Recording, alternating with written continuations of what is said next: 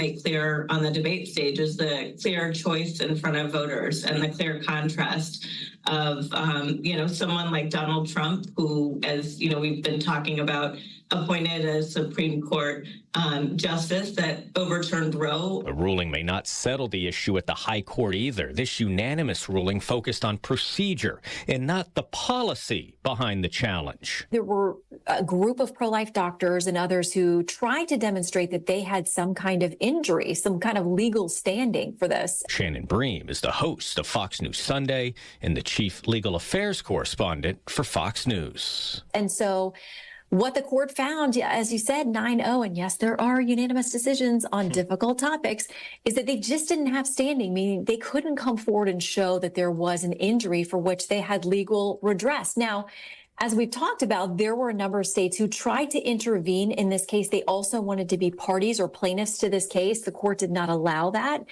And so what that leaves you with is these states now say, whatever happens with this case, if it fell apart on standing, they will file. So we'll now wait to see if some of those states actually do it. Of course, it would take months, really years, to get this back to the Supreme Court. And they don't have to take the case if they don't want to. But so they've said nothing on the merits of what the FDA has done with mifepristone, lifting some of the restrictions and changing them. But these states are determined to get that question back before them.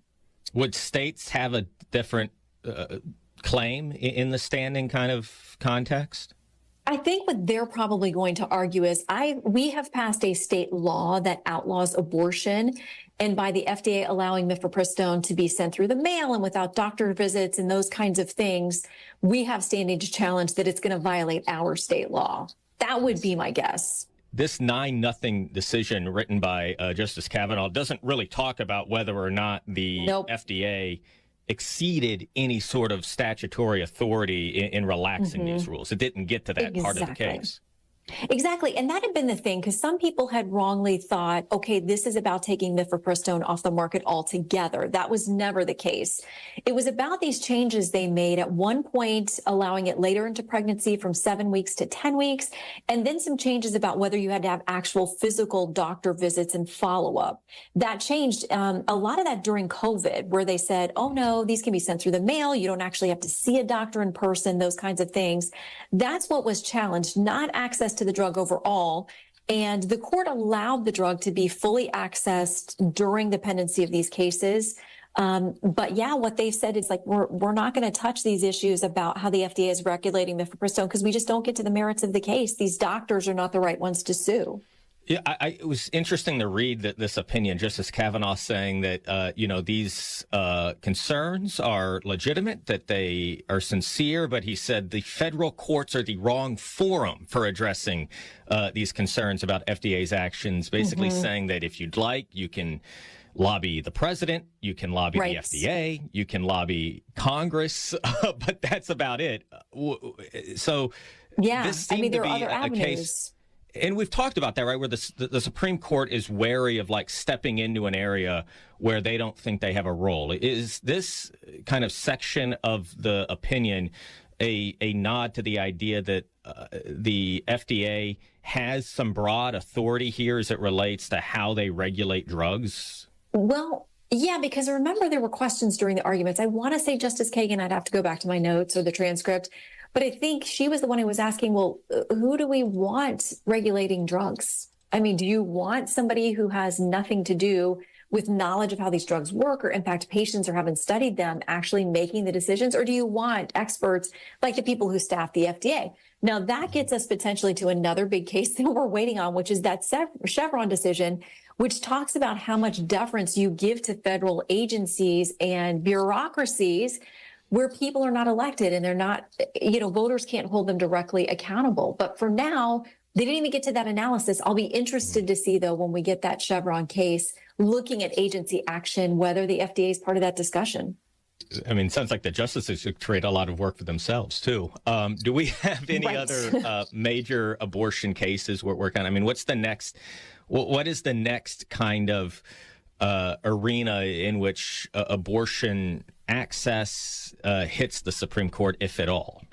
Well, they've got a case that they're considering out of Idaho, and it's a little bit of a quieter case, but it deals with this federal law that was passed decades ago to make sure that people who show up at hospitals with emergency needs are able to get that care, whether they have insurance or not, money or not, whatever. I mean, it was passed to make sure that people who show up get treated in emergency rooms. And so when it became clear that there would be a real challenge to Roe v. Wade, and that was coming, and it did come, the Biden administration was looking around at a regulatory way to address some of that. And so what they said was, through this, it's the law, abbreviated, is called EMTALA, it's the federal law. Hey, all of you states and hospitals and people out there that are connected to Medicare and have federal connections, federal money connections, you're going to have to make sure you provide abortions in an emergency setting. They say that's in conflict now with some states who say, you know, in Idaho, they basically, with very few exceptions, it's really tough to get an abortion there now. It's another sticking point that pits the states and feds against each other. And we'll see. I mean, we're still waiting on that decision too.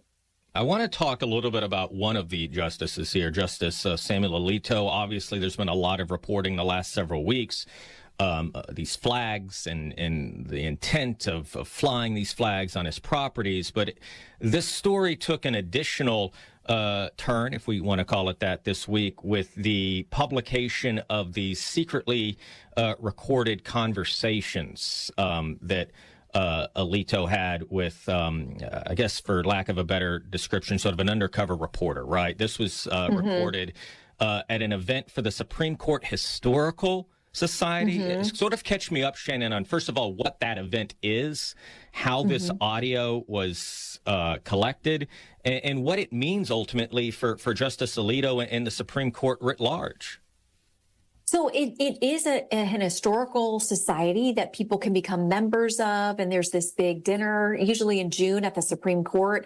And the justices are there. And listen, they're so wary of interfacing with the public already. I think this is not going to help that. But this person who, you know, had a ticket and attended and had every right to be there also decided to use it as an opportunity to record conversations with various people, including the Chief Justice, Justice Alito, Mrs. Alito.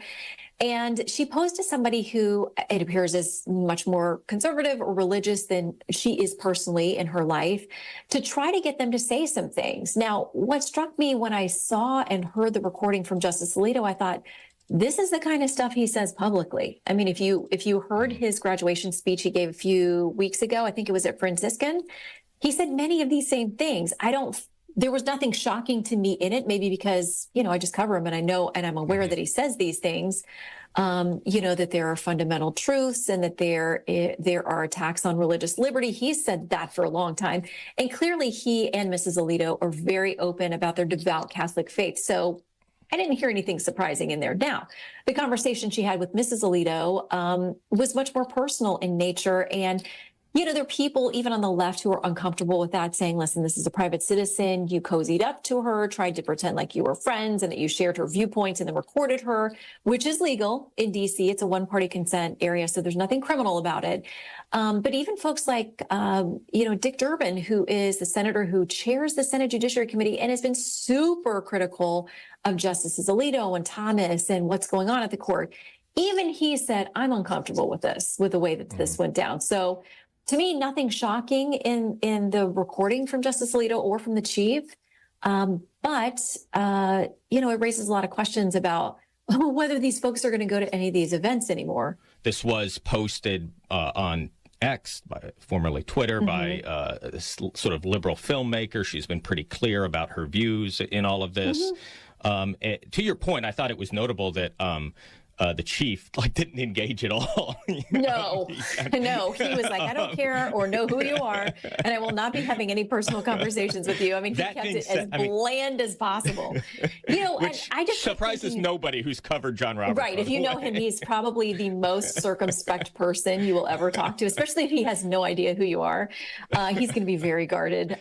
I just want to reiterate to your point. You said that there does not appear to be any criminality here, that this is an event that anybody can buy a ticket. I think tickets are kind of pricey, but anybody can buy a ticket to and attend. Well, And that, I mean, but that issue Well, if you're in and part of of the itself has historical been, society, if you're part of the historical society, I Yeah. believe you can buy a ticket and for a guest. So okay. I think she may be a member of the society or was a And- member of a guest. That has raised some ethical questions, though, about the court, hasn't it? Just sort of this kind of access that ticket purchasers can have to justices. I mean, sort of aside from the recordings and stuff, are these the type of events now that, if the Senate looks into these kind of ethical guides, would be on the chopping block?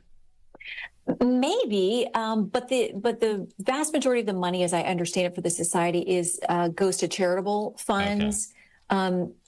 Both in preservation of the court, but other things as well. So it has always been touted as completely nonpartisan, as many justices as they can get there can come. And if you're a member of the society in good standing, then you can come as well. Then nobody's asking about, partisan affiliations or anything like that. Yeah. Let me finish with this, because you had some really cool reporting this week on compiling, I guess we can call them, maybe not short list. They were a little longer than short list, but we're starting to get a picture of who both President Biden and former President Trump may be considering for future openings on the Supreme Court. As I was looking at your list, particularly from Biden, I saw a lot of names that I think were pretty familiar when he was sort of narrowing the field to nominate Justice Ketanji Brown Jackson.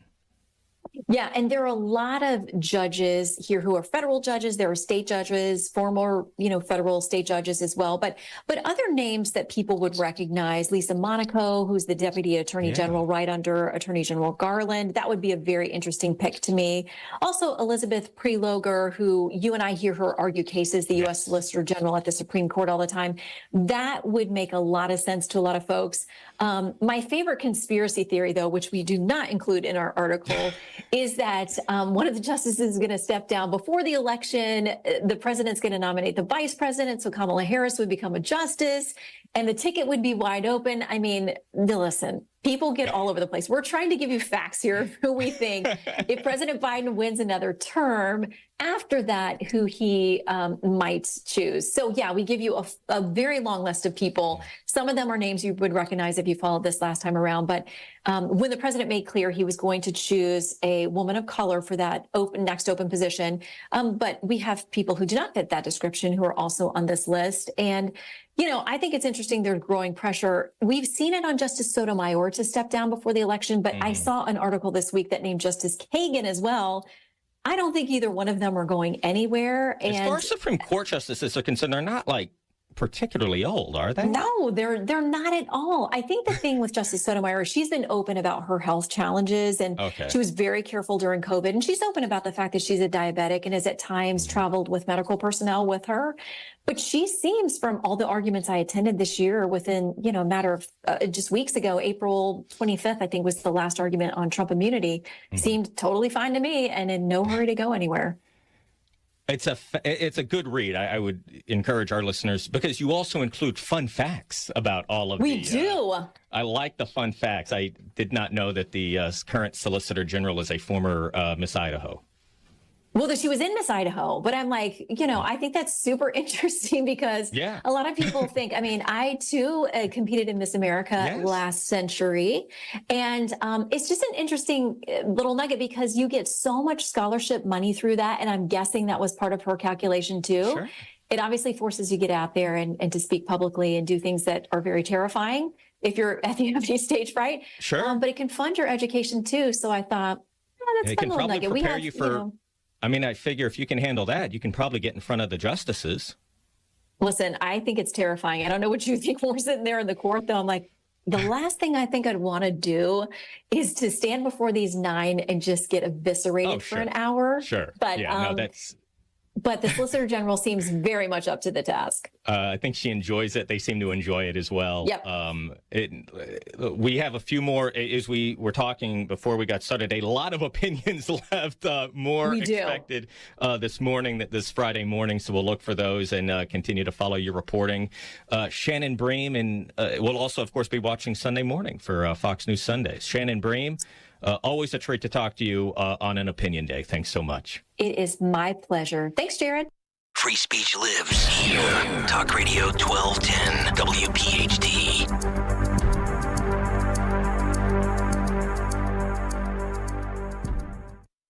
Are you having trouble hearing the TV or radio and keeping up with conversations? It's time to discover Audion Hearing. Rated in the best hearing aids of 2024 by USA Today, the Audion Atom 2 series offers superior sound quality and functionality for a fraction of the price. For just $189 a pair, the Atom 2 series is our smallest hearing aid yet, featuring advanced background noise cancellation, 4 different hearing modes for all types of hearing loss. It packs crystal clear sound, a nearly invisible design, and is even rechargeable. I actually like them better than my old $5,000 hearing aids. They're so comfortable, and the sound is amazing. I could not believe how my hearing and life changed without seeing a doctor or having a hearing test. Join over 500,000 happy customers today. Call 800-996-9885. That's 800-996-9885. 800-996-9885. Or go to audionhearing.com. That's AUDIEN hearing.com. Hi, I'm Henry Winkler. My eyes are very important to me. My eyes connect me with everything I love. I loved my late father-in-law dearly. He always lit up a room, but his vision dimmed with age. He had age-related macular degeneration, or AMD. And since partnering with Apellis, I've learned there's an advanced form of dry AMD called geographic atrophy, or GA. His struggle with vision loss made me want to help others know about GA's warning signs. For some, colors appear dull or washed out. For others, hazy or blurred vision make it hard to see details, like fine print on price tags. Many have trouble seeing in the dark, making driving at night difficult. GA gets worse over time and cannot be reversed. If you think you have GA, don't wait. Treatments are available. Ask a retina specialist about FDA-approved treatments for GA and go to GAWon'tWait.com. Right now, someone you know is hungry. The Catholic Charities Appeal needs your help to provide hope to those in need. 1 in 5 people benefits from the money we raise. I'm Ernie Russum, board president of the Appeal. Please donate at CatholicCharitiesAppeal.org. We all hear the radio ads about the IRS. They tell you to be afraid, to be scared, and they try to frighten you into calling. I'm not here to do that. Tax Relief Advocates is different. TRA is here to tell you that if you owe money to the IRS, whether it's $5,000, $50,000, or $500,000, we have a solution. It doesn't matter if you're sitting in your car, at work, or with your kids. No matter where you are, call now. 800-575-6986. Don't lose hope. TRA can eliminate or reduce what you owe to the IRS. Generous programs are now available that can give you a fresh start. Our passion is taxes and helping individuals fix their IRS problems. We have over 1,000 5-star reviews on Google and an A+ with the Better Business Bureau. You don't need to be afraid of the IRS any longer. End your tax nightmare today by visiting us online at TRA.com or call 800-575-6986. That's 800-575-6986.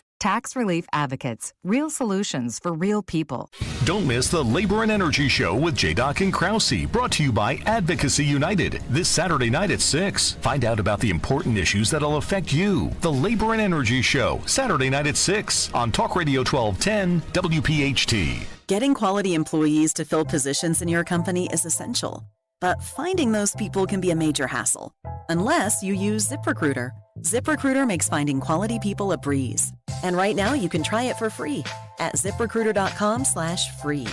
With ZipRecruiter, one click sends your job to hundreds of top job sites. But more than that, ZipRecruiter's advanced technology identifies the candidates with the skills you need, sends you a list of great matches to review, then actively invites them to apply for your job. And the results speak for themselves. 4 out of 5 employers who post on ZipRecruiter get a quality candidate within the first day. That's right, the first day. Now you can focus on your business and let ZipRecruiter do the work finding the best people for you. See for yourself. Experience the ease, efficiency, and power of ZipRecruiter for free. Just go to ZipRecruiter.com/free. That's ZipRecruiter.com/free. ZipRecruiter.com/free. This is Jordan Lundy. And this is Len Lundy. Lundy Law has won billions for our clients. But more importantly, we've won the trust and confidence of thousands of people injured in motor vehicle crashes, slip and fall accidents, and work-related injuries. My son and I hope we never meet you because of an accident. But if we do, we're here for you. Remember our name, Lundy Law, your injury lawyers. Call 1-800-LUNDY-LAW or visit LundyLaw.com for a free consultation. Hey, Clementon.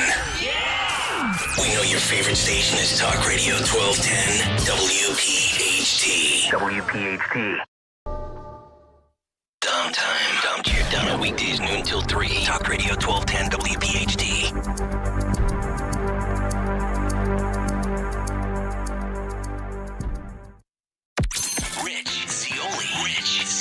Congressman Byron Donalds, the man himself. Any comments on Biden's executive action on the border? The man is gaslighting the American people. The reason Joe Biden is doing this is because his poll numbers suck. Let's just call it exactly what it is. Don't mince words. His poll numbers suck because he sucks as a president. He's terrible, and he's got to do a fig leaf of reversing course. And that's what this mess is today. America, do not be confused by this charade and this sham. Rich Cioli, weekday afternoons 3 to 7. Talk Radio 1210, WPHT, and on the free Odyssey app. To me, the most important word in the world is dignity. There are certain God-given rights to be fed, to have shelter, medicine, and clothing. When many of our clients come to us, they face the great risk of losing much of what they have. In some cases, losing everything. I'm John Morgan of Morgan & Morgan. In one instant, an accident, a natural disaster, or the intentional acts of others can threaten our dignity. Whether it's the loss of a paycheck, paying medical bills, enduring a life of pain and suffering, or a claim with your own insurance company, or a business dispute and you can't afford to pay a lawyer by the hour, your dignity hangs in the balance. You only pay us if we recover for you. Let my firm fight for you, your family, and your dignity. Call us for a free consultation. Dial pound law on your cell phone. Morgan & Morgan, forthepeople.com. Visit forthepeople.com for an office near you. Morgan & Morgan, official partner of the Philadelphia 76ers. Hi, I'm Ethan and I attend Insight PA Cyber Charter School. At Insight PA, the teachers care about my education and my future career goals. You can choose a career pathway in business, technology, and nursing, as well as extracurricular and pre-apprenticeship programs. As a sophomore in high school, I've been presented with opportunities to grow in every aspect, from robotics to marketing. I'm so glad I got to choose and attend Insight PA. To learn how Insight PA Cyber Charter can set your child up for the future, visit insightpaschool.org. If you're looking for that perfect piece of furniture, you have to check out Bucks County Estate Traders. They have the largest in-stock inventory in the region, and I mean largest, enough to fill a 58,000 square foot showroom. Quality, high-end furniture and accessories, modern, traditional, mid-century, all types of European styles, current pieces, as well as antiques. They'll arrange to ship anywhere, or you can pick up in store. So visit them on Bethlehem Pike in Hatfield or at buckscountyestatetraders.com. Getting quality employees to fill positions in your company is essential, but finding those people can be a major hassle, unless you use ZipRecruiter. ZipRecruiter makes finding quality people a breeze. And right now you can try it for free at ZipRecruiter.com/free. With ZipRecruiter, one click sends your job to hundreds of top job sites. But more than that, ZipRecruiter's advanced technology identifies the candidates with the skills you need, sends you a list of great matches to review, then actively invites them to apply for your job. And the results speak for themselves. 4 out of 5 employers who post on ZipRecruiter get a quality candidate within the first day. That's right, the first day. Now you can focus on your business and let ZipRecruiter do the work finding the best people for you. See for yourself. Experience the ease, efficiency, and power of ZipRecruiter for free. Just go to ZipRecruiter.com/free. That's ZipRecruiter.com/free. ZipRecruiter.com/free. Look through your children's eyes, and you'll see the true magic of a forest. It's a storybook world for them. You look and see a tree. They see the wrinkled face of a wizard with arms outstretched to the sky. They see treasure in pebbles. They see a windy path that could lead to adventure. When they discover the forest, their imagination is inspired by the smell of pine, the crunch of leaves beneath their feet, the sound of birds calling out for attention. And they see you, their fearless guide through this fascinating forest world. You are the hero in this book. This is a memory being made. This is what they will laugh about years from now. These are the roots, grounding and nourishing them. Find a forest near you and start exploring at discovertheforest.org. Then look through your children's eyes and discover the magic all around you. That's discovertheforest.org. Brought to you by the United States Forest Service and the Ad Council. Right now, our country feels divided, but there's a place where people are coming together. I was nervous to talk to someone so different than me. Me too. Love Has No Labels and One Small Step are helping people with different political views, beliefs, and experiences connect through conversation, and it feels good. This conversation gives me hope. It gives me a lot of hope, too. Take a step toward bringing our country and your community together. Start a conversation at lovehasnolabels.com/one small step. A message from StoryCorps, Love Has No Labels, and the Ad Council. Be sure to follow Talk Radio 1210 WPHT on the free Odyssey app. Download it now. Is from Fox Business. I'm Maria Bartiromo, and this is the Fox Business Report. A fourth straight day of record closes for the NASDAQ and the S&P 500 Thursday. The NASDAQ up 59 for its 17th record close of the year. The S&P up 13 for its 29th record close of the year. The Dow was down 65. Tesla shareholders have voted to restore CEO Elon Musk's record $44.9 billion pay package that was thrown out by a Delaware judge earlier this year. Shareholders also approved moving the company's corporate legal headquarters from Delaware to Texas. Wholesale prices declined in May, the drop of 0.2%, a bit of a surprise. Core prices, those excluding food and energy, were flat. For the year ending in May, the producer price index 2.2%, core PPI 2.3%. And the number of Americans filing for the first time for unemployment benefits last week hits the highest level in 10 months, up 13,000 to 242,000. That's your Fox Business Report. I'm Kevin Uretsky, invested in you.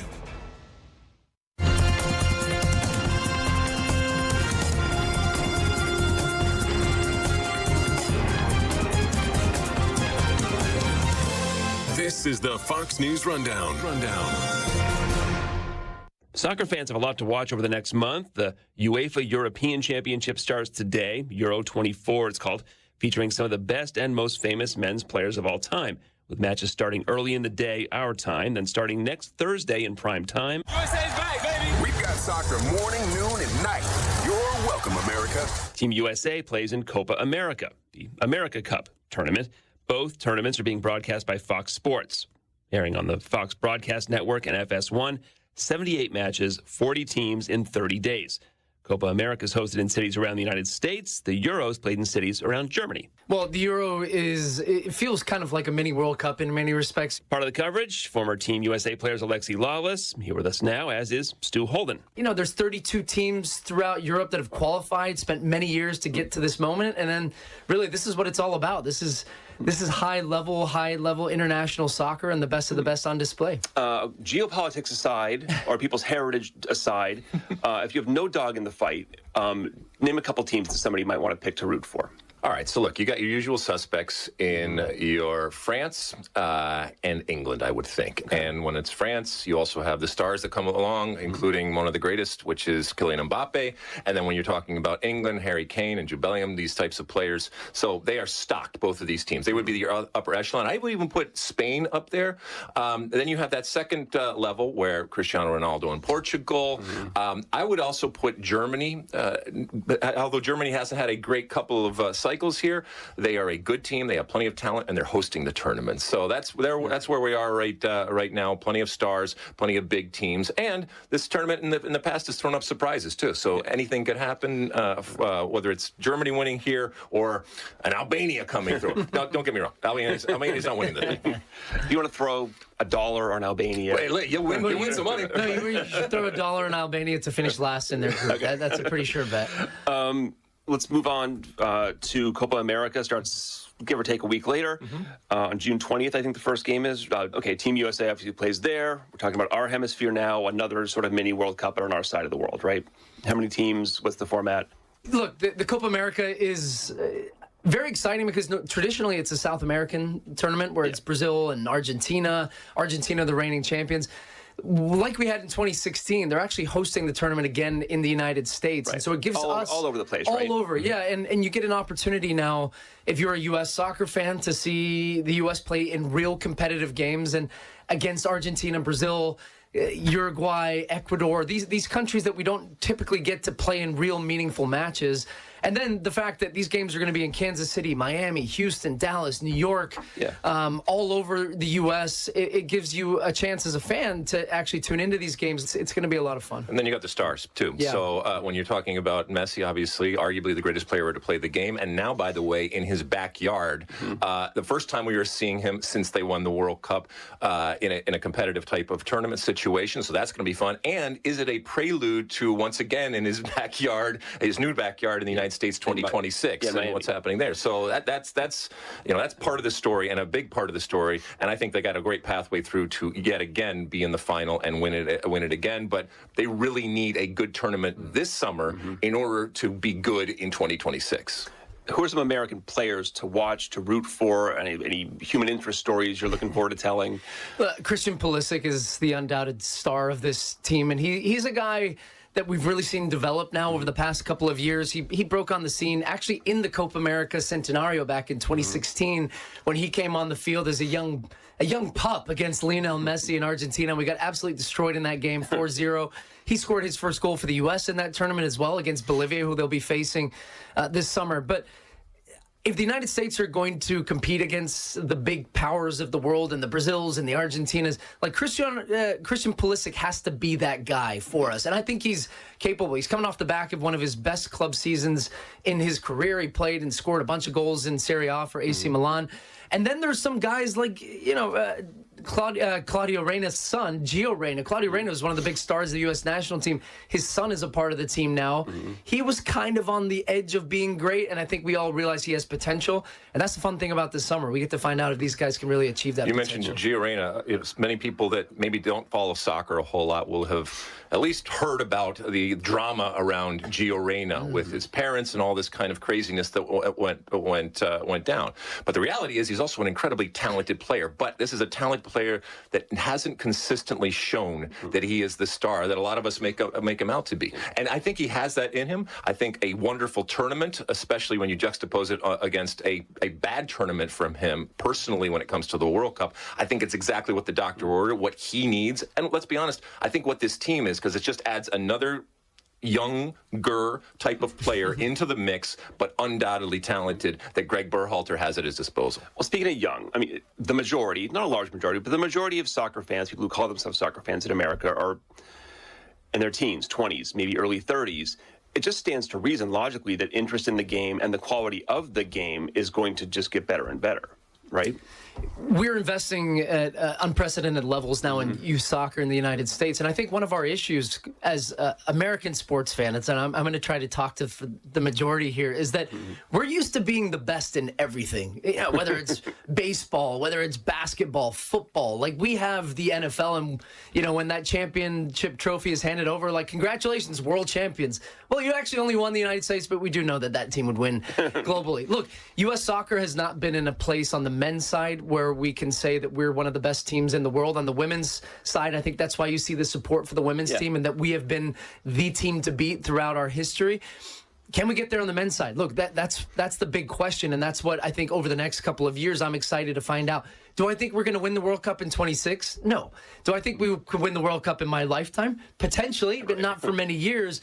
But that's why we're investing, and the game is growing here, and we're going through this generational turnover where our kids are soccer fans and our parents were soccer fans, and it's a little bit more integrated, and there's more of a pathway now to actually realizing you can make a career out of this, make a lot of money out of this, and it's on the biggest stage. Well, one second, just to add on to him, because he said something that is important relative to the big picture of soccer. And I know we, as a soccer-playing nation, and we are a soccer-playing nation, very unique and different, but still a soccer-playing nation, sometimes we have an insecurity and an inferiority complex when it comes to what we are or what we aren't, what we have done on the field, what we haven't done on the field. There is an incredible history. There's incredible passion. I think that continues to be not just found, but celebrated, especially when we have these big tournaments in the players that we have on the field, the thing and the stuff that surrounds the field. And I think that you're going to see that again this summer, and then obviously leading up to 2026. But don't let anybody tell you that America is not a soccer country. Right. Don't let anybody tell you that America is not a passionate soccer country. And sure as hell, don't let anybody tell you that America doesn't have a soccer history. As different, as unique it is, lean into that. I love the fact that it's so uniquely American. Between international tournaments like this and pro leagues playing different times of the year and the friendlies. Does some of these guys and women just get burned out? I mean, is there a point where it's just too much soccer, or are they in such phenomenal shape that I'm projecting? Yeah, I mean, without grumpy old manning this, suck it up, Buttercup, okay? You play professional soccer for a living. In many cases, you get paid ridiculous amounts of money to run around in shorts and kick a ball.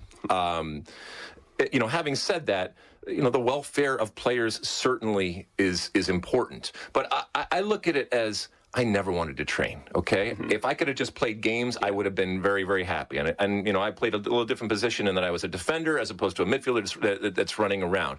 I do think that it's relative, right? So if everybody is playing a lot of games, then everybody is tired. And ultimately, if your ability to have some consistency throughout from a physical perspective and to be able to rejuvenate, if that's a new and acquired skill that you have to have, and that's what separates either players or separates teams, then fine, that's what's going to separate teams. And so you have to figure it out. I think players at times, and it's not even players, it's also oftentimes from the outside, it's rare that you see players really complain about it, because the dirty little secret is they love to play, and they love to play games. Yeah. But I guess you're right. Health, in some ways, is a skill. Yeah. Staying healthy is a skill. Yeah, you're looking at a guy that didn't have that skill, unfortunately.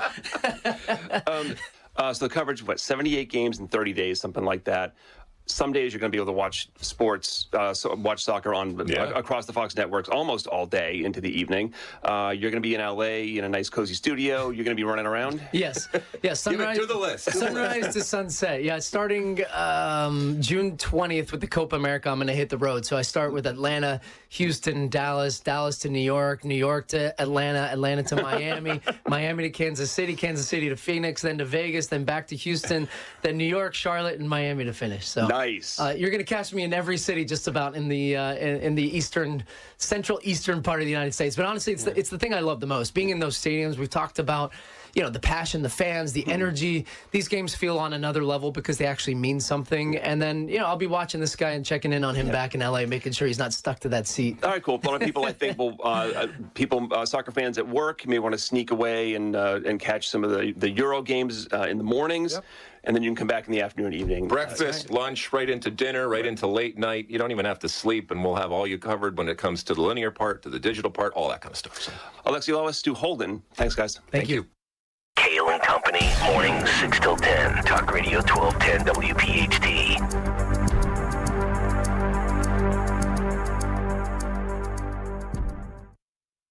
Hi, I'm Henry Winkler. My eyes are very important to me. My eyes connect me with everything I love. I loved my late father-in-law dearly. He always lit up a room, but his vision dimmed with age. He had age-related macular degeneration, or AMD. And since partnering with Apellis, I've learned there's an advanced form of dry AMD called geographic atrophy, or GA. His struggle with vision loss made me want to help others know about GA's warning signs. For some, colors appear dull or washed out. For others, hazy or blurred vision make it hard to see details, like fine print on price tags. Many have trouble seeing in the dark, making driving at night difficult. GA gets worse over time and cannot be reversed.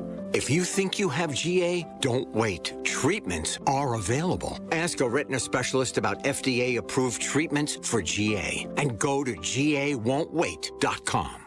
Getting quality employees to fill positions in your company is essential, but finding those people can be a major hassle, unless you use ZipRecruiter. ZipRecruiter makes finding quality people a breeze. And right now you can try it for free at ZipRecruiter.com/free. With ZipRecruiter, one click sends your job to hundreds of top job sites. But more than that, ZipRecruiter's advanced technology identifies the candidates with the skills you need, sends you a list of great matches to review, then actively invites them to apply for your job. And the results speak for themselves. 4 out of 5 employers who post on ZipRecruiter get a quality candidate within the first day. That's right, the first day. Now you can focus on your business and let ZipRecruiter do the work finding the best people for you. See for yourself. Experience the ease, efficiency, and power of ZipRecruiter for free. Just go to ZipRecruiter.com/free. That's ZipRecruiter.com/free. ZipRecruiter.com/free. Don't miss the Education Show with Dom Giordano every Sunday morning at 5:30. Find out how you can help your child or grandchild succeed. Sponsored by New Hope Academy. MLB The Show 24 lets you take control, forge your legacy, and dominate the diamond. Unlock your moment, seize the spotlight, and own the show like never before. MLB The Show 24 is available now on PlayStation consoles, Xbox consoles, and for the Nintendo Switch system. Rated E for everyone. Officially licensed by MLB Players, Inc.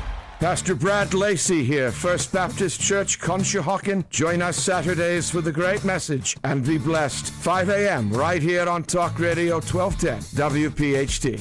Don't let a cold, sinus infection, or allergies ruin your day. Breathe easier, sleep better, and feel healthier with Navage. Visit Navage.com. Walmart, Walgreens, CVS, or a store near you. Click this link now to review my bank transfer. I didn't make a bank transfer. Ugh, another phishing message. Are you frustrated by these too? So much of our lives are online today. To make sure my information is protected, I checked out CISA's Secure Our World resources. They've got 4 simple ways we can stay safe online. First, learn to recognize and report phishing. Next, create a strong, unique password for each online account, and use a password manager if you can. Then turn on multi-factor authentication for extra security, and you'll receive a code when logging in. And finally, turn on automatic software updates for convenience and safety. Click here to track my delivery. Another phishing message. But now I know how to protect myself from scammers, and you can learn too. Go to CISA at cisa.gov/secure our world for more quick, easy tips to be safer online. Fox News, I'm Ted Linder. President Biden meeting with the Ukrainian leader Volodymyr Zelensky while attending the G7 summit in Italy Thursday, and the two agreed to a long-term security pact amid the Russian invasion. A lasting peace for Ukraine must be underwritten by Ukraine's own ability to defend itself now and to deter future aggression anytime in the future. The pact will also see the continued flow of U.S. and other aid to Kyiv, but stop short of sending American troops. And the Supreme Court rejecting a challenge to the FDA's approval of a widely used abortion drug, the decision unanimous. The plaintiffs challenging the FDA's authority do not have standing to sue, the opinion rules. The case had threatened to scale back accessibility of mifepristone, including in states where abortion remains legal. And that there is Fox's Jared Halpern. America's listening to Fox News.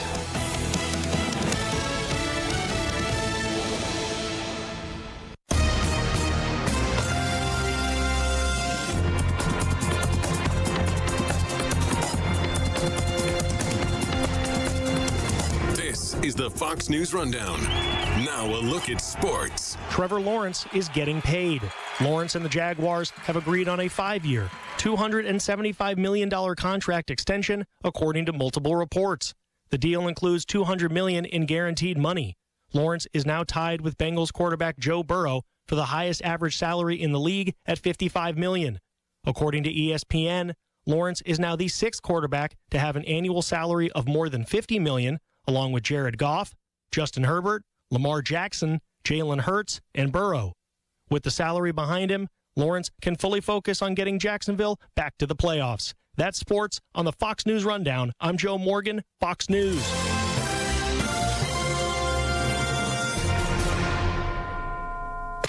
Now an update from Outkick's Hot Mic. I think from the competitive nature of the best women's players in the world, like, welcome to the league, but good luck, Brooke. But by and large, that's where it began.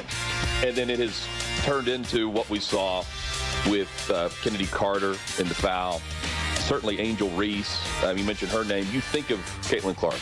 You think of Caitlin Clark, you think of Angel Reese at some point in the whole discussion of how you became a fan of Caitlin Clark.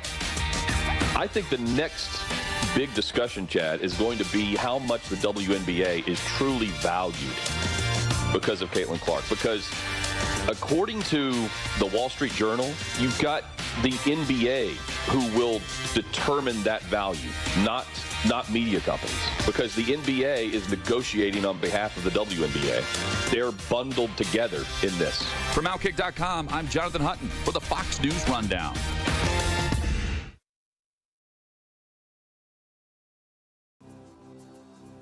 This is Jordan Lundy of Lundy Law. When we say we hope you're never involved in an accident, we mean it. But if you are injured in an accident, we'll work quickly and tirelessly to get you the maximum compensation you deserve. And when we also say we only get paid when your case is over and you get paid, we mean it. Remember our name, Lundy Law, your injury lawyers. Call 1-800-LUNDY-LAW or visit LundyLaw.com. Getting quality employees to fill positions in your company is essential, but finding those people can be a major hassle unless you use ZipRecruiter. ZipRecruiter makes finding quality people a breeze. ZipRecruiter's advanced technology identifies candidates with the right skills, sends you great matches, then you can easily invite them to apply.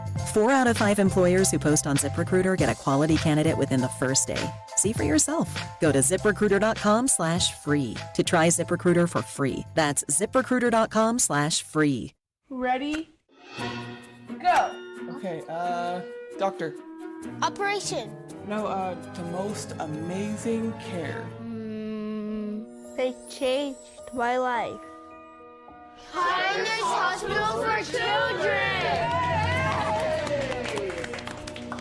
Because people just like you, kids like me, can play in the game of life. Thank you!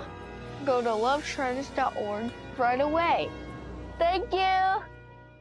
I'm John Morgan. When you call Morgan & Morgan, America's largest injury law firm, your very own army springs into action immediately, 24/7. Our investigators, legal staff, and over 900 lawyers work together to fight to get you the best result as quickly and easily as possible. Insurance companies know who we are, and now you know it too. This firm was built for greatness. This firm was built for you. Injured? Visit forthepeople.com for an office near you. Morgan & Morgan, official partner of the Philadelphia 76ers. Do you have 3 ex-wives and your current trophy wife wants a life insurance policy 3 times the size of the policies you had to purchase for your previous mistakes? If so, you need to call Big Lou at Term Provider, 800-700-6898. Big Lou is intimately familiar with your problems, and if you're 50 or 60 years old and in reasonably good health, a $1 million policy should only cost about $100 to $200 per month. Big Lou may have a solution for your previous policies as well. You may even save enough money to lighten the load on your new $1 million policy. Remember, call Big Lou. He's like you, except he's only on number 2. Call Term Provider at 800-700-6898. That's 800-700-6898. For $1 million in term life insurance that you can live with. Call Big Lou at 800-700-6898. 800-700-6898. It'll be totally tubular at Chick-fil-A 1980s Retro Night on Thursday, July 11th at 6:05 when the Phils host the Dodgers. And kids 14 and under receive a Phillies bullpen cart. Secure your seats today at Phillies.com. End your Thursday with a bang at an Xfinity fireworks show you won't want to miss on Thursday, June 27th following the Phils game against Miami starting at 6:20. Snag tickets now at Phillies.com. The doctor's office that mixed up your files has your Social Security number. The power company that mistakenly cut your service has your payment info and last 3 addresses. Your info is in endless places that could accidentally expose your info to identity theft. That's why LifeLock monitors millions of data points every second. If your identity's stolen, they'll fix it guaranteed or your money back. Save up to 40% your first year with promo code CLAY at LifeLock.com. Terms apply. Getting quality employees to fill positions in your company is essential, but finding those people can be a major hassle unless you use ZipRecruiter. ZipRecruiter makes finding quality people a breeze. ZipRecruiter's advanced technology identifies candidates with the right skills, sends you great matches, then you can easily invite them to apply. 4 out of 5 employers who post on ZipRecruiter get a quality candidate within the first day. See for yourself. Go to ZipRecruiter.com/free to try ZipRecruiter for free. That's ZipRecruiter.com/free. This is Dr. Marianne Ritchie, your radio doctor. Every Saturday afternoon at 5, I talk with doctors and medical specialists from around the country to discuss the latest information about heart disease, cancer prevention, topics in women's health, pediatrics, mental health, and more. Then you can make better decisions for yourself and your loved ones. Your radio doctor, Saturdays at 5, here on Talk Radio 1210 WPHT, because your health is your wealth. This is the story of the one. As head of maintenance at a concert hall, he knows the show must always go on. That's why he works behind the scenes, ensuring every light is working, the HVAC is humming, and his facility shines. With Grainger's supplies and solutions for every challenge he faces, plus 24/7 customer support, his venue never misses a beat. Call quickgrainger.com or just stop by. Grainger, for the ones who get it done.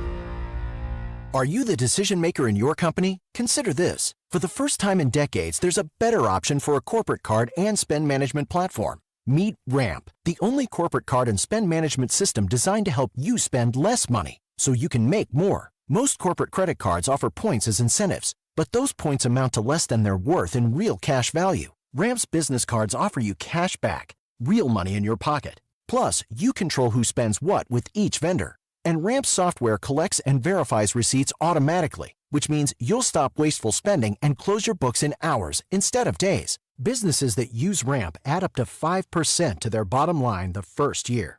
If you're a decision maker, adding Ramp could be one of the best decisions you've ever made. And now get $250 when you join Ramp for free. Just go to ramp.com/250. Ramp.com/250. ramp.com/250. Cards issued by Sutton Bank and Celtic Bank, members FDIC. Terms and conditions apply. WPHT, WPHT HD, WOGL HD3, Philadelphia. Always live on the free Odyssey app. From the Cherry Hill Volvo Studios, where relationships matter. Live and local from Philadelphia. Free speech lives here. It's Kayal and Company on Talk Radio 1210 WPHT.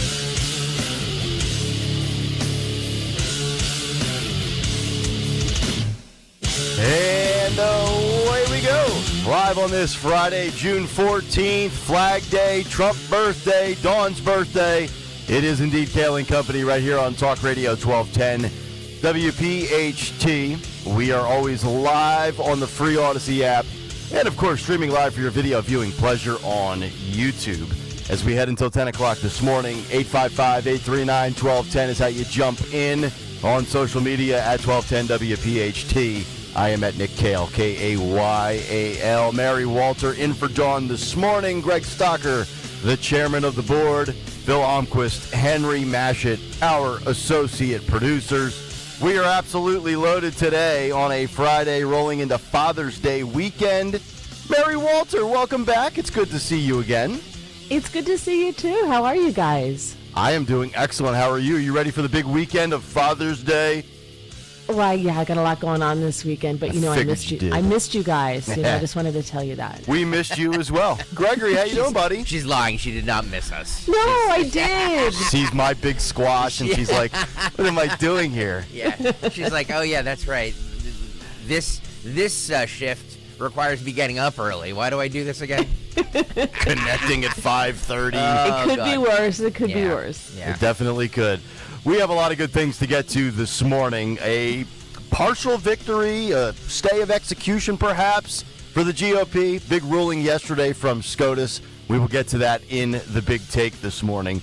Also some interesting news at Central Bucks West High School that we will hit on. No news without Dawn this morning, but we'll hit on that in just a few moments here before the big take. Also, Donald Trump returning yesterday to Capitol Hill for the first time since January of 2021. Trump says United Front, Democrats having meltdowns. How dare you return to the scene of the crime, sir? Go away. You're not welcomed here anymore. We'll get to that.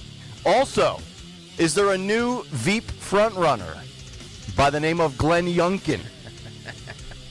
Can't say I hate it. Can't say I do. We'll get to that coming up in a little bit.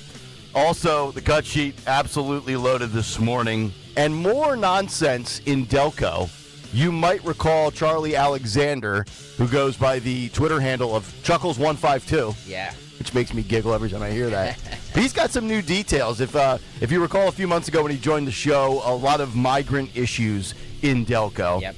This time, an update on a different front, and he's one of those bulldog citizen-type journalists, and he's got some new information to share with the audience. So if you're in Delco, be paying attention around 9:30 this morning. All right, Mary, let's get to this story for a couple of minutes off the top, and then we'll get to the big take. I said when we were going through all the protests throughout America, whether it was on bridges, whether it was at intersections in Philadelphia, at Market and Schuylkill, whether it was happening on an Ivy League campus, that I didn't expect these anti-Semitic or pro-Palestinian protests just to go away as the school year wraps up. And yes, a lot of those were happening on college campuses, but a local story here at the high school level, courtesy of the Inquirer, as now there are billboards campaigning targets in Central Bucks as multiple teachers have been accused of anti-Semitism. There's an activist group backed by GOP donors that apparently, according to the Inquirer, sent mobile billboards, and we've seen these around Penn and around other campuses in Philadelphia, to the schools and the homes of two teachers in Central Bucks and in Philadelphia School District this week, saying it aimed to expose their anti-Semitic statements and vile beliefs. I'll give you some of the other specific details in a moment, but I really do think that this is going to be something we will continue to hear in the news cycle throughout the summer, whether it's with high schoolers or even specifically college, because a lot of these kids at these Ivy League institutions that come over here from another country and study abroad, they stay year-round. They don't just drive 2 hours back to wherever they live and go home for the summer. So I don't think this thing is going to go away anytime soon, and here we are on June 14th, and I think it's still a palpable issue in this country. It is. Regarding this whole mobile billboard thing going into teachers' homes, not a fan. Yeah. I just don't like it. However, the left started this. It's doxing, right? It is, but they sent how many days were weeks of protesters in front of Supreme Court justices' homes, right? Because the Dobbs decision was leaked, which, by the way, we still don't know who did that. So they started it. So I'm a big fan of playing by the rules your opponent has put down. If this is what you think is fair game, okay. Again, don't love it. I also believe you have the right to free speech. If you have an opinion that people consider anti-Semitic or is just flat out anti-Semitic, as long as you don't bring that into the classroom, I believe you have the right to a private life as a teacher. And you can say as many dumb things as you want to outside of the classroom, as long as it stays outside of the classroom. You don't lose your First Amendment rights just because you become a politician or a Republican or because you become a teacher.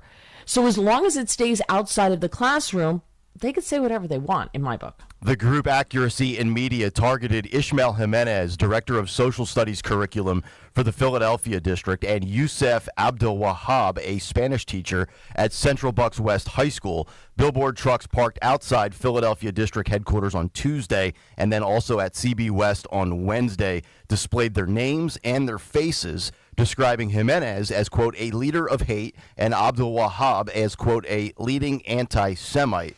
The other sides of the trucks featured a different message with calls for school choice, something we talked about in yesterday's Big Take. And also there's a link to one of the biggest donors, if not the biggest donor in Pennsylvania for the GOP, and that is billionaire Jeff Yass, a school choice proponent. Apparently the trucks deployed in Philadelphia and Doylestown this week, and they listed web domain names with each teacher's name. On Wednesday, they routed to the same website, which noted that the U.S. Department of Education is investigating the allegations of anti-Semitism. So it's going all the way to the highest level, up the top on the federal level. See how that story plays out. But again, I think you bring up an interesting point. You say, the left started this, and I think after the Trump verdict and the Trump trial, and now the Hunter Biden trial and the Hunter Biden verdict, I think a lot of people on the right or conservatives or just common sense people are saying, you know what, forget fighting fire with water. You got to fight fire with fire now. And to your point, it was one side who started this. So I feel like a little 7-year-old. It's like, well, he started it, right? So exactly. Now you got to play their game if you want to fight back, right? Yeah, exactly. And I don't like it. I don't like where this is going. Agreed. But how many times do you sit back and just allow them to do what they do, which is ruin people's lives if you disagree with them? That's fascism. So if you want fascism, okay, fascism can go two ways. You may not like it when you're on the receiving end. Yep, I agree. If you guys want to jump in, any thoughts on that local story as we move along this morning, you can certainly do so at 855-839-1210. All right, 6:09 on this Friday morning. Let's get to one last Big Take. The Big Take on Kayal and Company. All right, the Big Take this morning brought to you by American Heritage Credit Union. The Big Take just in the nick of time or too little, too late. On June 24th, 2022, the Supreme Court of the United States overturned Roe v. Wade. And since then, abortion has been a major problem for the GOP in elections. But as we approach the 2-year historic reversal anniversary, SCOTUS may have preserved the life of the Republican Party for now. Or has the damage already been done? Yesterday, the Supreme Court rejected the challenge to the abortion pill mifepristone, allowing the drug to stay on the market. The U.S. Open is going on this week in the world of golf, and permission to make a sports analogy. When playing in this major, our national championship, you can't compound your mistakes. If you make one errant decision, you can survive. You just can't have 2 bad shots in a row and turn it into a disaster. The same logic could be applied to the Supreme Court and their ruling yesterday. Republicans and conservatives should take a deep exhale and thank God, because as Dawn, Greg, and I all said on the show in passing yesterday, as we mentioned that this ruling was likely coming down on Thursday, we were all in unanimous agreement. If this pill gets yanked from the market and the Supreme Court doesn't allow this pill to continue to be mailed to patients without an in-person doctor's visit, it could very well be curtains for the Republican Party. Election over. Now, here are some of the details. The Supreme Court on Thursday rejected a lawsuit challenging the FDA's approach to regulating the abortion pill mifepristone with a ruling that will continue to allow the pills to be mailed to patients without an in-person doctor's visit. The ruling is a significant setback for the anti-abortion movement in what was the first major Supreme Court case on reproductive rights since Roe v. Wade in 2022. Justice Brett Kavanaugh wrote the opinion for a unanimous court. The court ruled that the doctors and anti-abortion groups that had challenged access to the drug did not have standing to sue. Though technical, the court's reasoning is important because it might encourage other mifepristone challenges in the future. Quote, "We recognize that many citizens, including the plaintiff doctors here, have sincere concerns about and objections to others using mifepristone and obtaining abortions," Kavanaugh wrote. But citizens and doctors do not have standing to sue simply because others are allowed to engage in certain activities, at least without the plaintiffs demonstrating how they would be injured by the government's alleged under-regulation of others, end quote. The challenge to the drug had been vehemently opposed by the pharmaceutical industry, which warned that a ruling that second-guessed the regulations for mifepristone could open the door to legal challenges targeting all sorts of medications. Under the Constitution, Kavanaugh wrote, quote, "A plaintiff's desire to make a drug less available for others does not establish standing to sue," end quote. Pro-lifers and evangelical Christians might not be happy about this, but if you're a Trump voter and you're voting for Trump regardless of anything under the sun and all you care about is winning, this was a sigh of relief for you. In fact, it was such a good day that even the cast of The View praised SCOTUS, which doesn't ever happen on this planet, considering the hosts of The View are usually more angry than a wet hen. Here are resident daytime TV clowns Joy Behar and Sunny Hostin. Listen and watch this. Good news about the Supreme Court for a change. Just broke. They unanimously ruled that there will be no limit on access to the widely used abortion pill mifepristone, which this reverses a lower court decision that limited access. And it was, I believe, 9-0 decision. 9-0. Unbelievable. Yeah. So does this make you feel better about reproductive rights in America, or will the states try to take them away anyway? I think the states are still going to try to take them away. There are about 14 states that even this pill is not allowed to be used for abortion purposes, right? So we're still kind of in the same situation when it comes to states' rights to decide a woman's reproductive health rights. But it does restore a little bit of my faith in the court, because the legal standard is, do you have standing to bring a case? Like, can anybody bring a case in front of the Supreme Court? No. You have to prove that you have injuries resulting from it. And so you've got a group of doctors and a group of citizens and all of these people bring this challenge to the FDA and say, we don't want this pill. And what Kavanaugh, he was the one that wrote it, said they do not what's called standing in legalese. And then Justice Thomas, in a concurring opinion, and it's only 25 pages, it's really easy to go through. He says, I join the court's opinion in full because it currently applies our precedents, we didn't know he stuck to those, to conclude that the Alliance for Hippocratic Medicine and other plaintiffs lack standing. That is black letter law, and they stuck to it. Yes, it was painful for me for those 97 seconds as well. You can clean up the vomit in a little bit. But that was the positive spin on today's story. Here's some of the negative, cold, hard facts that may tell us it's too little, too late. And polls have been wrong before, no doubt about it. And you better hope this one is too. The latest Gallup poll came out on Thursday, and it shows that a, quote, record share of U.S. electorate is pro-choice and voting on it. Democrats continue to rally around abortion rights since the Dobbs verdict. And here are some of the results of the Gallup poll. A record high 32% of U.S. voters say they will only vote for a candidate for major office who shares their views on abortion. The importance of a candidate's abortion stance to one's vote is markedly higher among pro-choice voters than it was during the 2020 presidential election cycle. U.S. adults who are pro-choice are also significantly more likely now than 2 decades ago to say it is important that any future Supreme Court nominees share their views on abortion. These findings are from Gallup's annual Values and Beliefs poll conducted May 1st through the 23rd. Currently, 54% of U.S. adults identify as pro-choice on the issue, continuing the pattern of majority-level support for the position seen since the Dobbs decision was leaked, including 55% in the initial post-Dobbs reading in May of 2022. That was the highest pro-choice share Gallup had measured since 1995, and the first time since 2006 that more than half of Americans were in the pro-choice camp on the measure, and it has not fallen below that threshold ever since. But here could be another lifeline for Republicans. Per Axios, Donald Trump is nearly even with Joe Biden amongst voters aged 18 to 29 years old. The Republican nominee has not won that demo since 1988.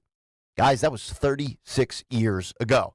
Data from CNN, the New York Times, and the Siena poll says that, quote, Trump is making stunning inroads with young voters as he stakes out youth-friendly positions that defy GOP orthodoxy and contradict past statements, Neil Rothschild writes. But messaging matters, and Donald Trump knows that. According to Politico, former President Trump urged House Republicans yesterday to adopt a measured tone on abortion on the 2024 campaign trail and to embrace exceptions to restrictions on the procedure, in addition to asserting that GOP lawmakers and candidates need to talk about abortion correctly. Trump argued the issue could be left to the states and stressed support for exceptions, according to multiple members in attendance. Trump's position is largely in line where the Republican establishment and campaign apparatus are, urging Republicans to stress state-level solutions that include reasonable exceptions.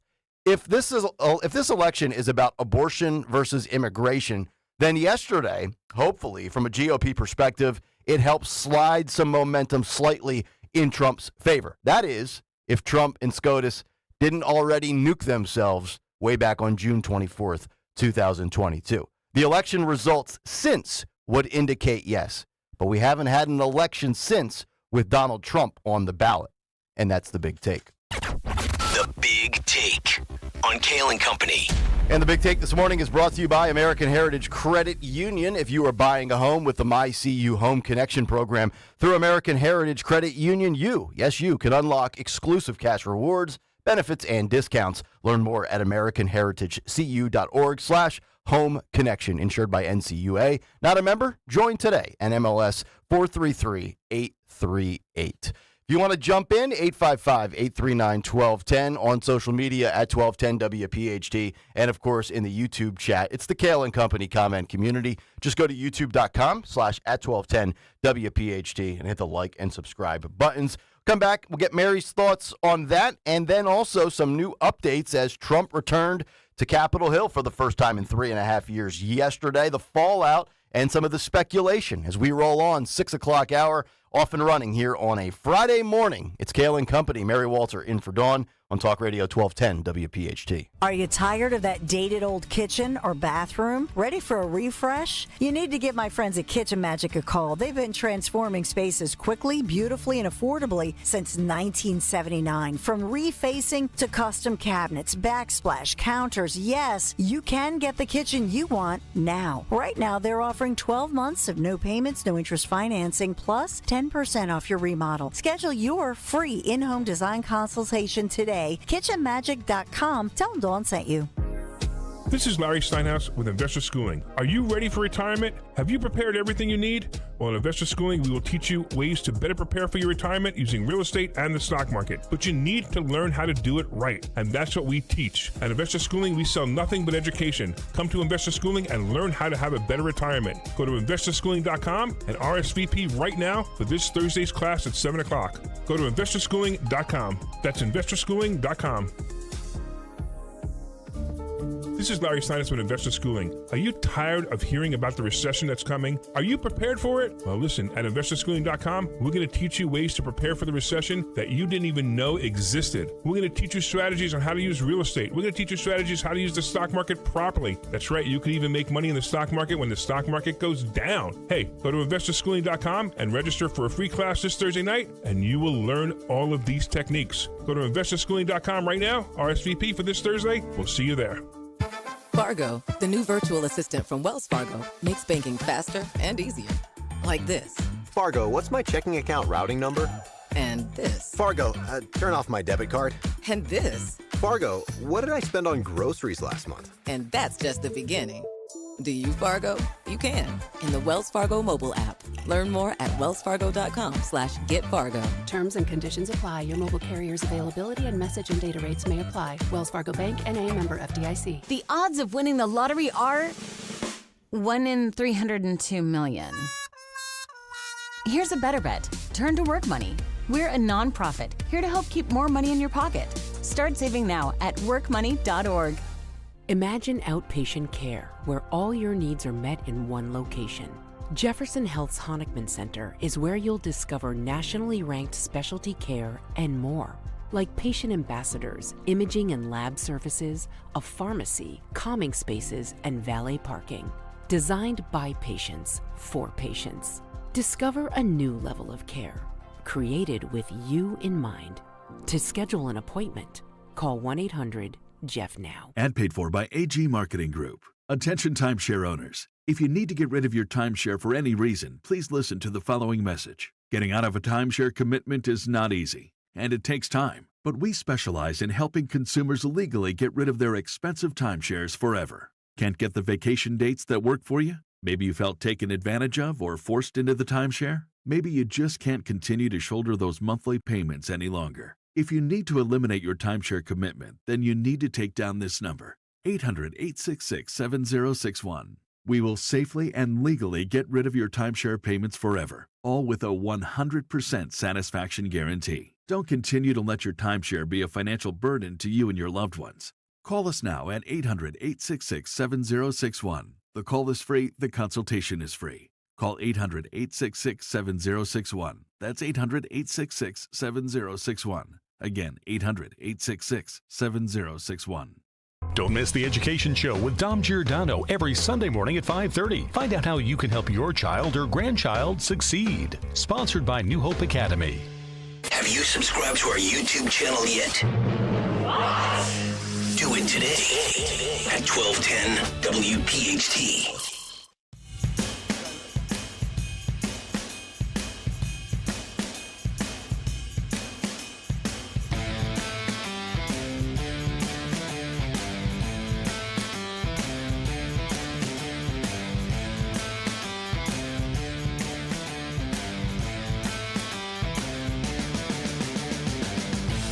Oh, yes, Friday morning, the weekend upon us. Father's Day weekend is here. Kayal and Company, hopefully all of you having a great start to your day. It's going to be a scorcher. No news, no weather, no traffic, no crime news today. But I can tell you this, it's going to be, 92 degrees, 93 degrees, something in that area. And you're playing at Trump? Playing at Trump National in Philly today. Well, Pine Hill, New Jersey, technically. So, yes, what will be higher, my score or the temperature? YouTube poll chat.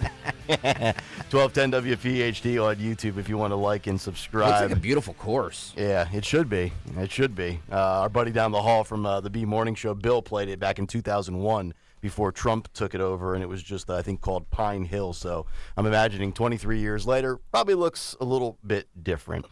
Mary Walter is in for Dawn this morning, and I'm glad to have you in. No offense to Sean Farish or Tony Bruno, but on a day like this, when the big take is centered around abortion, it's nice to have a female's perspective.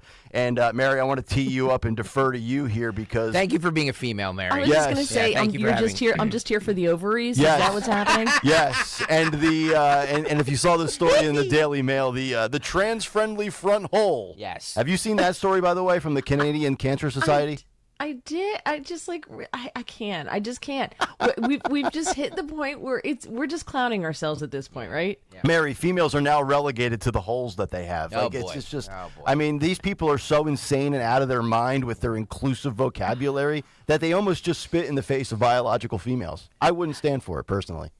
Well, that's good because you don't have all the holes. So You're right. You're right. I don't. Sounds way better coming from you, Mary. Yes, does it? Better, I don't think it sounds. I don't think it sounds good at all. Yeah, I right. would just like to say regarding the big take. Yeah. Just like that, the left loves the Supreme Court. Yeah. Anybody notice that? All Yeah. of a sudden, Alito and Thomas, they're all down with them Yes, now. Sonny Hostin will be having brunch with the Alitos on Sunday for Father's Day. Exactly. It's Like all of a unbelievable. sudden, we don't want them taken off the Supreme Court. It's amazing how that happens with the left, isn't it? Restored my faith, Mary. So your thought yesterday on what happened, Kavanaugh's opinion, and everything that transpired. Yeah, so I did some research because I didn't know a lot about mifepristone. I've heard of it. I didn't know. I'm like, is that Plan B? What is this? It's because there's a lot going on out there with getting rid of your baby. And so I did some research and I read some of the opinion. I read some of the analysis of the opinion because I am not a lawyer. Mm-hmm. And from what I read, Sonny Hostin is actually right, which every now and then a blind squirrel finds a nut. Yeah. So they did not have standing because they didn't suffer any harm. And these doctors don't prescribe this medication. So they had no reason to be in front of the Supreme Court. How they got there, it's a mystery to me, but they did. But apparently had no standing to be there. So right there, I think that was kind of like the Supreme Court's, it was a perfect out for them and not have to deal with this. And what did they do? They kick it back to the states. And that's where this entire conversation belongs. To your point about messaging and what Trump had to say about messaging and talking to the Republicans about how they get this out. They're terrible at messaging. Yeah. All they have to do is say, this is a states' right issue. If you want expanded access to abortion in your state, then work for it on your state level. But that goes to show that the Democrats want what they want on a federal level, right? They want what they want inflicted on everyone. Mm-hmm. And that's not what this is about. So the Republicans have the perfect way to message this, and shockingly, they don't do it. The difference between mifepristone and Plan B is that Plan B prevents the fertilization from happening. So it doesn't happen. But this can be taken up to 10 weeks after sex, after you conceive the child, and it's used to induce a medical abortion. As far as needing to go to the doctor before you take something like that, I don't know. I'm kind of on board with it. I just kind of think that it sounds like a I don't know. It sounds like something that should be maybe overseen by a physician. That's just me. Mm-hmm. But and they cited a 2021 study that found, because they said that 1 in 25 of the women who take this, birthing persons who take this wind up in the emergency room, right? 1 in 25. Now, that was from a 2021 study. That study was retracted in February after an independent review found problems with how the authors analyzed and presented the data.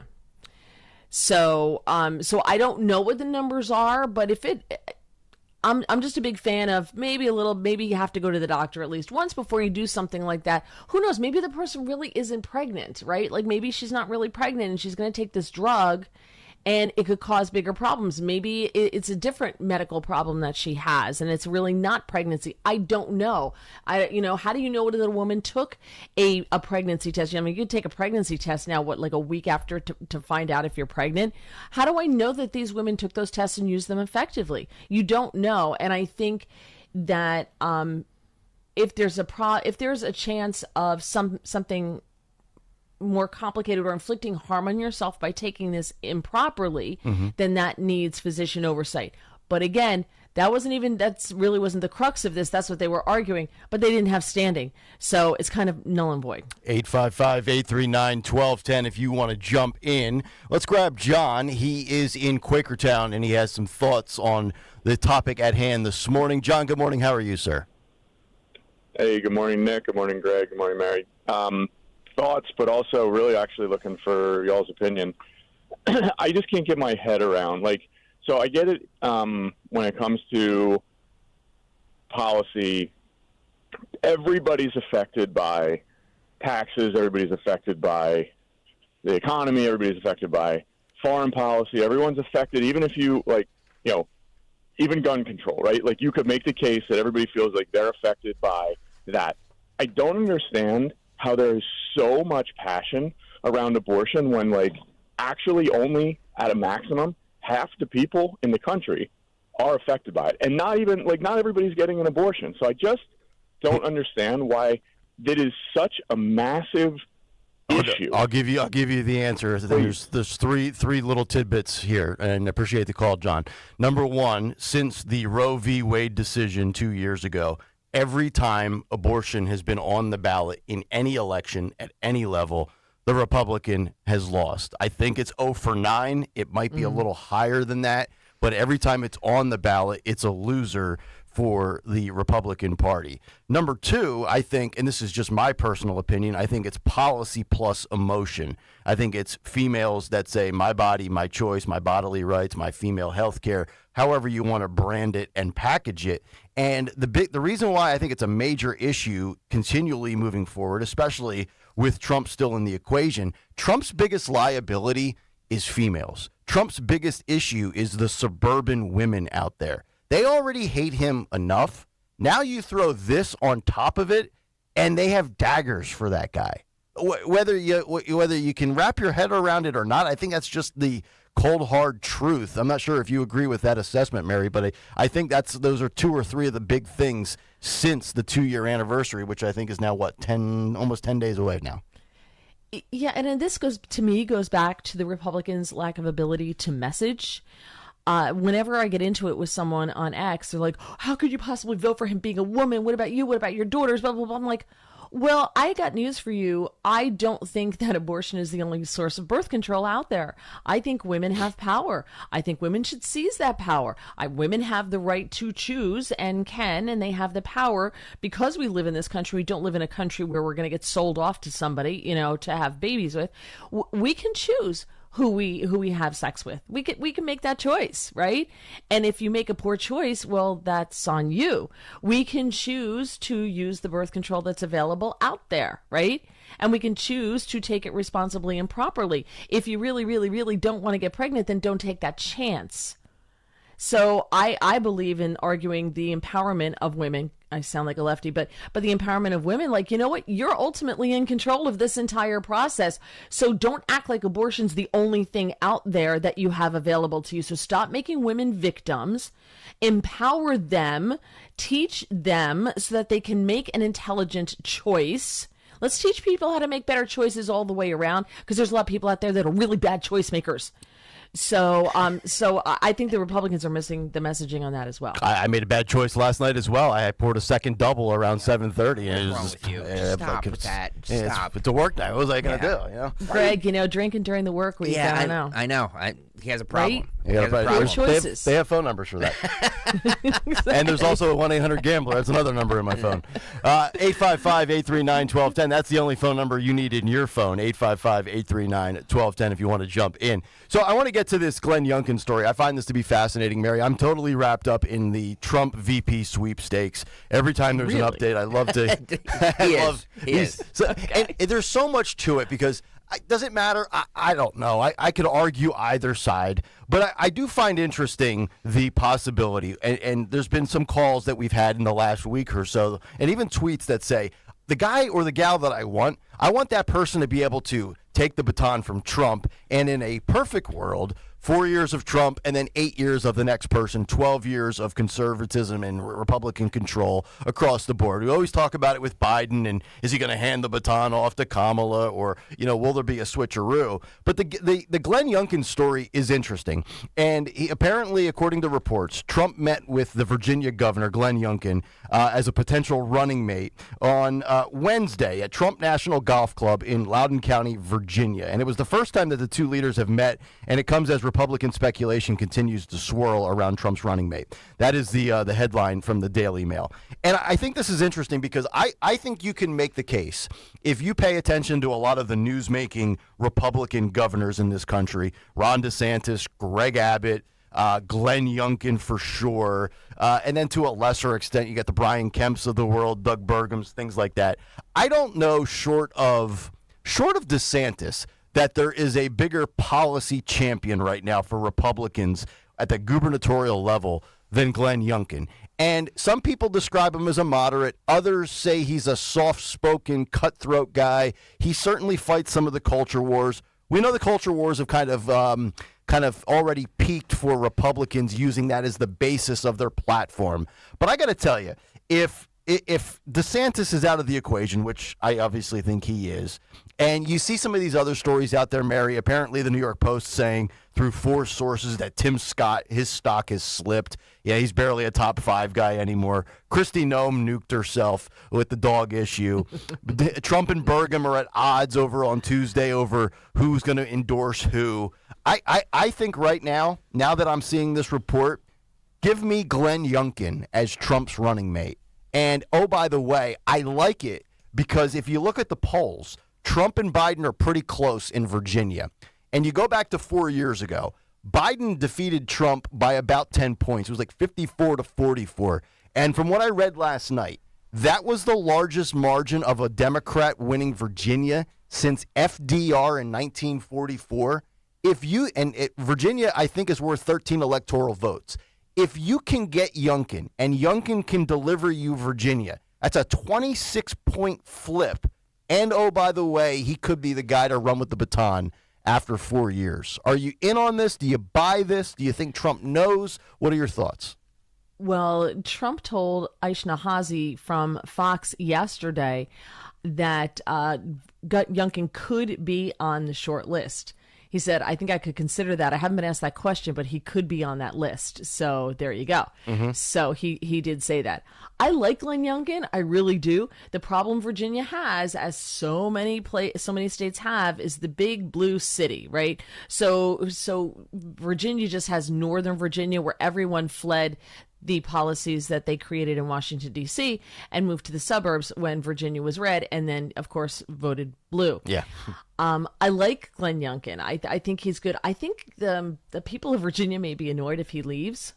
That's always a problem. And then who do you put in his place? But Winsome Sears, who is also in the administration in Virginia, is fantastic. I love her. I think she's great. I've seen her name floated. She's a black woman. Mm-hmm. I like her, so maybe she steps into Youngkin's place. But I would love to see him consider her. It can't be DeSantis. It can't be Byron Donalds because they're from Florida. Trump's from Florida. You play a game in the Electoral College with that, and with the election this close, you can't play that game. So they're out. What about Rubio? Because it seems to me, I said this. From Florida. Yeah. I said this earlier this week. If it came down to Rubio or Scott, I think a lot of people were going to go Scott. That was prior to this report coming out. There is precedent for this in 2000 with George W. Bush and Dick Cheney. I think Dick Cheney decided that he would be from Wyoming or change residency, right? Yeah. Well, if you can change genders, you can change residencies, right? So there is a precedent for this. I just don't see him doing it. Like, there's no upside to. There's plenty of other good people out there that he could choose, rather than throw another thing that the Democrats could potentially fight fight him on. You know what I mean? Because they're not going to go quietly on this. Hillary carpetbagged her way all the way out to Long Island. 100%. I agree with all of that. I'm just saying that I like the Tim Scott thing. I thought it was going to be him, but these Glenn Youngkin rumors are, and if Virginia is in play like they're saying it is, I think it would be a smart move for him to do it. Yeah. Because if he gets Virginia, it's over. According to the Roanoke College Institute survey, Biden and Trump are tied at 48%. So, you talk about, and the other guy that's still out there, and you could see him yesterday as Trump returned to Capitol Hill for the first time since January of 2021. Right in the background, right behind him was who? Mr. Dark Eyebrows and Eyelashes, J.D. Vance. Did you see that? Did you see that, Mary? Did you see him? Do you think he wears eyeliner, J.D. Vance? It's very weird looking. He's got either the darkest caterpillars I've ever seen, or he's wearing something. I don't know what's going on there, but I don't know. Honestly, are you a J.D. Vance guy? Because I know, well, you're not a guy, but are you a J.D. Vance gal? I'm oddly not. No, okay. I don't. There's nothing about him that says charismatic to me. There's nothing about him that says, I don't know. I like Tim Scott. I can go with Glenn Youngkin. I like Glenn Youngkin. But honestly, regardless of who Trump picks, I'm voting for him. Well, yes. And I think almost everybody would as well. Right. But you said he's not charismatic, but you like Tim Scott. There's a couple of people in this New York Post story with the quotes. They're like, he's not great on TV, and maybe he doesn't resonate with the black voter as much as perhaps a Byron Donalds would. But Tim Scott, for you, you're okay with that? Because some people say he's kind of a swampy guy. Well, but that's one of the reasons I like him is because he knows the swamp. Okay. He worked in the last administration. Trump needs someone who knows where the bodies are buried, right? And that's what General Flynn was for him. General Flynn was his consigliere, right?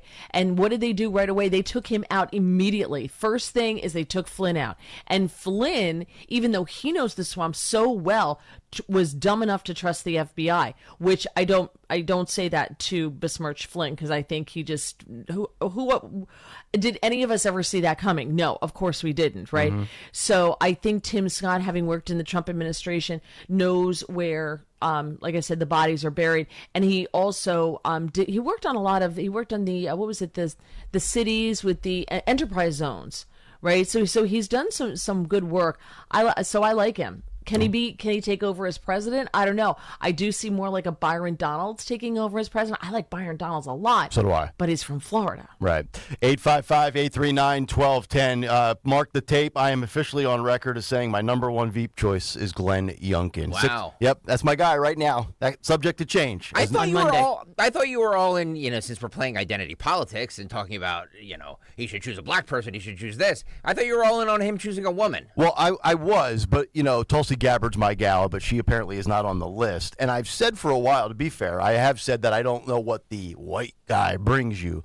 Doug Burgum doesn't bring me much. Even J.D. Vance, who I like, but Trump's going to take Ohio. The thing that makes me like Youngkin as the guy is I actually think if you're talking about can a Veep give Trump a state, like Elise Stefanik, she's not giving Trump New York, right? Is Glenn Youngkin that popular in Virginia? Mary would know because she used to work there. I'm not sure about it. That's a good question. So I know that on the down low, outside of, when you get outside the wealthy areas of Virginia, yeah.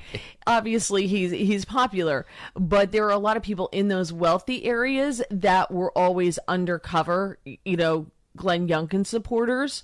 So that is out there, and it's really sad that, because I have friends who are Glenn Youngkin supporters who live in Virginia who run in those circles, and there's a lot of very quiet. So you support Youngkin?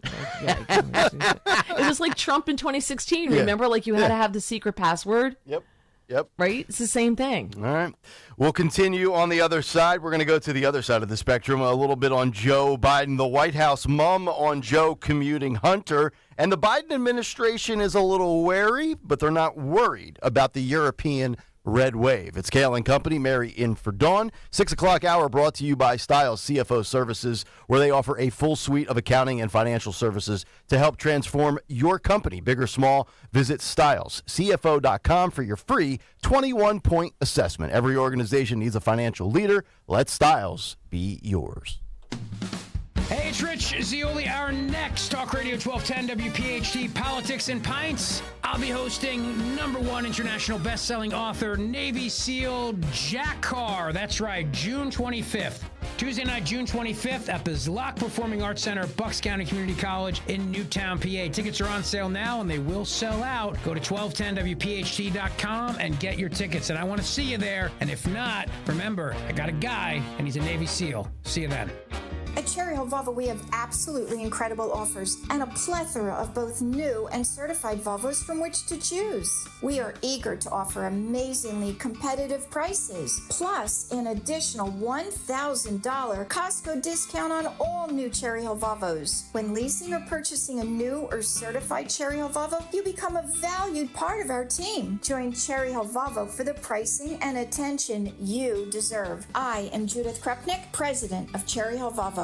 Tune in to Crash Proof Retirement Show, Saturdays at 11 a.m. to hear Phil Cannella and Joanne Small. The Crash Proof Retirement Show, Saturday mornings at 11 on Talk Radio 1210.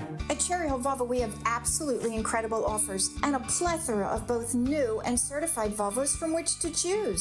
We are eager to offer amazingly competitive prices, plus an additional $1,000 Costco discount on all new Cherry Hill Volvos. When leasing or purchasing a new or certified Cherry Hill Volvo, you become a valued part of our team. Join Cherry Hill Volvo for the pricing and attention you deserve. I am Judith Krupnick, president of Cherry Hill Volvo. Chronic pain, cancer, fatigue. Find out about the benefits of medical hydration therapy on Health Watch with Dr. Molly Fantasia every Sunday morning at 8 on Talk Radio 1210 WPHT. My brother-in-law died suddenly, and now my sister and her kids have to sell their home. That's why I told my husband we could not put off getting life insurance any longer. An agent offered us a 10-year, $500,000 policy for nearly $40 a month. Then we called SelectQuote. SelectQuote found us identical coverage for only $18 a month, a savings of nearly $300 a year. Whether you need a $100,000 policy or a $10 million policy, SelectQuote could save you more than 50% on term life insurance. In a hurry? Don't worry. With SelectQuote, you can get up to $2 million in instant, affordable same-day coverage with no medical exam. Call SelectQuote at 1-800-637-9116. That's 1-800-637-9116. Or go to SelectQuote.com. That's 1-800-637-9116. Full details on example policies at SelectQuote.com/commercials. Yo, Roy is Ford.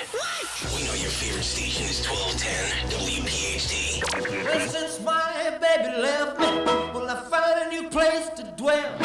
Well, it's down at the end of Lonely Street, that heartbreak hotel where I'll be just so lonely, baby. Well, I'm so lonely.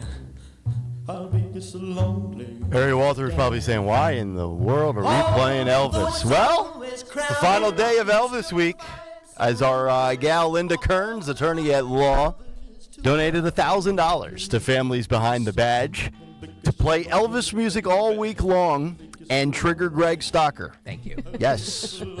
See the bullets I take for this show, You do, Mary, man. and this station. You do. You take more bullets than a SEPTA bus in man. Philly, baby. Also, Linda Kearns Law Offices LLC, I think is her practice. She sent me Elvis wine. Like, she's all into the Elvis thing. Oh. So that's your tough job, is you just sit there and people take shots for 4 hours and people send you wine? I bring it. I despise Elvis. It's I despise Elvis. Bullets for booze. That's the Stocker platform.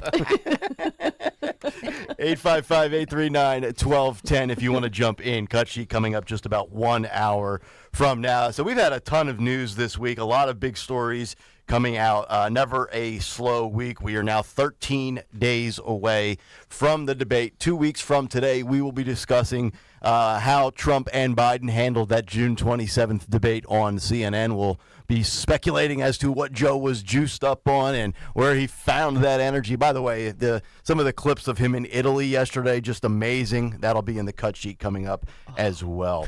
Did you see him wander? Yeah. Did you see him wander? It was awesome. Can't the guy just stand still? Like, just you've been doing this for 50 years, dude. Just stand there. Maloney, I guess because she kind of looks, I guess, like Jill, so he would think it was Jill. He'd think it's his visiting nurse. And so and off he went. He just wandered away like a toddler. They need one of those leashes on him. You know, like he needs a vest with a little leash. Yep. By the way, I think that's completely out of line as a parent to put like your kid on a leash. I've seen that happen before. Not my style to tell parents how to parent, but like really, you got to put your kid on a leash. My brother was a runner. Oh, was he? Yeah, he had a leash. My son, he takes off. He takes off like he's just hold this. Don't you just like hold the hand, or maybe you carry him? I don't know. A leash. I feel like I don't put him on a leash. No, I could never see you doing that. Of course not. It was just look. My brother had a little zip up thing, like it was a vest, and the zipper was in the back, so he couldn't get to it. And it was blue. I remember it to this day. It was blue, and it had a leash that clipped on in the back of it, just like a dog harness, right? Yeah. Because my brother was a runner, and my mother was pregnant, and she couldn't go waddling down the street after him. Like he could get out of the house. They had to put locks up way high that he couldn't reach. I'm having flashbacks to the SNL skit in the '90s with Mike Myers, where he's wearing the harness at the playground. He's got the bike helmet on. The helmet. Him and Nicole Kidman. Since we're discussing it, let's play it. We can play I didn't mean to take us on a tangent. No. My brother had a leash. We can play it. We can play it again. The hell with the show sheet. I don't like sticking to it anyway. At 7:45. This is cut 8, Phil. If you want to roll this now, there's no audio for it, but it's just you want to play it there. Just Pop wandering off. Group of like 9 different people there. Balloons. Oh, that's not a balloon. It's a paratrooper. Look at he's just wandering. Like, where are you going? Hey, Joe, Pop. Who's he waving to, too? There's another military member. Now she's like, all right, hey, this way. This way. Oh yeah. Okay. Not a joke. There he goes. How much longer do I got to stand here and for? off he goes. This is unbelievable. Joe, leave the aviator shades on too. He takes his glasses off. It's like he hasn't been in daylight in 40 years. But the funniest part of this is the other members of the world leaders saw him wandering off, so they just moved towards him to make it look like, okay, we'll just take the picture over here. Yeah, it's like the electric slide, and, right? And the one blonde woman looks over at him too, like what are you doing? Okay. Yeah. But the president of Italy wrangled him in. Would have been cooler if she lassoed him. Yeah. That would have been. That would have been cooler. Yeah. For sure. So, Mary, let me get your thoughts on this. Now, the White House coming out and Karine Jean-Pierre kind of being non-committal and mum on not ruling out the possibility that the big guy will commute Hunter Biden. That verdict coming down this week. And we played you the clip in a big take a few days ago where ABC interviewed Joe a few months ago, and Joe said, yes, I'll respect the decision, and yes, I will not pardon my son. But now all of a sudden the binder's up there, and it's like she's leaving the door open a little bit. Do you think ultimately that Joe will pardon his son? 100% he will pardon his son, and the left will be like, well, that's because he's a loving father. And this is the problem with Hunter. He's not a child. I mean, Biden's really old, and so's Hunter. You know, Hunter's 54 years old. Yeah. But the problem, having had, I think everybody's had somebody in their family who struggled with addiction. So I had a not my immediate family, but a relative who struggled with addiction. And his parents literally loved him into the grave. Mm-hmm. And there was no hard love. There was no tough love. There was, eventually towards the end they did. But unfortunately, I guess it was too late, but whatever. But Joe Biden loves his son. I get it. But he pays, when Hunter's in the depths of his, at his lowest of lows, Joe's giving him money. And what's Hunter spending it on? Shockingly, hookers and blow. Mm-hmm. Right? Like, you don't do that with an addict. You got to let them hit rock bottom. And I know it. I can't imagine what that's like and how hard that is. But Joe is going to rescue his son again, as he's done it his entire life. So, of course, he's going to do it. Of course, he's going to. Now, Trump has ruled this out. And we were talking about this, I think, on Wednesday's show, strategically, politically. Uniting the country is, Joe Biden was, for 3 years, I'm going to unite the nation. All he's done is divide it even further. Do you think it would be a good look, and do you think it would be a realistic thing for Trump, if in fact Trump did win the election, to pardon Hunter Biden on this specific verdict itself? So I think that depends on what they sentence him to in New York. Oh, okay. I think it should depend on that, because if they will, if they sentence him to jail, which I don't think they're going to do, No. I just don't see that happening. I could be wrong, but I don't see it happening, because if they do, first of all, he wins overwhelmingly, because people, it just makes him it makes him cool, right? And because if he'll find a way to live stream it and put it on pay-per-view or something, and everybody's going to watch, because he's going to be buying commissary for everybody, and he's going to be the most popular guy in prison, and he's going to run that place, and he'll run it better than the state does. But I do think that it might be the right thing to do. Mm-hmm. Just to stick it to the Democrats, because I really think they're going to hate that he does that. They're going to tell Hunter, no, go to jail anyway. Right. Don't you take that pardon. Mm-hmm. Wow, So- that would be an interesting spin for sure. And Hunter's not going to jail. I news for you. I There's agree. no way Not. Hunter's Of going course to not. jail. It's Zero not happening. Neither one of these guys are serving jail for the two Nope. convictions. Nope. I really believe that. And you look at the Hunter and you look at Trump, and like, what's the worst thing you could do? I actually think the Democrats, the whole thing was just about being able to label Trump convicted felon. 100%. Although the Yale law professor clip that we played earlier this week is very interesting, because he broke it down, basically saying you're actually technically not a convicted felon until you are sentenced. So neither one of them are at this point. So take that for what it's worth. 855-839-1210 is the phone number. Do I have time to squeeze in? Okay, we'll get it on the other side. Yep. We'll get some calls on the other side, and then some of the media hysteria. We've heard from two individuals, one in the media, one as an elected official, saying if Trump gets elected, he's going to throw me in prison. He's going to stick me in an internment camp. We've got a third person who's joined the hysteria party. We'll give you the details on the other side. Kayal and Company, Hour 2 is next. Mary Walter in for Dawn. Back after this. Hi, this is Dom Giordano. June is Men's Health Month with Rescue Natural Supplements. Life is busy. It can be hard to focus on your health. Thankfully, Rescue Men's Health Supplements have the vitamins, minerals, and nutrients that provide men with what they need. Rescue supplements can help boost testosterone, promote a healthy prostate, as well as support energy and vitality for an active life. And for the month of June, when you buy one of their Men's Health single bottles, you'll receive a second totally free. Just use the code STRENGTH for the buy one, get one offer. To order, call a rescue product consultant, 800-26-ALIVE, 800-262-5483, or shop online by visiting res-q.com. That's res-q.com.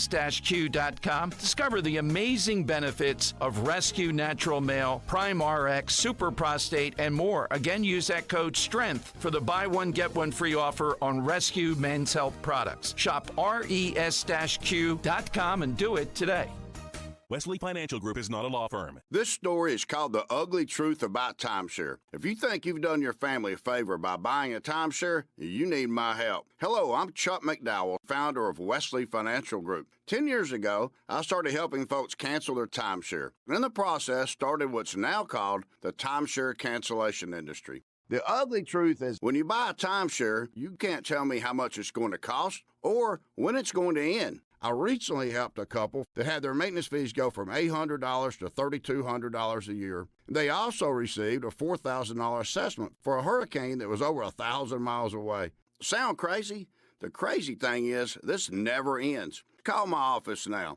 If we take you as a client, I guarantee we'll cancel your timeshare or you'll pay nothing. Call for your free information kit. Call 800-329-2121. That's 800-329-2121. 800-329-2121. When you look at your kids or grandkids, you can't help but wonder. You wonder what their world will be like in 20 years. Then you think about yourself. What will your life be like when you step away from work and into retirement? There are a lot of things you can't control, but with the right planning, there are some things you can. At Spectrum Wealth Partners, our Portfolio X-Ray is designed to show you how you're doing so far and what your monthly income will look like in the future. In other words, they can take you from wondering to knowing. So take control of your financial future. Call today for a complimentary evaluation. 856-322-8686 or at SpectrumWP.com. And tune into The Retirement Spectrum with Alan Cohen. Saturdays at 3 here on Talk Radio 1210 WPHT. Advisory services offered through Concurrent Investment Advisors, LLC, an SEC-registered investment advisor. Concurrent Investment Advisors, LLC, and Spectrum Wealth Partners are not affiliated companies. My dad loves Philly sports, and I need a Father's Day gift. Tickets to see Joe Conklin are the perfect Father's Day gift. Oh, my goodness. It was absolutely wonderful. All the voices and the singing. And just seeing my dad, seeing the look on my dad's face. Just the mix of the comedy and the singing. You never knew which way they were going to go with it. See Joe Conklin with the City Rhythm Orchestra at Wildwood Catholic Academy in North Wildwood, Saturday, June 29. And at the Ocean City Music Pier in Ocean City, New Jersey on Saturday, July 13th. For tickets, go to joeconklin.com. JoeConklin.com!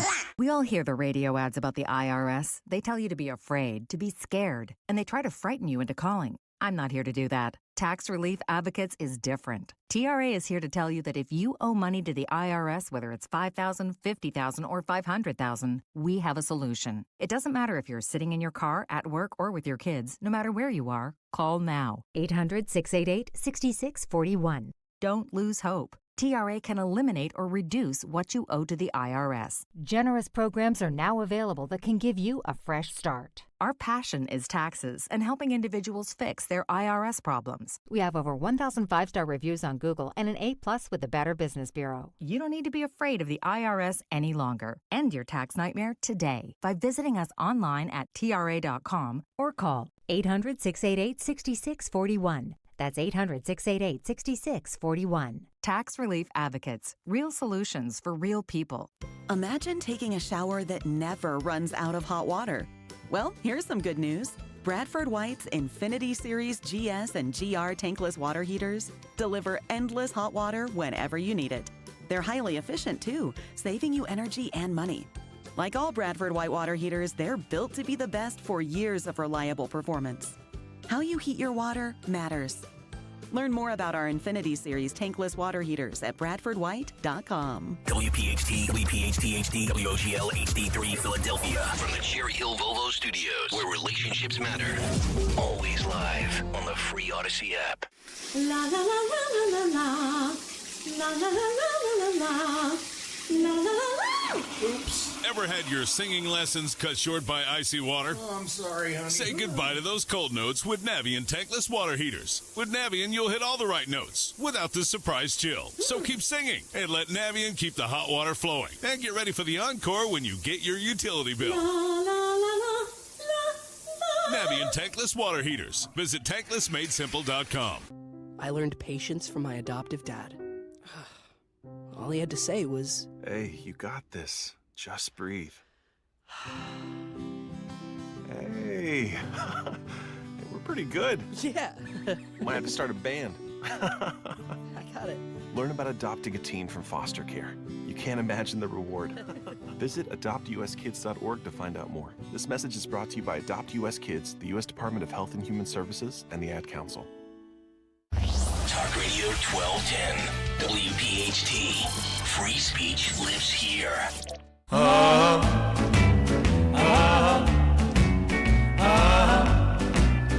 oh yeah.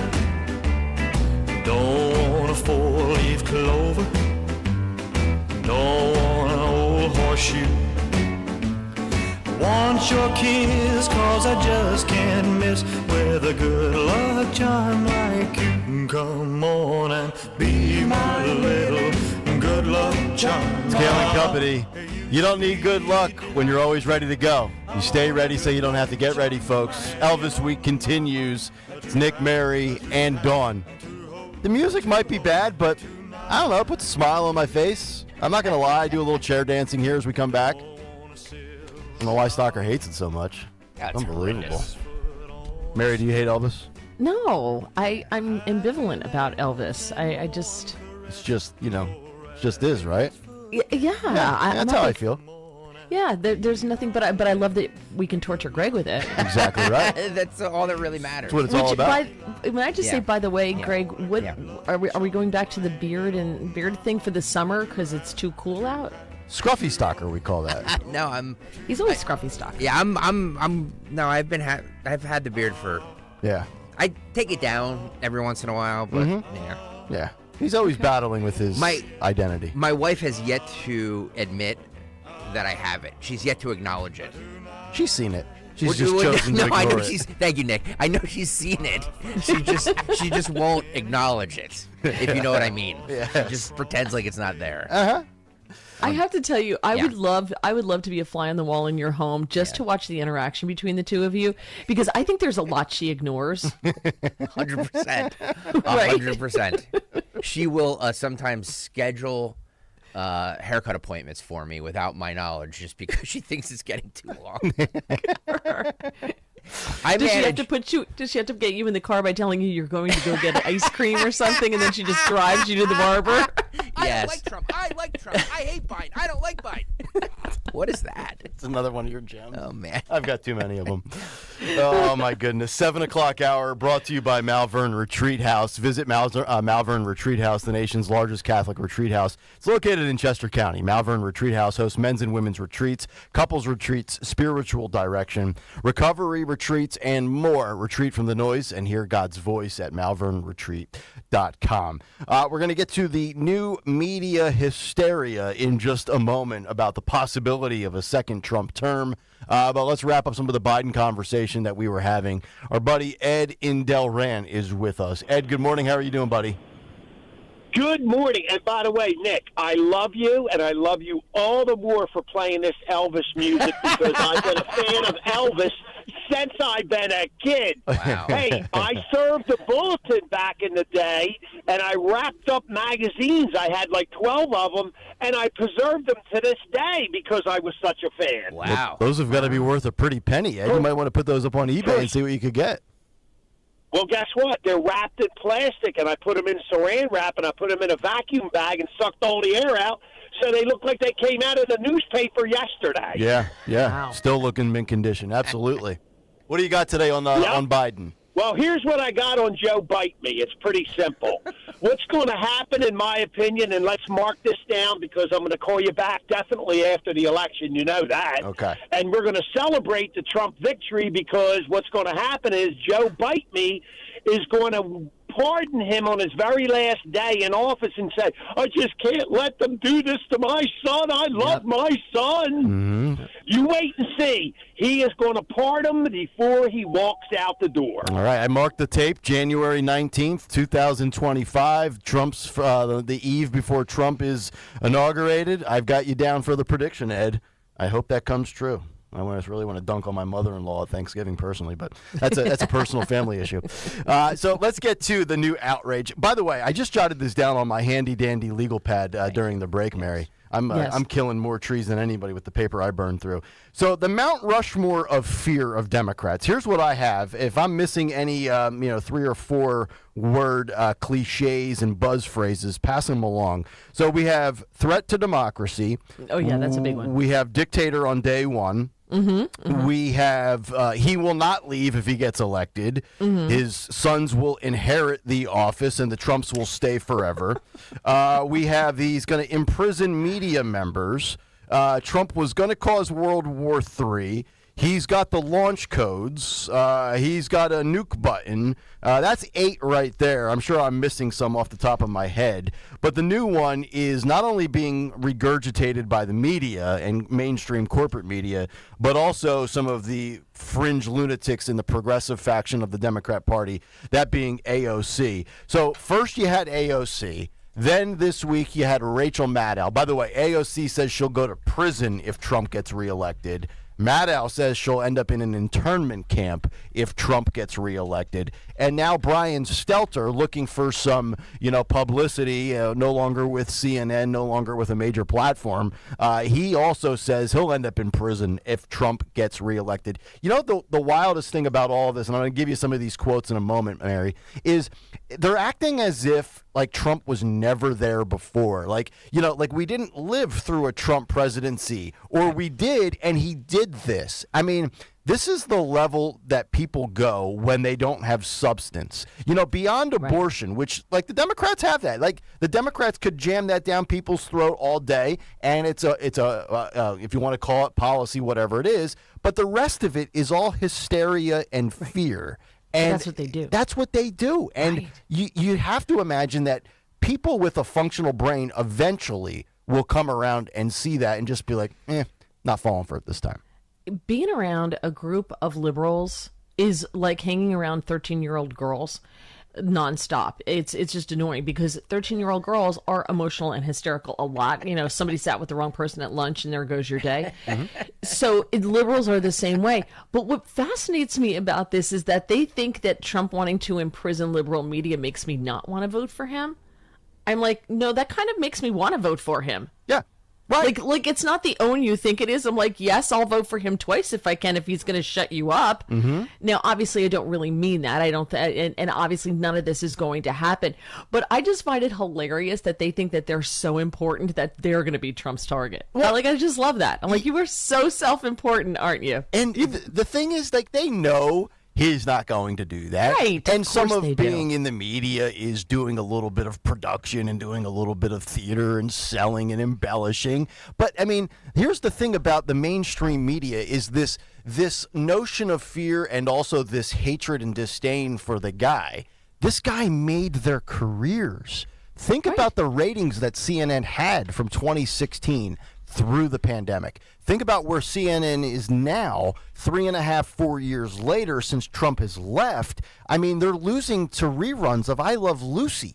They have a lower cum audience for the week than Kayal and Company does. We're a little local radio morning show on the AM dial, and we're beating CNN in primetime. They need him back. But remember, Democrats always accuse you of doing exactly what they're doing. It wasn't even a year ago that Hillary Clinton on CNN in an interview said that Trump supporters are in a cult and that they may be in need of, I think she said, deprogramming. Deprogramming, yeah. Right, deprogramming. Their extreme MAGA cultists may need deprogramming. And out on in New York, Elise Stefanik's opponent said that they proposed sending supporters of Trump to re-education camps to fix what she calls a MAGA nightmare. They're the ones who are actually discussing it and saying and floating the idea. So that makes me think, okay, they're the ones who are going to do it. Yes. And I'm telling you, that Chinese balloon that was flying overhead, they were looking for where to put re-education camps because they know Biden's on his last leg. Very interesting theory. And you talk about always say, the Democrats do what they say Trump will do. Yes. I mean, if we want to talk about re-education, and I don't want to go into the culture wars of schools and stuff like that, but there's a reason why school choice has become so popular and so prevalent. Yes. You look here in Pennsylvania. I mean, heck, you've got Jay-Z of all people coming to Philadelphia to advocate for school choice. He's not a Republican. But in Florida, school choice has been so successful. I cited this yesterday in a Politico article that it's been such a success in Florida with DeSantis that public schools are closing now because they can't fund them. And, oh, by the way, they can't enroll enough students to make it operational and be worth it. That's the fascinating part. You want to talk about re-education?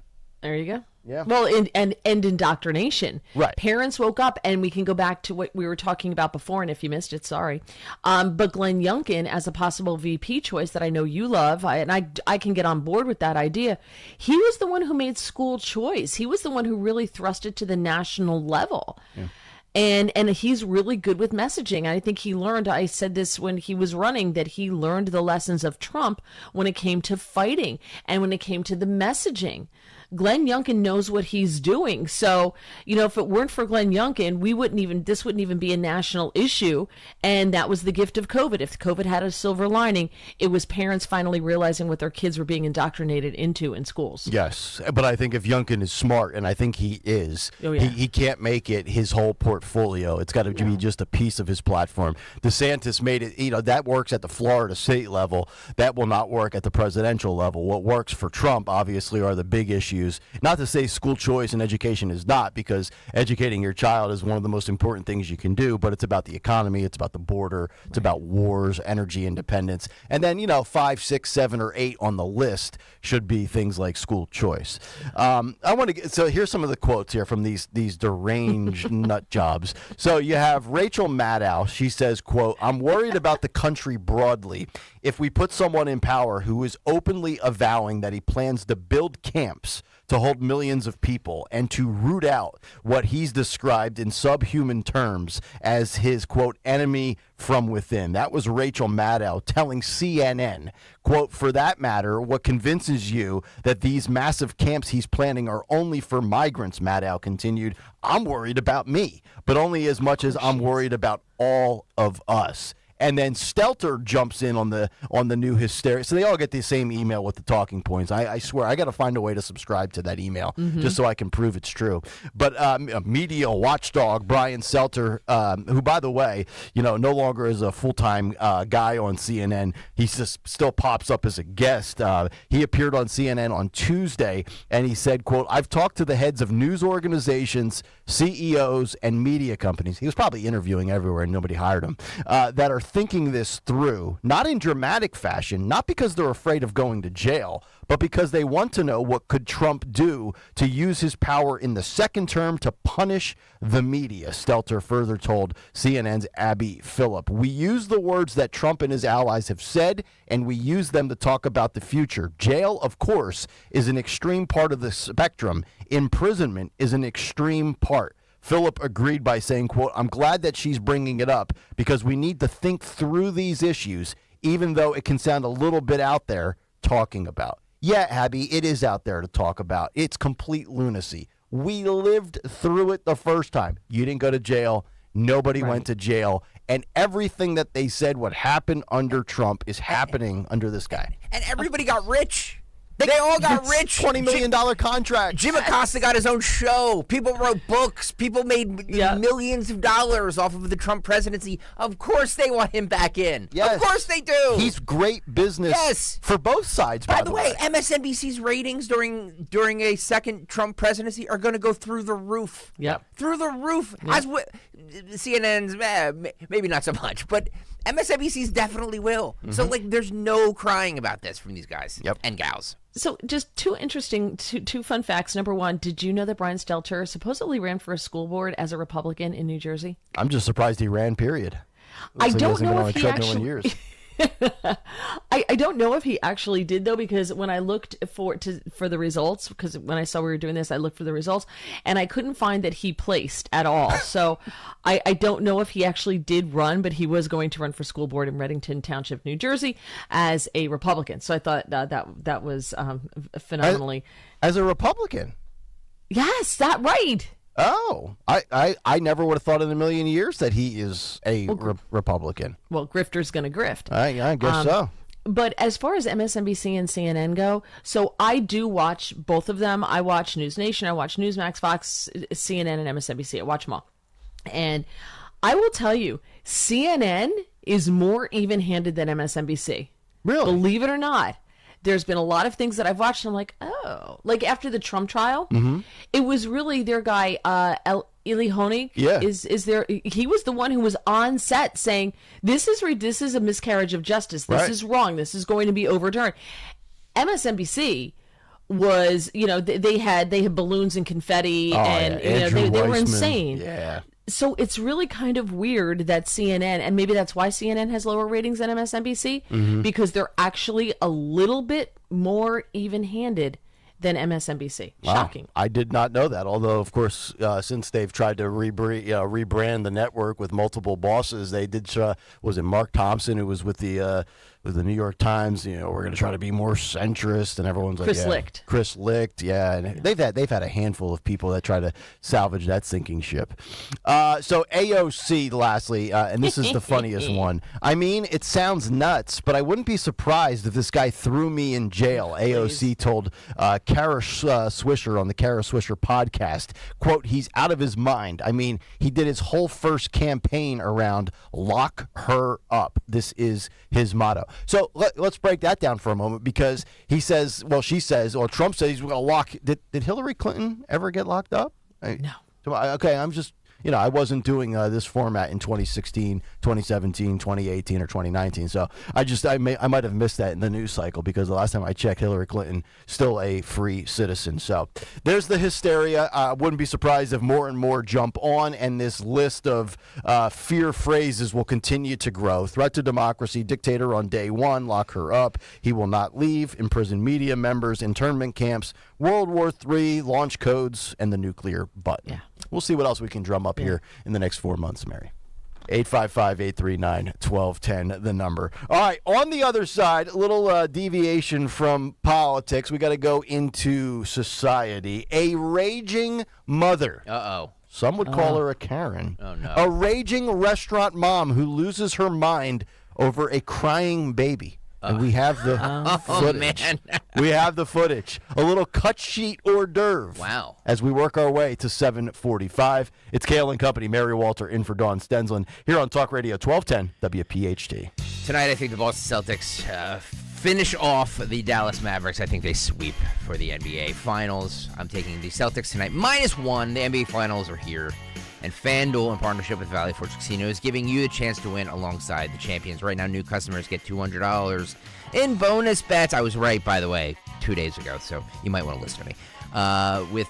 With any winning $5 bet, that's $200 to use on same-game parlays, live bets, and so much more. All you have to do is place a $5 bet and get $200 in bonus bets.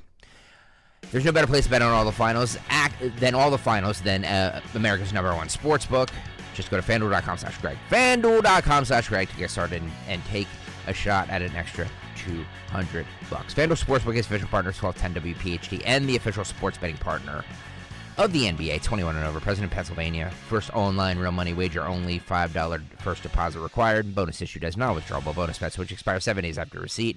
Restrictions apply. See terms at sportsbook.fanduel.com. Gambling problem? Call 1-800-GAMBLER. Dawn Stensland here. Summer kicks off road trip season for many of us, but do you really know if your vehicle is road trip ready? My friends at Piazza Premium Automobiles are going to help you make sure you and your family are safe on the roads. The service centers of the Piazza Premium dealers not only handle your regular maintenance needs, but also diagnose possible issues before they can happen. Schedule a service appointment online today. PiazzaPremiumAutomobiles.com for that dealer nearest you. Tell them Dawn sent you. Your small business deserves a strong financial leader. More than an accounting firm, you need a professional who will focus on growth and profitability. With Styles CFO Services, now you can afford an experienced CFO at the fraction of the cost of a full-time CFO. Styles CFO Services offers surprisingly affordable hourly rates, no retainers, contracts, or minimums, and a complimentary 21-point financial assessment. Visit stylescfo.com. That's STILESCFO.com. Accelerate the growth of your bottom line today with Styles CFO Services. Borgata's Dash for Cash giveaway is here. This May and June, you could win a share of $1.3 million in prizes, including 2 new Cadillac Lyric SUVs or one of 4 new Voyager golf carts. Play to earn entries for 2 grand prize drawings held Saturday, May 25th and June 29th. The Dash for Cash giveaway, only at Borgata Hotel, Casino, and Spa. For details, visit theborgata.com. Must be 21 or older. Gambling problem? Call 1-800-GAMBLER. You'll have the best flow in the show on Sunday, June 30th at 1:35 when the Phillies face the Marlins, and kids 14 and under receive a PJP Bryce Harper cooling headband. Secure your seats now at Phillies.com. 2 of the NL's best will battle it out when the Dodgers visit CBP on Tuesday, July 9th at 6:40, Wednesday, July 10th at 7:05, and Thursday, July 11th at 6:05. Order tickets now at Phillies.com. Hey Philly, it's Ike Reese. In the city of brotherly love, the only thing we love more than our teams is great savings. And with unlimited welcome from Verizon, you can save big, even if you're on a single line. For a limited time, single lines start at just $50 a month when you bring your own phone. With auto pay plus taxes and fees, that's a savings of $15 a month. And when you switch, now you can save on the things you love, like Netflix and Max, all on the most awarded 5G network. Now that's a real win. There's never been a better time to switch to the network America relies on. But this offer won't last long. Visit your local Verizon store to switch and save big today. $180 BYOD promo credit and $360 local promo credit applied over 36 months. For new customers with one line on your own 4G, 5G phone on unlimited welcome plan required. Additional terms apply. Auto pay and paper-free billing required. In times of congestion, unlimited 5G and 4G LTE may be temporarily slower than other traffic. Domestic data roaming at 2G speeds. $10 a month for each My Plan perk. Additional terms and conditions apply per perk. Did you know you can stream Fox News Radio on the free Odyssey app? Just download the free Odyssey app and search for Fox News Radio to hear the voices you trust. Brian Kilmeade. Why are we so scared of Iran thinking that we're at war with them? Guy Benson. Get the bleep out of here. It's disgusting. Jimmy Fallon. Then this administration rolled into town with a checkbook. Are all on the free Odyssey app. From the news and talk to keep you informed and up to date during election season. Listen to Fox News Radio on the free Odyssey app. That's AUDACY. The impact of a meal goes well beyond feeding our bodies, because when people don't have to worry about where their next meal is coming from, they can truly thrive, like Marta. And now we'll hear from our class valedictorian, who with our hard work never ceases to amaze us. Please welcome Marta Moreno.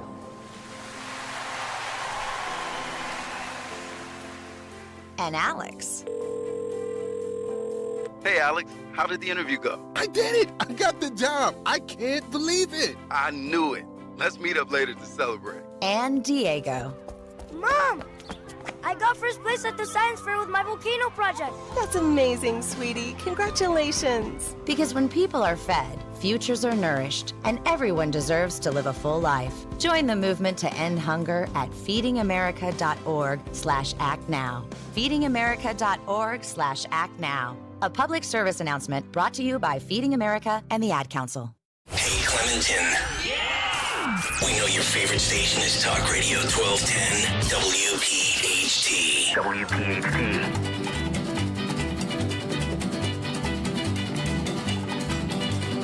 Bright light city, gonna set my soul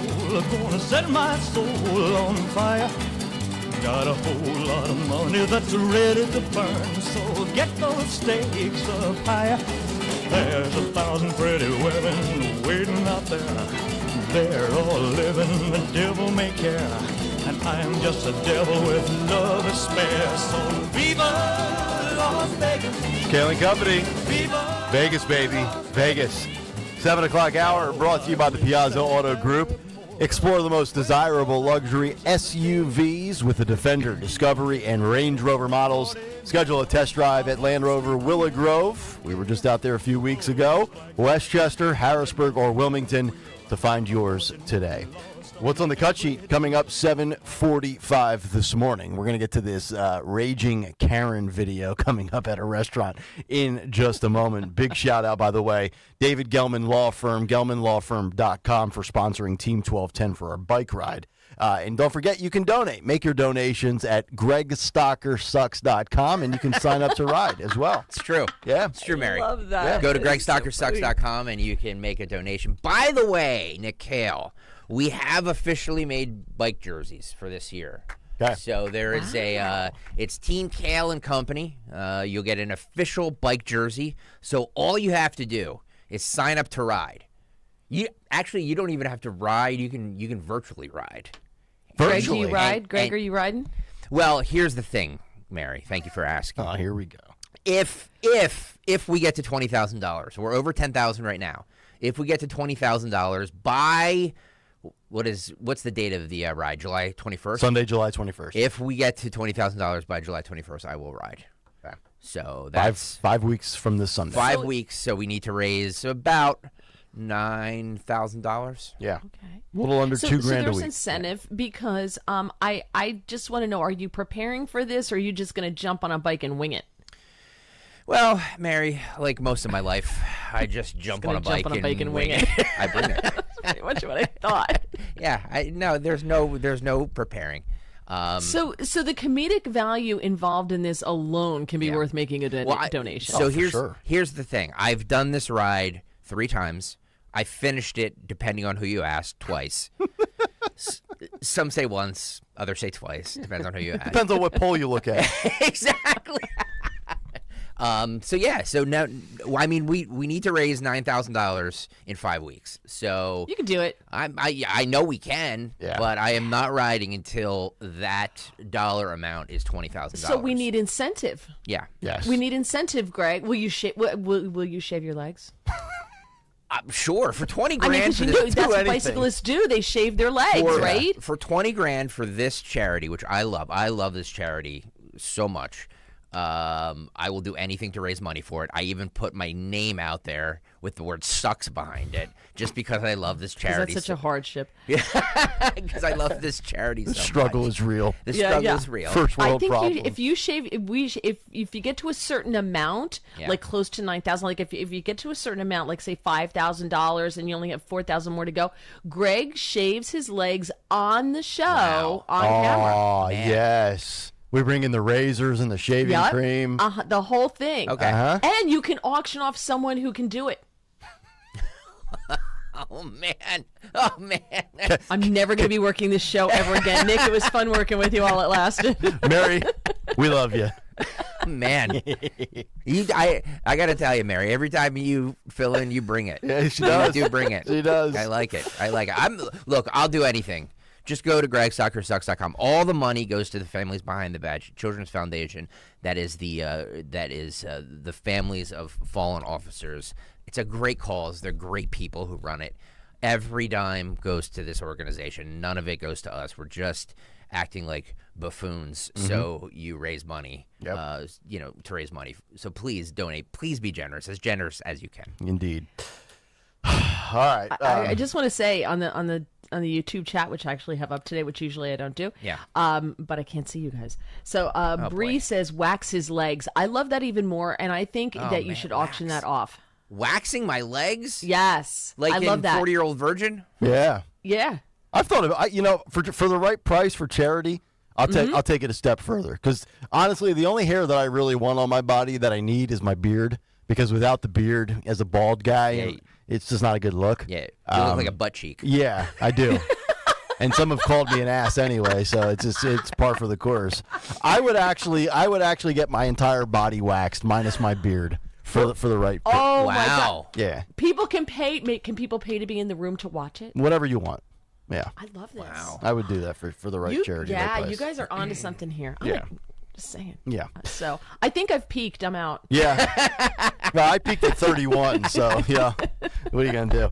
I'm getting ripped on Twitter. Speaking of comments, nobody likes my Glenn Youngkin choice for vice president. Really? Shocking. Yeah. Kipsit says no way, pal. Eugene O'Neill says the MAGA crowd hates him. So the MAGA crowd. So you're not gonna vote for Trump because of Glenn Youngkin? Why do they hate him? I have no idea because they're all in love with JD Vance. I don't buy that the MAGA crowd hates that. Sorry, I don't buy it. Yeah. Well, if it's on Twitter, it must be true. So, what are you going to do?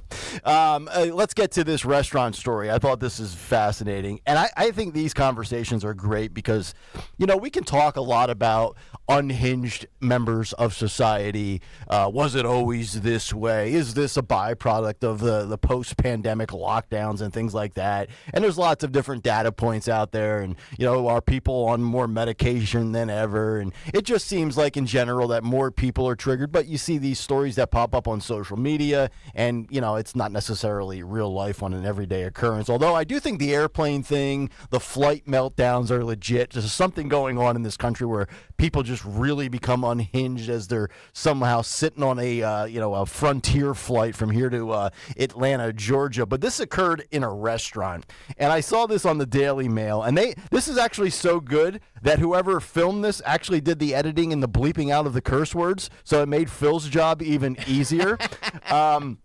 This is the moment a furious woman erupts with rage at a Mexican restaurant after a noisy baby disturbs her meal. And they're asking whose side you are on. And I would just say three things before we play this. One, I am very much a parental stickler with my kids behaving properly in public. I feel like my wife and I have raised them the right way. So if they, and I get it, they're only 9 years old, but when they act inappropriately, I'm immediately thinking like, no, we didn't raise them this way. Number two, I don't want to embarrass myself in public. And number three, I don't want to disrupt other people's good time. So let's play this. This is K2 It's a little lengthy, and Phil told me that this is the person who recorded it explaining, I guess, what occurred, and then you will see the raw, edited, censored footage of this meltdown. Oh, by the way, too, pay attention to the security guard or the police officer here. He looks like a younger, thinner Andy Reid. That's another little fascinating tidbit here. Here's K2. Watch this meltdown. What's the most random thing to happen to you? I'll go first. Getting in a fist fight with this lady in a Mexican restaurant.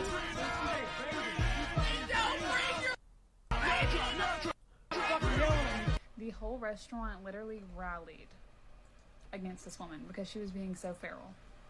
And to answer some of y'all's questions, no, they were not crying the whole entire time. I would have literally left if that would have been the case, but it was not. My mom took the pen from my son, and he said like a little noise, and the lady was like, I can't hear over them effing kids. So like any mother would do, I got out of my seat so quickly and ran to the wrong table. I was like, what did you say? And the table was like, it wasn't me. It was the table next to her who was literally hiding in her cubby like a little scared puppy. So she actually pushes me first, which, green light, thank you. The cops gave everyone the choice to just pack their stuff up, so I did that. Okay, so here's the mug shot. It is a baby. Are you fucking Whoa. Come on, guys. Come on, guys. Can we pause this real quick? Yeah. See, now it's a Friday. I am so tired. Like, this is to the guys in the back. Can we please do our stinking freaking job? When I send something, it is for you to be listened to and watched in its entirety. If it's 2 minutes or 14 seconds, please do your job. Jesus, this is like the 5th time in 2 months. Can we check our work, please? Thank you. Before we put it on the air and save it. I legitimately just asked this 20 minutes ago in a break. Is it edited? Yeah, it was self-edited. And of course, no, because we got hockey games to bet on. All right, Mary, I am. Wow, now you're going to me. Holy, okay. I don't know. Do we? Is there more of the video? I don't even know if we should play the rest of the video. I don't think we do. I don't want to get Greg in trouble. Do we need any more? Yeah. We do not need. Oh any more. my God! We don't need any more. We're good. Let's. So whose side are you on here? Because I have been on both sides, and remember, I have twin daughters. And the first couple of years, my, well, not the younger twin, but the twin that came out 9 minutes later, because they're separated by about 9 minutes, Mia, she was very, very colicky, maybe the right word. That was a word that my mom used to describe me. If she was watching the segment just now, she would say I'm still colicky. So I always felt like it was on the parent, but I do think you have to give the parent, in any setting, mom and dad, one kid, twins, whatever it is, restaurant, flight, you have to give them some leeway. But, if 15, 20 minutes, 30 minutes goes by and it's really a continual disruption where it's really bothering everybody, I think it's then at the point where the parent has to, pack up, get going, or, go sit outside at the restaurant, outdoor dining. You can't just disturb a great time with, 30 different tables. Yeah. So you started this off saying, have we gotten a little bit less tolerant, a little bit more crazy? And I think, yes, we have. But I think that's because we have decided that social mores and respect, everyone demands it. No one gives it. Everybody thinks that, they're the most important person, and I think it starts off. I had this conversation on my podcast on Tuesdays on YouTube, live on YouTube, and look for Mary Walter Radio. Hit like and subscribe button. Love it. Shameless plug. I will always support that. That's right. And we were talking about this, and I said, when did 3-year-olds start calling me by my first name? When am I on the same level as them, right? So to this day, my 3rd grade teacher, Mrs. Suchak, I still call her Mrs. Suchak. And even though I will meet her and her husband for dinner sometimes, I still call them Mr. I've been there, tell us, no. And they tell me to use their first name. I can't do it. My friends' parents to this day are still Mr. and Mrs. to me. And I got 6-year-olds calling me by my first name. When did I suddenly become your equal? When did that change? Very good point. What about Miss Mary? Would you be okay with Yeah, that? that's fine. That's Okay. fine. But some sign of I am older than you, I am your elder, you will respect me. That I think, Right. Right or wrong, I just think that I am not your friend. Yep. So you don't call me that. But that's just one example of how I think things have changed, and everybody embraces it. I'm my daughter's best friend. No, you're not. You're their parent. So they grow into adults, and you have situations like this. When we were kids, we didn't go to restaurants for a really long time because, as my parents often told us, you're not ready for public. Yep. Yeah. You're not ready for public. You're still feral. Right. You're not ready for prime time. I'm not going to subject anybody to that. So if my parents want to go out for dinner, they hired this thing called a babysitter. No one wants to do that anymore because nobody trusts anybody. The neighbors down the street would send a kid down. My mother would be like, oh, one of the rough kids are coming to babysit. I don't know who it is. Just don't kill anybody. So we're like, okay. And so they'd send a kid down. And that's what we did. We didn't go out to restaurants until we were old enough to understand to behave like humans. That was the first thing. So I get where people get upset because the other thing is parents don't do what you said, Nick. If you have a crying child, you take the kid out of the restaurant. Boom, out. One of you's eating a cold meal. Right. That's the choice you made when you brought the kid to the restaurant. Yes. Right? Yes. So that's the first thing. And so that's my first. So I think there's faults on both sides in that sense that, Mom, what'd you bring the kid to the restaurant for? If your kid's that little and is going to get upset because apparently the grandma took the pen, so the kid's screaming, the kid shouldn't be in the restaurant. Pick the kid up, walk out. And then, so she heard that somebody said something about keeping the kid quiet. First of all, back in the day, nobody would have said that out loud. People would have given looks. But now we have to voice our opinions because we think everyone cares. Yep. And then this mom, what does she do? So I did what any mother would do. I went up and I went over there. No. Yep. No, not every mother would do that, you psychopath. You don't get up to start a fist fight because your kid is crying in the restaurant and causing a scene. Yeah. That's not a normal reaction. I got to tell you, I agree with you 100%. Thank you. We took my son out earlier than we should have. He may have been just 2. And we tried it. It was a beach restaurant. It wasn't a bar. And it was outdoors. There was a lot of kids there, so we thought it was okay. So we took him out there. He was not behaving well, and he knocked over a glass, not on purpose, on accident. I picked him up, took him out, and we just stopped eating because I was just like, I'm not gonna do this. I'm not gonna put up with this. I'm not gonna ruin other people's dinners. So I'm with you that it's we tried it once, it didn't work. He's very well behaved at restaurants now because he's 4. Right. But we tried it at 2, and he was not ready for it yet. So we picked him up, took him, and that was it. And sometimes you don't have any other choice. You might not have a babysitter or a grandparent that can watch him, and you got to bring the kid, or you're just going to bring him regardless. I mean, but this is not just with children. We're getting to the point. I got this story from the Washington Post of all places, where there's one restaurant in St. Louis that is now banning people under 30 from dining at their establishment as they want to create a grown and sexy vibe. And by the way, there's just 20-year-olds that they don't know how to behave in public either. Wait, is that a restaurant or just a bar? Because I saw a story about a bar. Caribbean restaurant outside of St. Louis. Okay, so then they're taking that on too then. But there was a restaurant near me that made the news because they don't allow anyone under 12 in the restaurant. And listen, part of the reason, I was just on a flight. We were coming back from Montana, and the people in front of us, the kids were, and the fathers on the other side of the aisle, and I was just like, for the love of God, let this stop, please. I looked, there was food. When I walked past where they were sitting, Mom bought them, they bought them all the little, $15 pieces of ham and crackers and everything on the flight. It was disgusting. There was food everywhere, the garbage on the floor. And I thought, but back in the day, my mother would have cleaned it up herself if or made us do it because again, we weren't allowed in public until we were ready for public. Yep. and we outnumbered them. There were 3, and that was their choice too. So never let them outnumber you. But I was shocked that the mother and father just walked away and left this disgusting.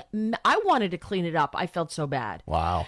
So, I think there's, again, this goes to this whole degradation of behavior. That mom of the crying child, had she never gotten out of her seat, that never would have escalated. 855-839-1210 if you want to jump in. Coming up next, it's time for a Friday edition of What's on the Cut Sheet, and we'll get to that next. It's Kayal and Company, Mary in for Dawn. Talk Radio 1210 WPHT. Join Team Kayal and Company once again this year for the Bend to Shore Bike Tour on Sunday, July 21st. From Philly to Atlantic City, you can do the ride or just donate to support the cause. Visit bendtoshore.org. That's shore.org. Let's show everyone how WPHT and Odyssey supports law enforcement. Bend to Shore is organized by Families Behind the Badge Children's Foundation. FBBCF provides financial relief for the families of fallen and injured first responders and supports the Police Youth Alliance, which fosters a positive relationship between police and youth. Sponsored by Gelman Law. Need a criminal defense attorney or personal injury? Visit GelmanLawFirm.com.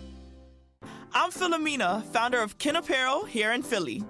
I love my natural hair, but not what hoodies and hats were doing to it. So I made my own satin-lined hoodies and created a business in the process. I've got big dreams, and Chase for Business in Philly was like, all right, how do we get you there? Get financial guidance from bankers in your community and convenient digital tools all in one place. Learn more at chaseforbusiness.com. Make more of what's yours. Real customers compensated. JP Morgan Chase Bank, N.A. member FDIC. We don't care who you vote for in the upcoming election.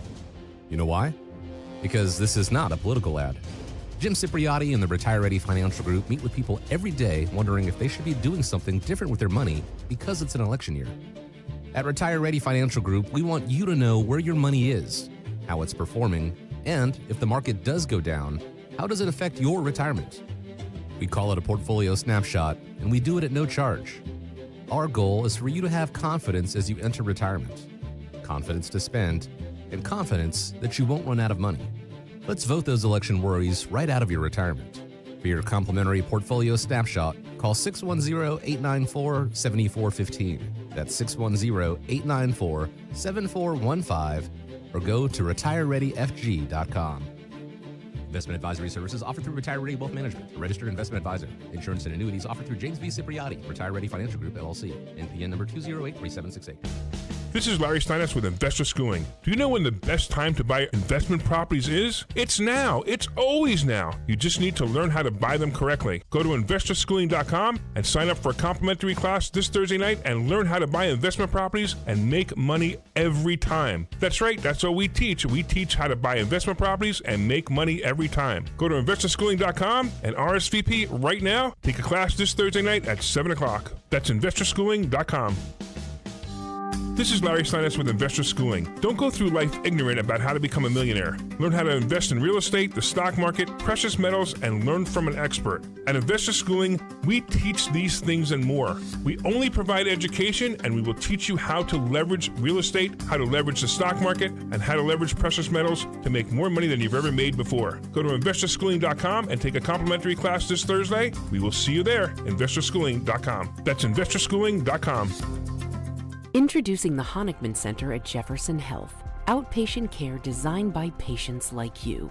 Together, we're shaping the future of medicine, where advanced technology and comprehensive services ensure convenience and accessibility for all patients. Everything you need to simplify the complexity of care is available in one location. Uncompromising care, delivered by world-class physicians. To schedule an appointment, call 1-800-JEFF-NOW. At Cherry Hill Volvo, we have absolutely incredible offers and a plethora of both new and certified Volvos from which to choose. We are eager to offer amazingly competitive prices, plus an additional $1,000 Costco discount on all new Cherry Hill Volvos. When leasing or purchasing a new or certified Cherry Hill Volvo, you become a valued part of our team. Join Cherry Hill Volvo for the pricing and attention you deserve. I am Judith Krupnick, president of Cherry Hill Volvo.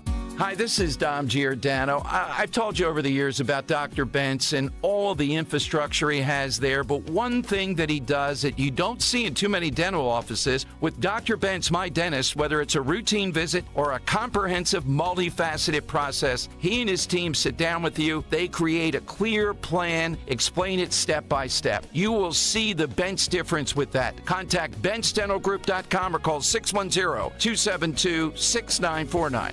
Be sure to follow Talk Radio 1210 WPHT on the free Odyssey app. Download it now. I got a woman here, she can be. I got a woman here, she can Sometimes I think she's almost being me.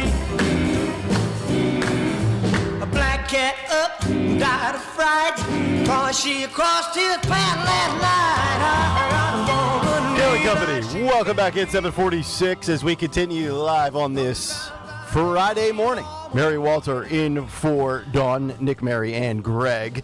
If you'd like to jump in, you can certainly do so. Multitude of ways, social media, the phones, YouTube. Apparently YouTube with plenty to say about my my Bill O'Reilly moment. YouTube.com/@1210WPHT. It happens. By the way, can I read a email I just got here? Yeah.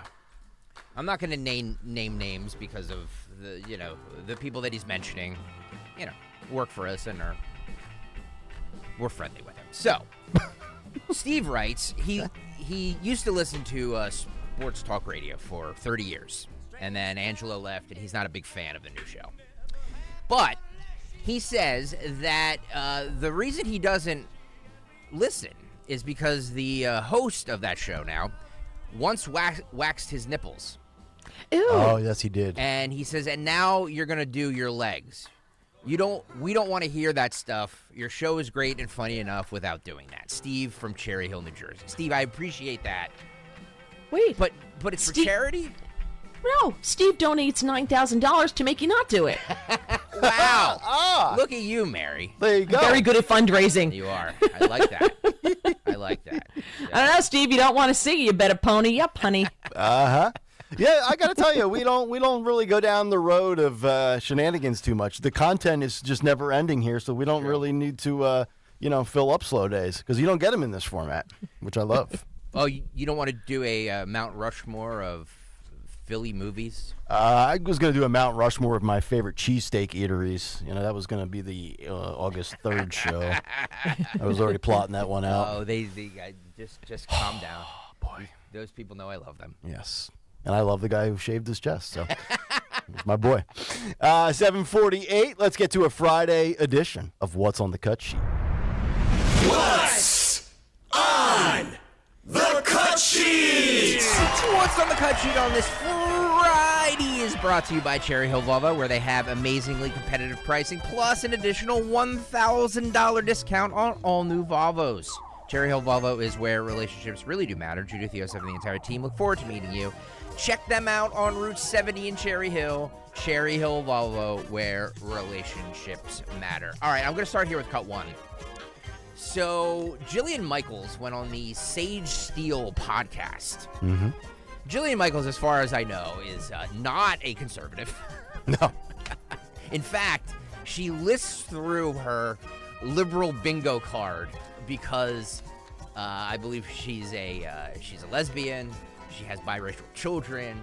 Like, you can't get more diversity than Jillian Michaels. And even she is leaving California because it got too crazy for her. Did I read that she's half Jewish, half Arabic? Yes. Okay. Yeah, she explains all that in this. A lot of boxes. A lot of boxes. And she says that, too. She says, I check all the boxes. She's the Biden bingo card wet dream.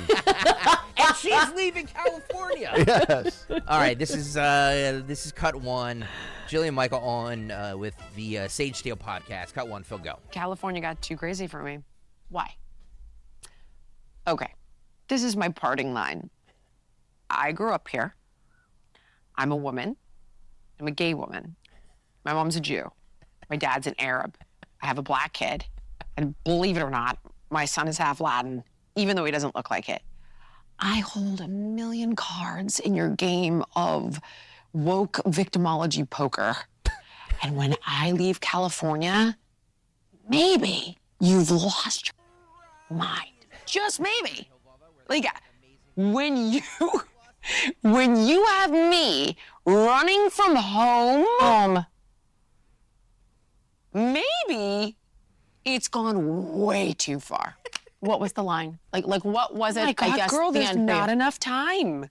And I actually take this line from Bill and Elon Musk, and they're like, I actually haven't changed. Yes. The world around me is shifting, and I haven't moved.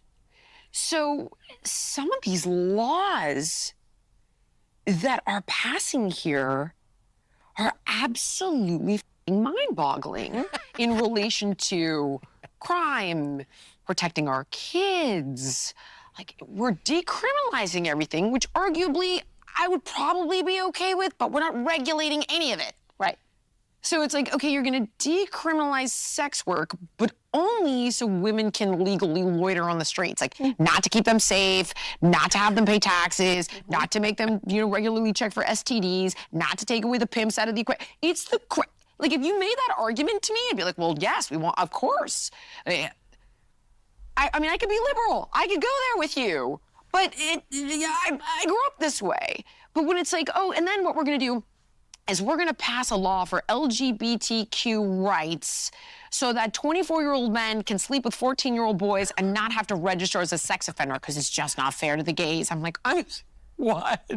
Oh my. It's what? Like, I don't know if you saw that one. That was like, I think early 2020 when they passed that law. Mm-hmm.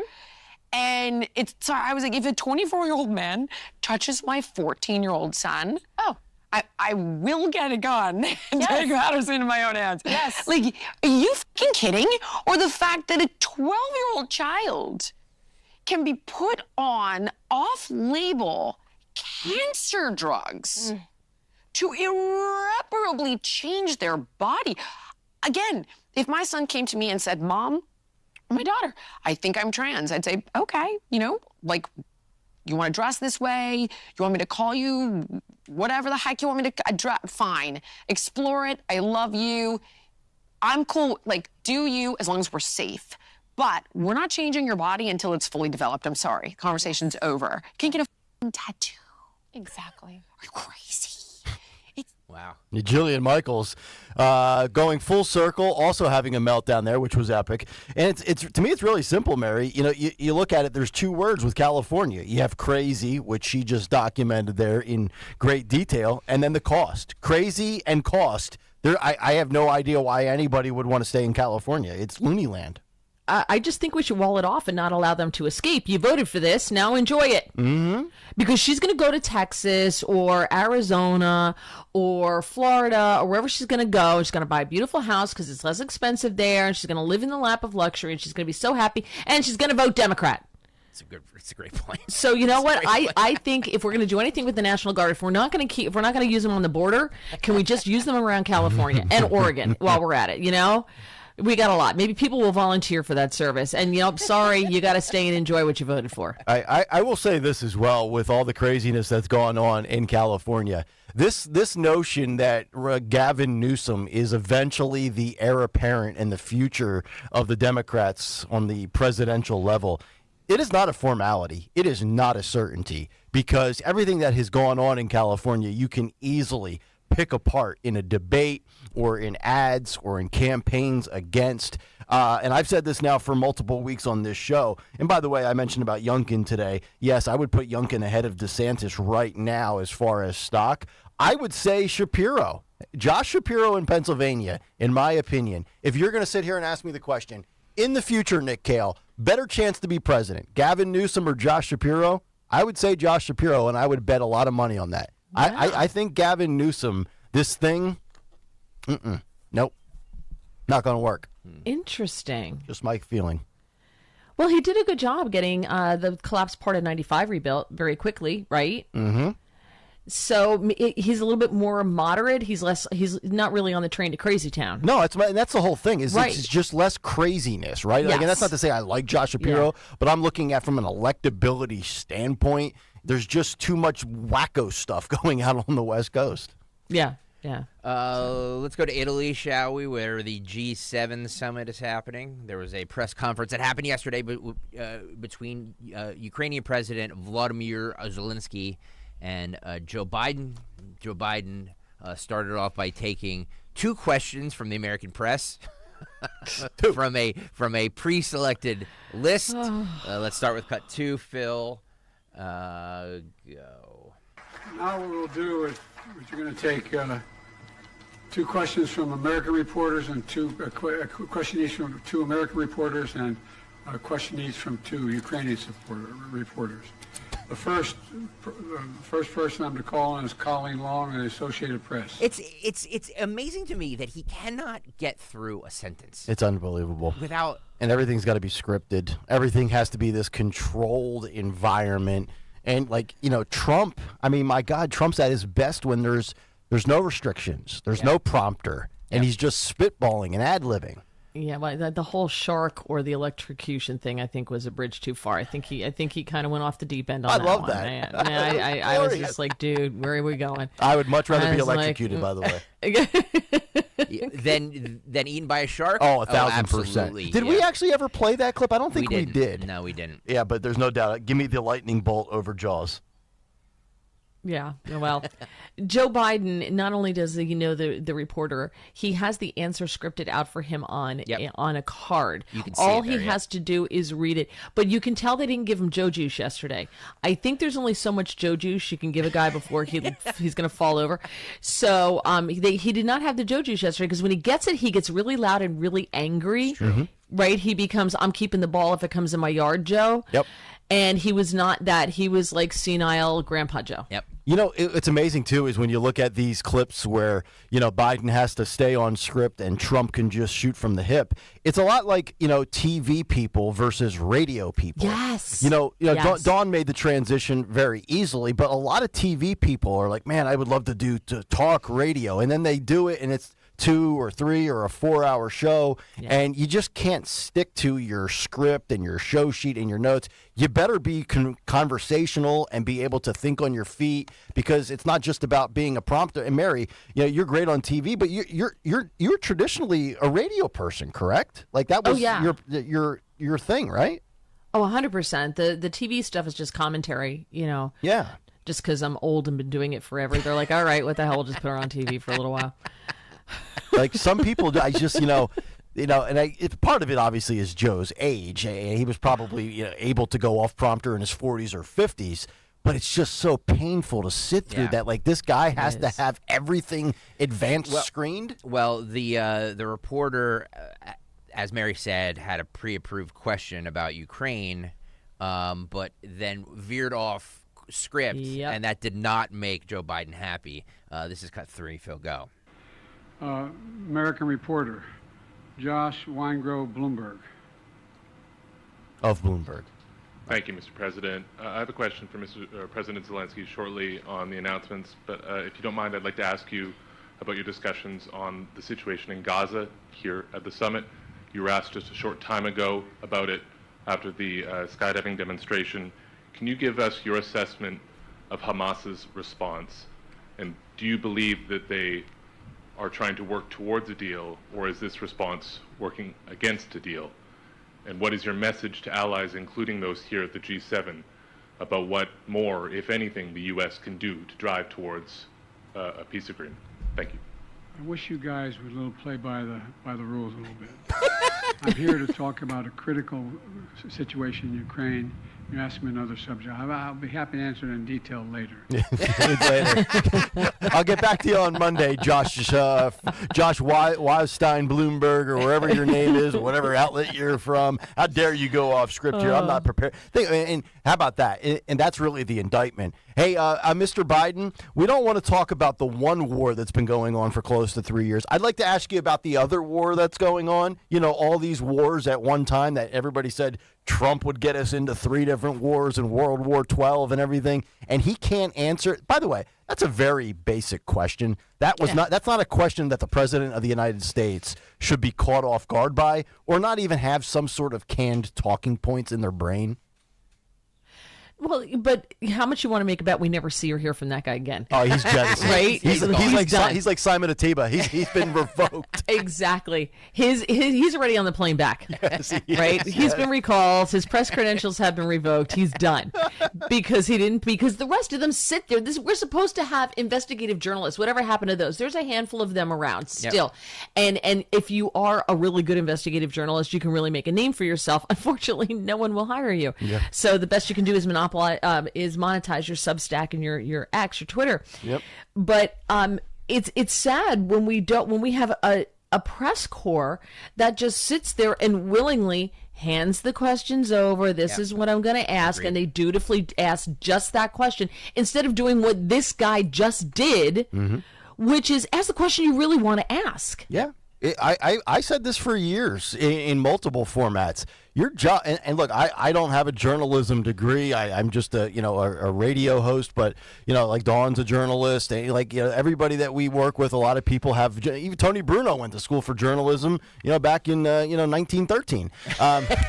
Love you, man. Bruno. Oh, that's wrong. He just had a birthday. Be nice. That's right. He's he's saying he's 71 or 72 now. God bless him. But here's the thing. Your job is not to be buddy with your interview subject, right? Whether you're covering a football team and interviewing the head coach or the president of the United States or a senator, your job is to ask the questions that the people want answered. And yeah, you might work for the Washington Post or the New York Post, but you're in debt to your audience, your readership, your listeners. Because those people don't get to ask the president the question. So stop lobbing up the softballs and get down to business here. You're not supposed to be buddy and yucking it up. It's embarrassing.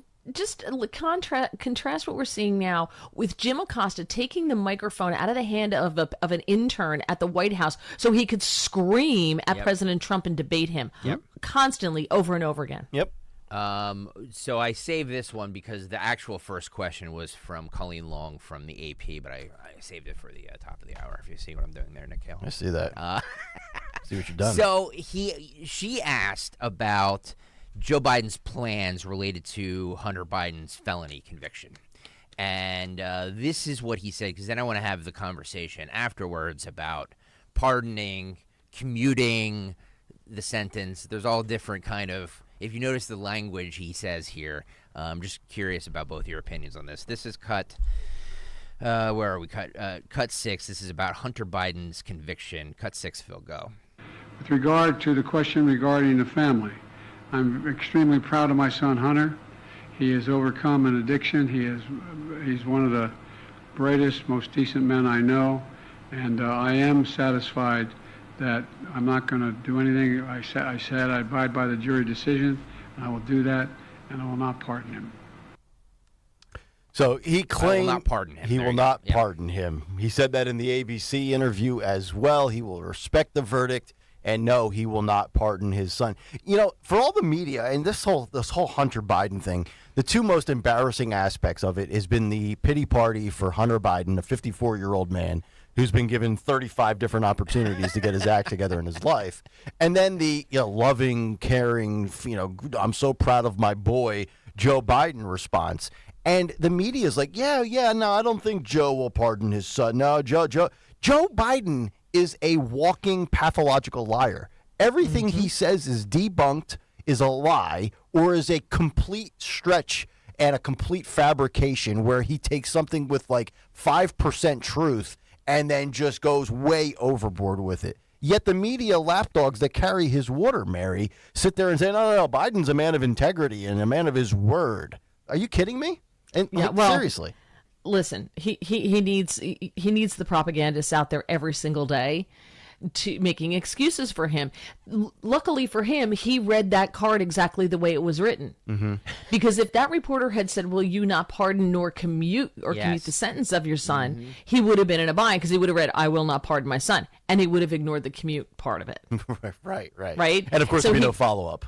Right, and of course there's no follow-up. There's no follow-up. You're not allowed to have a follow-up, and they just sit there like little lapdogs and go, yes, sir, yes, sir, yes, sir. Mm-hmm. They're so stupid because what they don't realize is eventually they come for the media too. Mm-hmm. That's correct.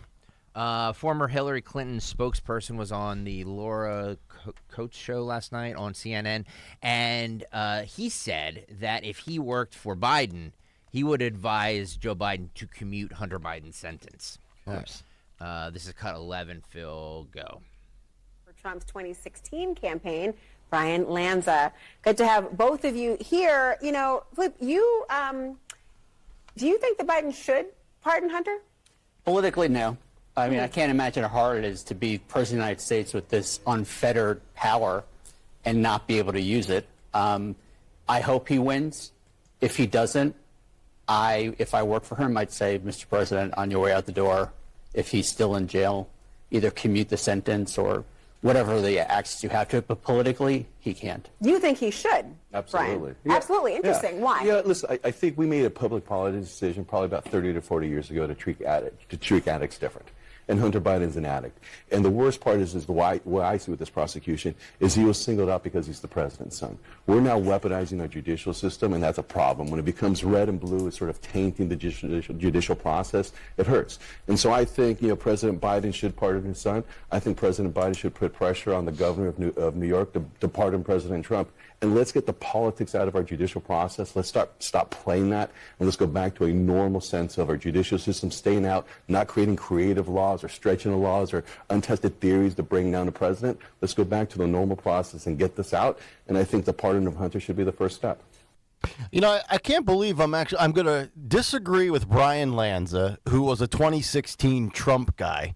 And I know he's a weasel, but I'm going to just use his quote and I don't like this guy at all, David Weiss, the special counsel. David Weiss said, this is not about the addiction or being in the throes of. This is about the violation and the breaking of the law.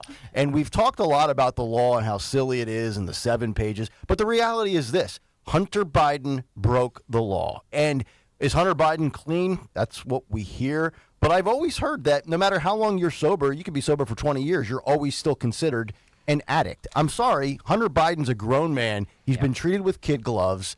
I don't wish ill will on him, but I'm sorry, this is not an excuse. He broke the law, and he was found guilty. It's a simple thing. I think that jail time may do Hunter some good, because it would force him to be clean. And he, although they do have drugs in prison, I get it. Yeah. But I think it might do him some good. But what really bothers me about this is, he was an addict. We have to understand Hunter's an addict. Yeah. It's a constant excuse. Yeah. No one else gets to play that card. I know I carjacked your wife and the baby, but I'm an addict. Agreed. Oh, okay, 100%. Fine. We're supposed to believe, I'm supposed to buy that Hunter Biden was an addict who was so dysfunctional, he didn't know he was breaking the law. He didn't know he should have paid his taxes. He didn't know all these things. He didn't know he shouldn't sleep with his brother's widow. How is he supposed to know these things? He's not supposed. So, but at the same time, I'm also supposed to believe that he was a functioning legal mind and an incredible businessman whose services were in demand all across the world and worth millions and millions of dollars. Which one is it? Yeah, it's well said. And that's the thing is, you look at your not your rap sheet, but the tail of the tape should matter. Like Hunter Biden, I'm sorry, sympathy aside for addiction, he's not a good human being. He had a 4-year-old daughter that he never acknowledged. And then you go on down the list. It's like, if you're talking about morals and integrity, Hunter Biden, he's a scumbag. I'm sorry. Mary's right, though. I am so, and maybe it's because I don't have the addiction gene in me, which I'm grateful for. And I'm going to be careful what I say, because I know a lot of families struggle with people with addictions or know people with addictions. I understand that. I just, to excuse somebody you're right, somebody comes in and carjacks me, holds, puts a gun to my son's head, and I'm supposed to forgive him because he's an addict and he was just looking for money for his next fix. Like, are you effing kidding me? No. Well, and you can forgive somebody but still want them held accountable and punished for their actions. Absolutely. It's yes. I'm not being heartless when I say that. I just feel like we need, people. I get it, addiction's real, but people need to be held accountable for their actions. The end. Mm-hmm. Yep. Yeah. Totally yeah. agree. No, I'm so sick and tired of I have time blindness. I can't be on time. Really? Yeah. Okay. So don't worry. We'll just start work whenever you get here. We start at 6 a.m. Thank you. I just so if you're one of these people because everybody's got their stuff, everybody's got their thing. Mm-hmm. But that's life, and you learn how to get over it, and you learn how to deal with it, and you learn how to be a functioning member of society. If you can't handle that, then I'm sorry, but we're moving on without you. Yes, and I look at my family, and my mom's father, my grandfather, I don't know if he was an alcoholic, but he died when I was 8 years old in 92. I swear, I only ever saw him with a beer in his hand. He was always drinking a beer. My mom's brother was always drinking beer. I like cocktails. I like gambling, but I have self-control. Like, I could easily see me going too far, and it's not to say that I'm tougher or whatever, because I know addiction is a legitimate clinical issue, but I do think there is something for self-control and accountability and mental toughness and saying, you know what, okay, I know I could end up like that, but I refuse to allow myself to go there. Like, we're always looking for, I think, the excuse as opposed to fighting through adversity in your life. And we've got to get away, and that's not to excuse mental health or addiction or people needing some sort of medicine or pill, but sometimes I'm just a big accountability, personal responsibility guy, and I'm just tired of the excuses. And then when you call people on it and they get offended for you calling them on it, it's like, no. Don't flip it back on me. Sergeant Mark Fussetti is on the YouTube chat. He says, do we excuse DUI drivers because of their addictions? No. This is ridiculous. That's the thing. If somebody has a drug problem and they're high on Oxycontin or drinks too much and then wipes out your entire family, are you going to excuse them because, well, I'm addicted to Oxycontin or I'm addicted? No. You want the book thrown at that person. Correct. I would want them electrocuted. I don't care. I don't care if they're struggling something. But did we not excuse Paul Pelosi for a DWI? Well, DWI. A DWI. That's what we call it. I like that. Right? Did we not? We did, right? Yeah. So I don't think we necessarily have an excuse problem. Maybe we have a ruling elite problem. Mm-hmm. And by the way, if his name wasn't Hunter Biden, if his name was Hunter Johnson, this guy would have been in the can multiple times. Exactly. We played this earlier, but, different audiences. Different rules for different fools. No. At the G7 summit, there was a guy who parachuted in. Is that the correct term? Parachuted? Generally, yeah. But Parashot? Don't worry, YouTube or Twitter will correct. He landed. Sure. Yeah, he landed. And Joe seemed to wander away. Phil, if you want to play this video, cut 8, Phil, go. Can we put Benny Hill music under this? No. Is there audio? No, I don't think there's audio. No. Yeah. He's kind of just wandered. Look at him there. It's just off he goes. Off. Oh, jeez. G-pop. And they're all kind of looking at him like, where's he going? He's waving to somebody. And then that's the Italian prime minister, right? Yeah, Meloni. Yeah. Now look at. Did you? If we can go back, she kind of almost does it real like on the down low. Puts the shades on. She kind of like just walks backwards a little bit, like she's still conversing with the group, and she's kind of like, hey, pop over here. Actually, Phil, if you want to run it right back here. Now watch this. Now she's on the left side of your screen right now. Initially, Yeah. Now she comes walking over. We got a runner. Where's the leash? Now she's spun back. She's still conversing, and there goes the right arm. It's amazing. This way, sir. She clearly has had children. Now, I have no idea truly what cognitive state or what Joe Biden is, officially dealing with or not dealing with. But like, is it really that difficult for the man to just stand still, just blend in with? You don't have to be, the star of the show every single moment. You could just stand there with your hands over your waist or your arms crossed and just blend in and just wait until somebody tells you to do something. Yeah. Do you think I don't think he's doing it on purpose. I just think something, and I don't say this to be funny. I always preface when I say this, my grandfather had dementia. Mm-hmm. So I've seen this. I know the look when the mouth opens up a little bit and he gets that 10-mile stare. Yeah. Well, he's going off. Well, that's how he was at the Juneteenth concert on Tuesday night. Looked like he had too many gummies.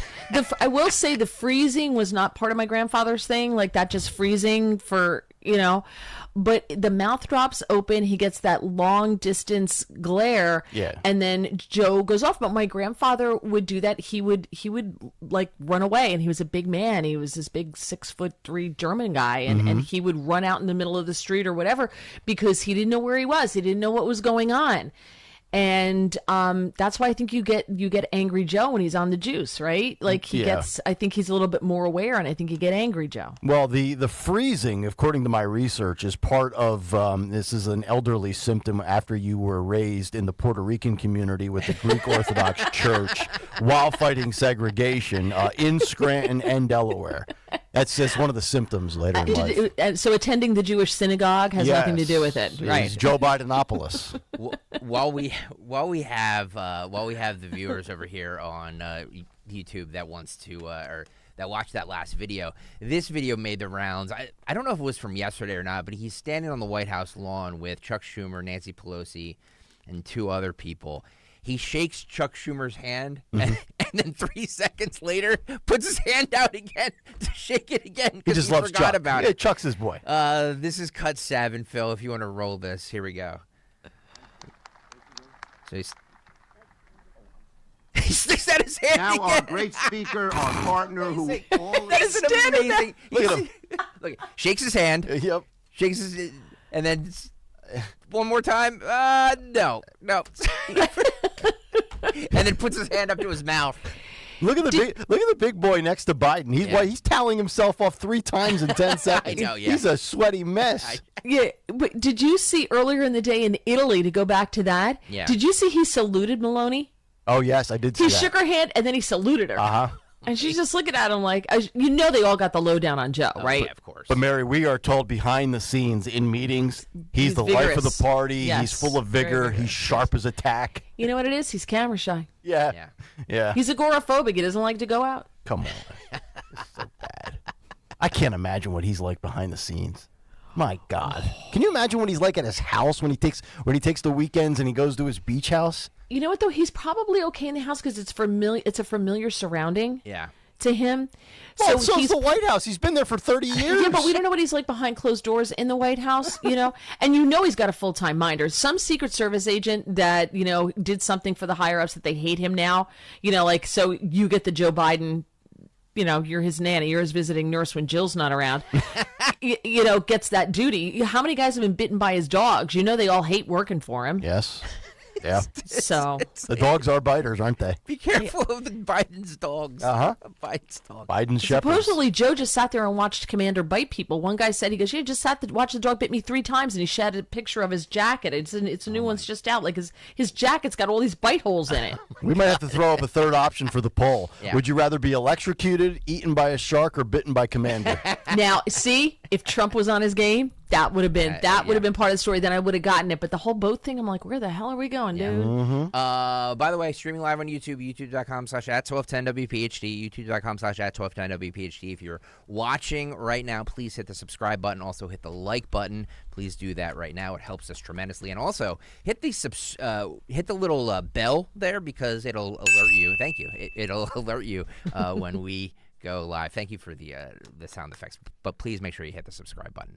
I don't usually, Nick, I know you're a fan of this guy, but I'm not so much. But I thought his speech for the Patriots Hall of Fame induction was amazing. I don't know if you saw this, the Tom Brady. Oh, yeah. It's a really inspirational speech on the power of consistency and hard work. And this is something that you talk about all the time with playing football and how it gives you discipline and it teaches you hard work. And he really emphasizes that in this little minute clip that I have of Tom Brady from the Patriots Hall of Fame induction ceremony. Yes, we always have the fact that Nick Foles beat him, so just have that. And Eli Manning beat him twice. Hard to believe, right? This is cut 9, Phil. Tom Brady, go. I would encourage everyone to play football for the simple reason that it is hard. It's hard when you're young to wake up in the off season at 6 a.m. to go train and work out, knowing that all your friends are sleeping in and eating pancakes. It's hard when you're on your way to practice, weighed down with all your gear, and it's 90 degrees out and all the other kids are at the pool or at the beach, and your body is already completely exhausted from workouts in 2 days. It's hard to throw, catch, block, and tackle, and hit kids when they're way bigger and way more developed than you, only to go home that night bruised and battered and strained, but knowing you have to show up again the next day for just the chance to try again. But understand this, life is hard.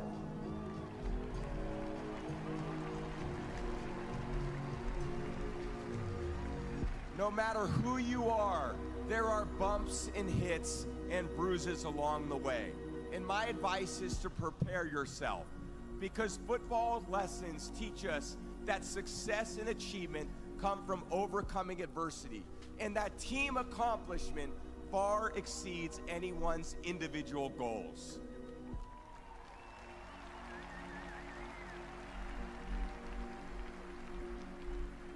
To be successful at anything, the truth is you don't have to be special. You just have to be what most people aren't. Consistent, determined, and willing to work for it. No shortcuts.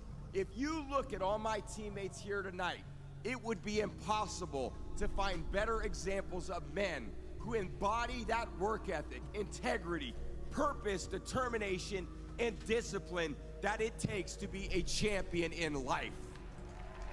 Boy, I tell you what, Wow. if that ever gets on TikTok, that whole platform will have a meltdown. It's my truth. Life is too difficult. I can't show up to work on time. I've got time blindness and all this other hogwash.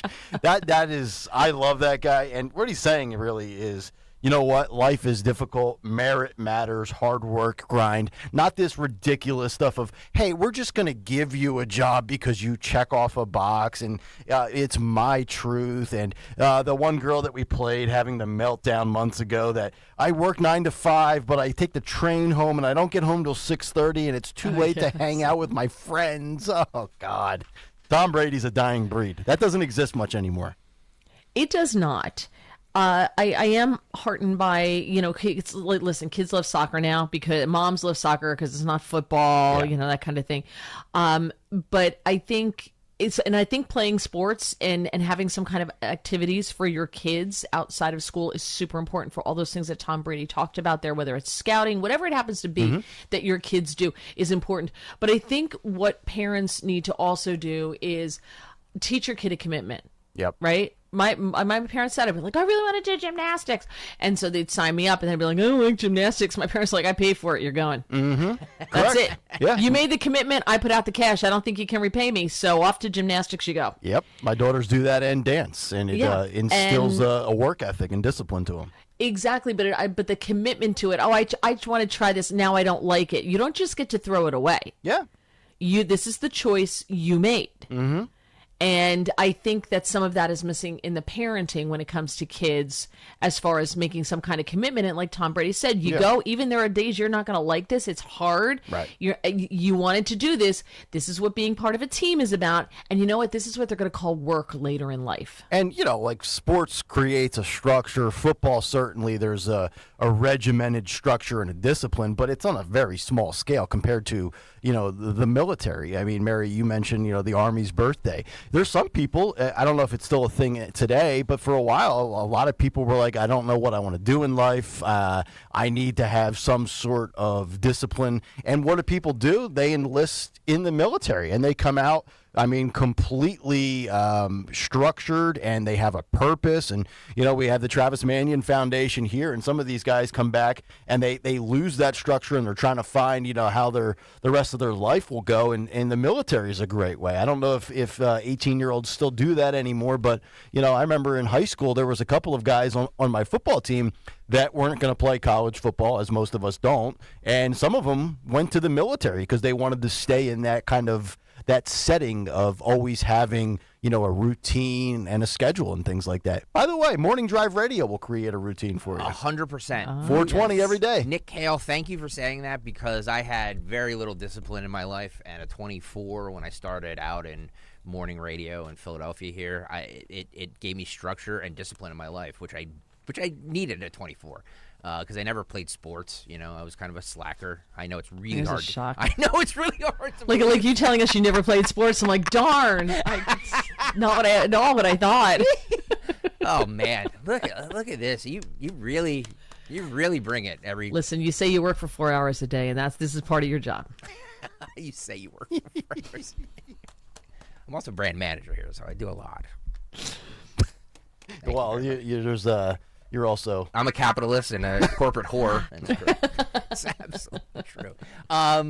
So Trump yesterday went to Capitol Hill for the first time since 2021. By the way, in this video, you'll see J.D. Vance behind him. It doesn't look like he has eyeliner on. He ran out of his Maybelline. Maybe we can get you guys to wear eyeliner to work for a week on camera to get that money. Oh, $9,000. Oh man, I would do it. Yeah, for the cause. Yeah, I will do anything for the cause. Yeah. For the families behind the Bad Children's Foundation. Please donate at gregstockersucks.com. Dan the man says, I thought Greg was a linebacker. Yeah, no, certainly not. You'd be more like a wide receiver.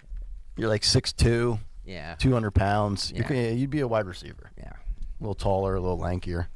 Back in the day, I was 6'2", 150 pounds, Yeah. so there's no way. There's no way I was. You actually have the lankiness for a golfer. Yeah. That's you're the perfect golf build. So Trump yesterday on Capitol Hill says that something that we've been talking about a lot on the show about the unity in the Republican Party, and can the Republican Party come together for November? This is what Trump said about that. Cut 10, Phil, go. There's tremendous unity in the Republican Party. We want to see borders. We want to see strong military. We want to see money not wasted all over the world. We don't want to see Russian ships right off the coast of Florida, which is what they are right now. That's unthinkable. We want to see just success for our country, and we don't have success right now.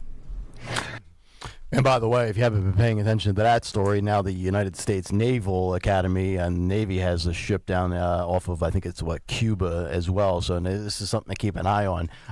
Is there more unity today maybe than there was in the past in light of the political and the persecution of Trump? Yeah, I think that's fair to say. But, in that setting, what else are you going to say? I mean, Trump's not going to sit there and say we're fractured and divided as he's got 20 of his, fellow colleagues around him. Not sure I buy the tremendous unity, but more than maybe in the past for sure with the weaponization for sure. Yeah, I think that's definitely helped. And correct me if I'm wrong, but didn't he gave a hint as to who his VPs would be by saying that he met with that person in Washington yesterday when he was there? That's the reporting. Yes, indeed. Tom Cotton was there, I'm just saying. Well, he was on the list. Tom Cotton. I do too. Very even-keeled, kind of a stoic flatliner.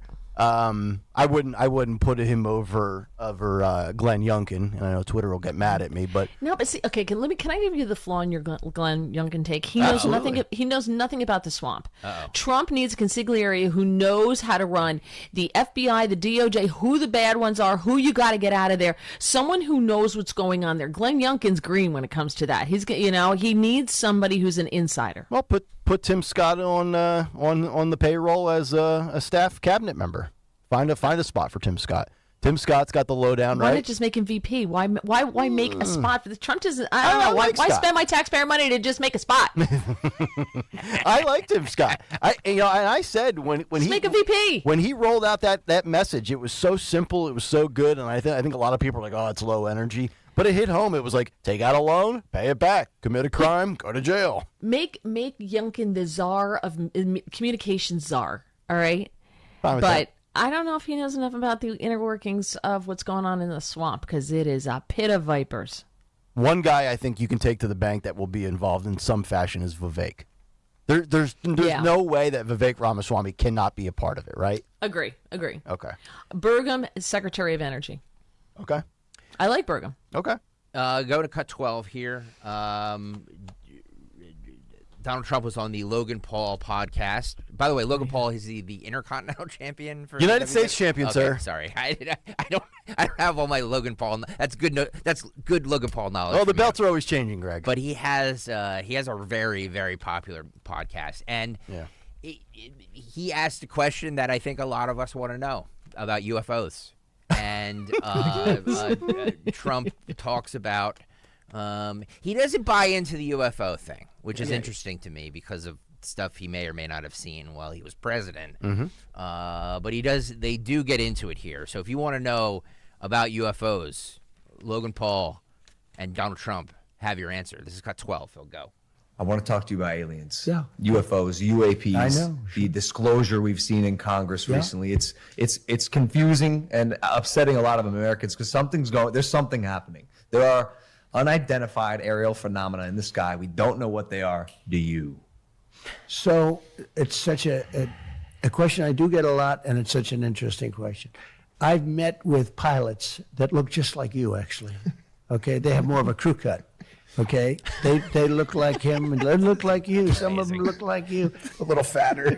But these are perfect people, Okay. and they're not crazy. conspiratorial. They're not crazy, and they tell me stories that they've seen things that you wouldn't believe. These are not people that you would say, "Gee, oh, that's No okay." way. President of the United States. But I said, was who your is phone it? That's silent? Joe Biden wanting to do an interview. So I've met with pilots, like beautiful Tom Cruise, but taller. Okay, handsome, perfect people.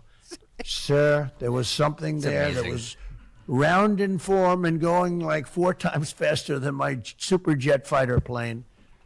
And I look at these guys, and they really mean it. Yeah. And am I a believer? No, I can't say I am. But I have met with people that are serious people that say there's some really strange things that they see flying around out there. And, if you go to Nevada and you look at that little section of where they go to look at the aliens, where they think all the aliens are landing, that, it's I think it's maybe the number 1 tourist attraction in the United States. Roswell? Yeah. Yeah. Roswell. It's I think it's the number 1. Area 51. It's the lines of people waiting. You have no idea how many times I'm asked that question. But don't you have access to that information? I have access, and I speak to people about it. I've had actually meetings on it, and they will tell you there's something going on. When they say things are going 4 times faster than my beautiful top-of-the-line airplane that goes, real fast. With no identifiable propulsion Mach system. 2, Yeah. right? These things are creating their own gravity fields, allegedly. Well, they have people that are very smart and very solid have said they believe there is something out there. What an amazing and, podcast it makes sense that there could be. I've never been convinced, even despite that. I just, for some reason, it's not my thing. But a lot of people believe that it's true. Boy, could you imagine if he just came out and publicly said, "Yeah, they're real. I've seen them." Yes. Oh my God. Well, in all seriousness, wouldn't he know? Of course he would know. Of course he knows. So, Well, if he says that they're real, then he's a threat to democracy. Right. And then the view's going to melt down. Mr. President, you can't talk about this. Sonny Hostin will take back everything she said about the Supreme Court. Here's the thing. You get into this. Is it like... I do find it interesting. And by the way, have you noticed every time Hunter Biden's in the news, there's like an alien story that gets leaked out? The sheer timing of that is remarkable. Don't know if that's coincidental or not. Does that happen a lot? It does. I mean, we have the Harvard study this past week that came out with the aliens and all this nonsense. Let's all go on the record here. Are you now? Yes, and look, unidentified flying objects does not mean it's a space shuttle with ET in it. Yeah, What does it mean? What do you think is shuttling? What do you think is commanding that thing? I mean, what do you think it's a Roomba for the sky? What do you think that is? Is it a Chinese spy balloon? Is it some other governmental aircraft? Who knows what's going on? My personal belief is no, that aliens do not exist. Is there other forms of life out there? Life, yes. Aliens, like the way we envision aliens. Yeah. They're not little green men. Well, but what are they? There has to be what stuff are they, out purple? there. There has to be stuff out there, no? Mary, help me out here. I don't think so. Yeah, I think they're out there, and I think it is the height of narcissism for humans to think that we're the only people in the entire universe. Well, let me just. Here's always been my my counter to this. So you're telling me we can find Saddam Hussein, we can find Osama bin Laden, we can't find Bigfoot. We can't find the Loch Ness Monster. Well, we can't find aliens. We can't find the January 5th bomber, so come on, lower your standards. There's no... We can't find who did the cocaine in the White House. There's no... Right, exactly. They want us to know what they want us to know, and they don't want us to know what they don't want us to know. But exactly. There's no Bigfoot and there's no Loch Ness Monster. Like, get that out of your mind. But to say that there's not something else out there... Mary's right. Is very naive of you. Something out there, yes. Little, yeah, you know, the get little green. get the little green Why? men out of They your came mind. for Al Bundy's socks and Married with Children. They used his used socks for fuel. I remember. I knew you were going to go there. God, Listen, knew I it. have friends who are Yeah. Bigfoot hunters, so don't say they don't exist. Bigfoot hunters. Yeah. Wow. They do it for fun. But, Yeah, sure. But did you see the study by the Harvard researchers who say that that these unidentified flying objects, which I can't go to UAP now, they've been UFOs my entire life. Stop changing the language. I know.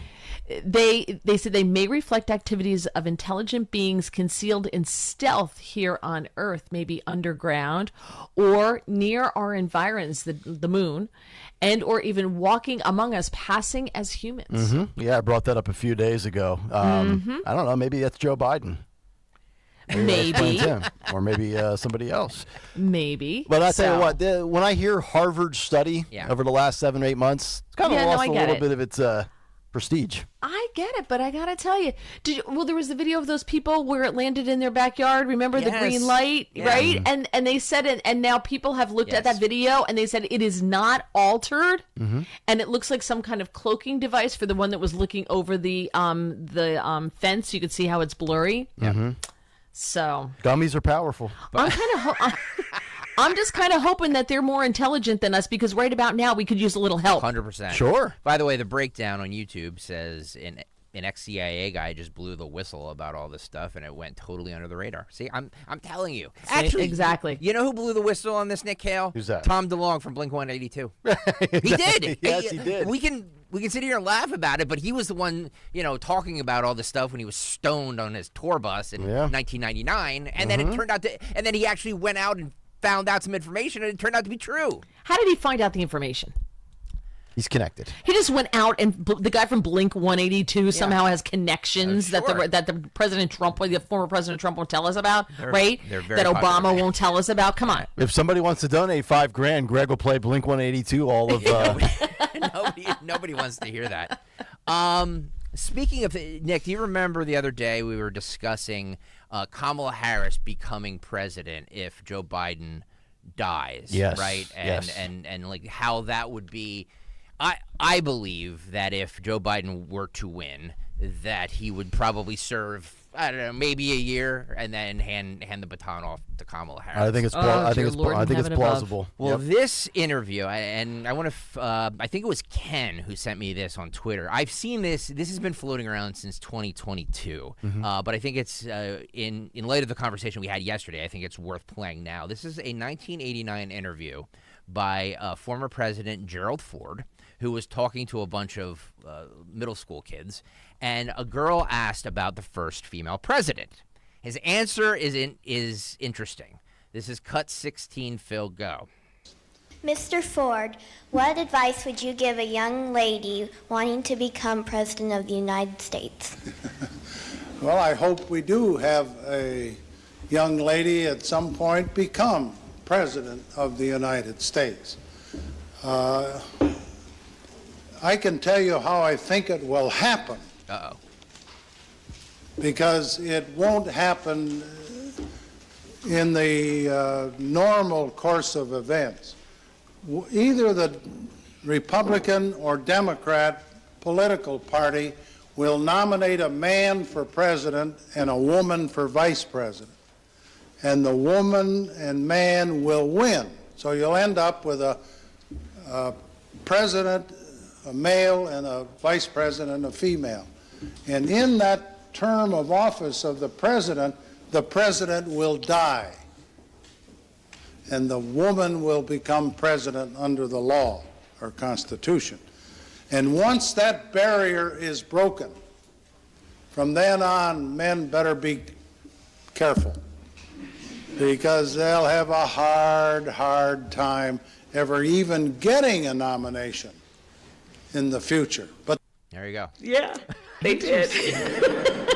Yep. Oh, God. Can you Gerald even, Ford seeing the future 35 years ago. I do think it's plausible. I do think that the reason Joe is running, remember Joe said, I'm running again to beat Trump. And maybe, just maybe, why we will not see the switcheroo at the convention in August or after a bad debate in 13 days is because They think Joe is the best guy to beat Trump, not Newsom, not Kamala, not Michelle Obama, not any other name that we've thrown out. And then, look, Joe, a year and a half in, dies or his health deteriorates. He steps aside, and God forbid, we've got 2.5 years of the Veep. I could see it happening. Yeah, and if she does 2 years, she can then run for 8 more. Well, she if can she run does, for 2 more terms after that, because you can't do more than either 2 terms or a total of 10 years. if she does 2 years, I'd like to do those 2 in Rikers. But yeah, it's just me. But let me ask you this question. And I was thinking about this last night. I had a conversation with a buddy who said, because he was a Trump guy in 2016, and then he sat out in 2020. He wants a third party. What do you think right now, in our lifetime here, the three of us on this show, is more likely? A female president being elected, not inheriting it through a death, or a third party actually happening? Female president or third party? Female president. Yeah, I would I agree. think the third party thing's rough. Yeah, I don't think it. I never see it happening in my I think lifetime. that's tough. Okay. I think that's really tough. And we don't elect a woman until the country's so far down into the handbasket that men finally turn the broom over and go, could you clean this up? That's when we get a woman president, when men have screwed it up so badly. That's how Golda Meir got the Middle East, all right? Because they had messed it up so badly that they finally said, all right, and they put a woman in. So Let me ask that's you what's this, going to Mary. happen here. More likely for that female to be president, will it come from the Democrat Party or the Republican Party? Ooh. Democrats will not allow Republicans to have the first female president. Very good point. Right? They want the firsts. They want all the firsts. Okay. But let me ask you a question. Yeah. Does Kamala play ball with whomever is currently running things? Yeah, of course. She texts. She texts Obama 5 times a day. Well, yeah, but so do you think that she's willing to just sit back though and listen? Because I think that she really thinks she's the smartest person in the room. And to be president, you really have to think you're the smartest person in the room. But she's an idiot. Well, I think she would absolutely take the instructions from somebody else. You would. Because she's all about breaking the glass ceiling, right? Right. She did it once at the Veep level. Now she wants to shatter the whole. She wants to break the whole dome. you know? Right. So she'll do it. She'll do it just for the perks. Yes. That's why Jill's doing it. So Yeah. right.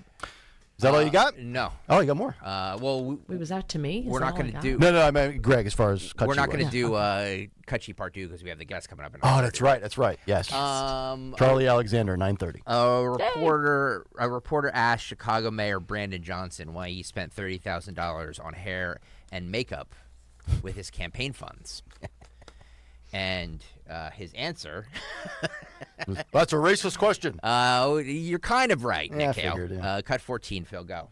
Let me ask you another question. There will be the awkward elephant in the room, and that is about the Sun-Times story last week about your spending of $30,000 from your campaign fund for hair and makeup. Can you respond to that and explain why you think that's an appropriate use of the campaign dollars to many people seems like a lot of money? I think it's always appropriate to make sure that we're investing in small businesses, especially minority-owned, black-owned, women-owned businesses. Our campaign spends money on food. We support black and brown-owned businesses, women-owned businesses, printing. There are a number of things that my campaign spends dollars on. And I'm so committed to supporting small businesses that even as mayor, just made another announcement of another $35 million available for small businesses. That's important to people, that we lift up, small businesses that, in particular, that don't always get the attention and support that they deserve. It's an amazing answer. And so we're going to continue to do that as a city, and we'll make sure that, I encourage all of you in this room, support small businesses. Go get your hair and makeup done by black people in particular. So my question right off the top there, watching his goatee is very gray. You could have used a little bit of that just for men if you're going to do makeup and hair. You get a little old in the chin. He was just supporting black-owned businesses, small black-owned businesses. Yeah, that's amazing. $30,000? Yeah. So, brilliant answer. It really is. Right? It I really have is. to you got to Yeah. give credit where credit is due. Yeah. That was brilliant. Despite the blatant racism in it, we don't go to Whitey's business. We only, we make sure we go to black and minority-owned businesses and, screw Whitey. But brilliant. But I get my hair cut and highlighted twice a year. Okay. Like, that's it. I got my hair cut in January, and I just got it cut on Wednesday. Okay. That was it. I don't spend $30,000 on hair and makeup. I know. I don't understand. Who was it, Mary? Do you remember? Was it John Edwards that spent like $900 or something like that on a haircut? I think you're right. Yeah. No. Was that Hillary? Was it Hillary in the airplane on the tarmac? Yeah. Yes. Well, Hillary is the self-proclaimed queen of hair. Where do all these Democrats go to get their hair cut? And boy, they're really getting fleeced. Yep. Hillary and Bill do a lot of things on airplanes, on tarmacs. I've Hillary heard that. haircut. Yeah, Hillary haircut. It comes right up. Yep. What's the good memory, Greg? What's the most you spent on a haircut, Mary? Well, so I just got my hair cut, and I did get it highlighted because it's summer. Looks nice, by the way. Yeah. Thank you. So you have to pay cash, because if you don't pay cash, you have to pay the 3% credit card charge.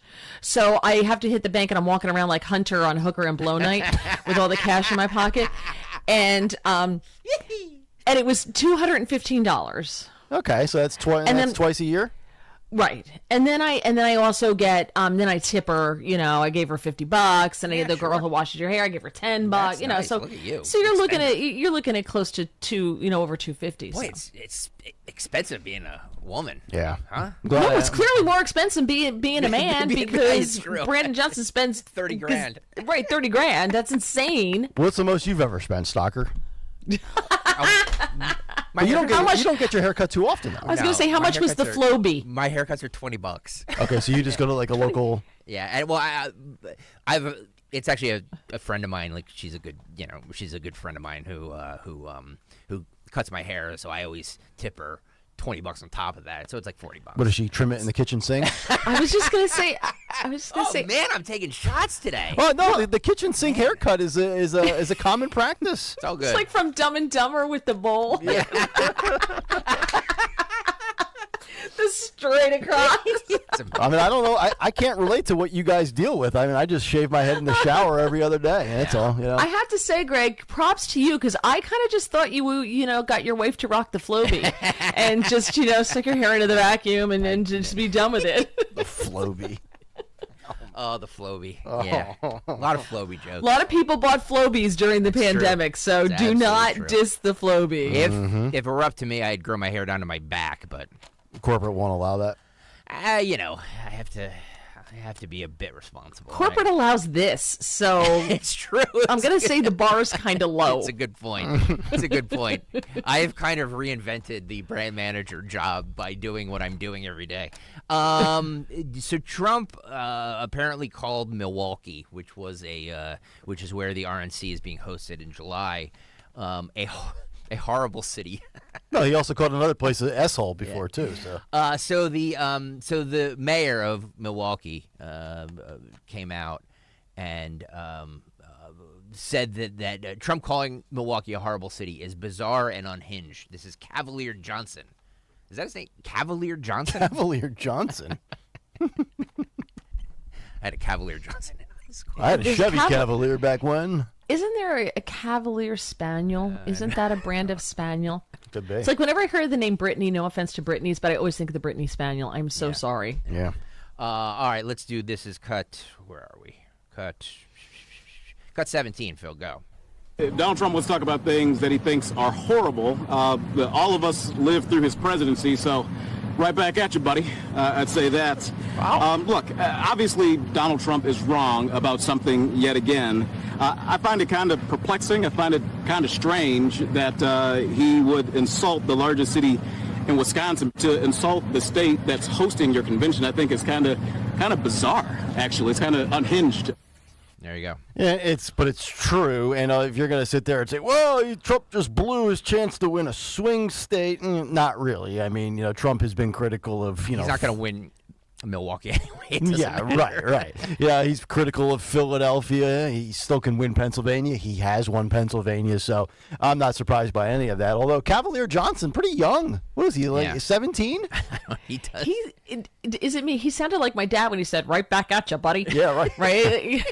Take that, Skippy. My dad was the guy who used to call the gas station attendant chief, you know? Oh, chief is the ultimate Chief. sign of disrespect. Right. When you chief What up, somebody. chief? Yeah. Okay, chief. Guy down the hall used to say that for years on the sports station. Now, but to be fair, the Democrats did what they do really, really well. And they just took a snippet of what Trump said. And apparently the leaks are starting already. Did you notice that? Yes, Trump yeah. said that in private. The leaks are starting already with Trump because we leak with Trump. He's got a pit of vipers around him. He was speaking about the crime problem in Milwaukee. That's what he was talking about. And also the election integrity or lack thereof in Milwaukee. So to just, this is what they do, you know, grab them by the, you know, they just take a piece of it. They don't give the whole context of the comment. Well, that's what they did with Byron Donalds. And the toadies jump on board and they repeat it. And then the propagandists on X who think they know everything, repeat it. And you know, Yep, it's effective. They do it well. The way the social media news cycle works, right? That's how they do it. Yep. One more. David Axelrod was on Jake Tapper's show yesterday and actually said something that is you guys will probably agree with. He says that if you're talking about democracy over the dinner table, it's probably because you don't have to worry about the cost of the food on your dinner table. Yes. Is what David Axelrod said yesterday. Cut 5, Phil, go. David, so Biden and the Democrats are really emphasizing to a great deal the threat that they say Donald Trump poses to democracy. How satisfied are you with the messaging? Do you think it's effective? And do you think this is something that they should be talking about as much as they are? Well, look, I think today it made sense when Trump was returning to the Capitol after, 1,254 days or whatever it was, 1,254 days after he sent a mob rampaging through that building. I think it was an appropriate time to raise this. We'll see how extensively they use that ad. Look, I've said before, I mean, Jake, you know this, I'm the son of a Jewish refugee from Eastern Europe, and I so love this democracy, and I think this is a central concern. But I've also said, if you are talking about democracy over the dinner table, it's probably because you don't have to worry about the cost of the food on your dinner table.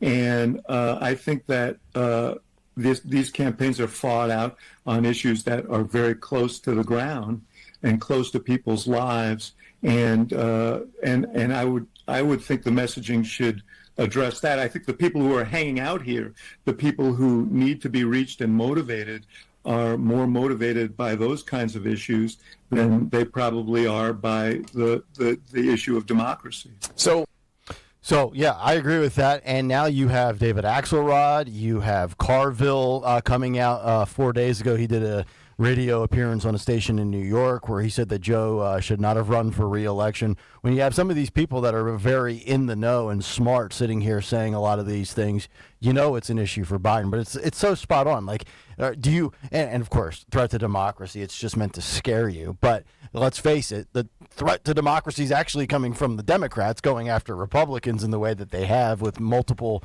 constitutional violations. But do you really care about democracy if that pizza that used to be $14 is now $22.99, Mary? Like, you're not talking about that at your kitchen table. No, I agree. But I do think people do care about democracy. I think they do. But I think they care even less about January 6th. Mm-hmm. Well, the polling shows that, right? Right. And the Democrats can't run on, if you want to have fun, go on X and just ask for a Biden supporter to tell you why they're supporting Biden without using the word Trump. They can't do it because he doesn't have, they can't cite policies. They can't do anything. It's just that Orange Man bad, January 6th, blah, blah, blah, blah. Orange Man bad. What I found interesting is that David Axelrod, of course, has to tout out his bona fides, you know, his victimhood ranking of, you know, being Jewish. And he trots that out, but I don't see him talking about the real threat to Jews. I don't see that the rise of anti-Semitism in this country coming from his side of the aisle, not the right. It's coming from the left. You saw this scene on the New York City subway, and I've ridden the New York City subway many, many times. And I never felt afraid on the subway because when I was riding it, New York City was not a hellhole. And with the Hamas supporters that got on that subway and were just screaming, if you're a Zionist, get off this train. It's your last chance to get out. I mean, that, and the train was packed. It was during rush hour. You know, I don't see him talking about that. That's a threat that people are talking about at their kitchen tables. Yeah, well said. All right, that'll do it for the Cut Sheet. 8 o'clock hour brought to you by Styles CFO Services, the full suite of accounting and financial services to help transform your company, big or small. Visit stylescfo.com for your free 21-point assessment. All right, coming up in the 9 o'clock hour, we've got our morning mystery movie clip at 9:20. We've got Charlie Alexander, who's got some very interesting reporting from Delco. That'll be at 9:30, and then a couple of other tidbits before we wrap up. And also, I've got a couple of artificial intelligence stories that I want to get to as well. But we're going to actually round back a little bit to Trump and Biden as we begin the final hour. We talked earlier this week in a big take about the red wave across the pond. The Biden administration, they're not worried, but they are wary. We'll get to that as we continue. It's Kayal and Company. Mary's in for Dawn on Talk Radio 1210 WPHT. Do you feel like you're going through life clouded by doubt? Talk to California Psychics. Our trusted and accurate psychics are available 24/7, and we guarantee if it's not life-changing, it's free. Download the app or connect with us at CaliforniaPsychics.com. Right now, new customers get 80% off their first reading. Experience the joy of certainty. California Psychics. As a roofer, spring means the start of my busy season, which means I've got to get organized. With help from Beacon, I can save time with Beacon Pro Plus and 24/7 access to live pricing, delivery tracking, order history, and more. Plus, this spring, I can earn $1,000 and the chance to win a $25,000 backyard renovation just by buying my CertainTeed shingles online with Beacon. No purchase necessary. Now that's what I call a spring cleanup. Visit BECN.com for official rules and to start earning entries. The Angie's List you know and trust is now Angie, and we're so much more than just a list. We still connect you with top local pros and show you ratings and reviews, but now we also let you compare upfront prices on hundreds of projects and book a service instantly. We can even handle the rest of your project from start to finish. So remember, Angie's List is now Angie, and we're here to get your job done right. Get started at Angie.com. That's ANGI, or download the app today. Here's Heather with the weather. Well, it's beautiful out there, sunny and 75, almost a little chilly in the shade. Now, let's get a read on the inside of your car. It is hot. You've only been parked a short time and it's already 99 degrees in there. Let's not leave children in the back seat while running errands. It only takes a few minutes for their body temperatures to rise, and that could be fatal. Cars get hot, fast, and can be deadly. Never leave a child in a car. A message from NHTSA and the Ad Council. The impact of a meal goes well beyond feeding our bodies. Because when people don't have to worry about where their next meal is coming from, they can truly thrive. Like Marta. And now we'll hear from our class valedictorian, who with our hard work never ceases to amaze us. Please welcome Marta Moreno.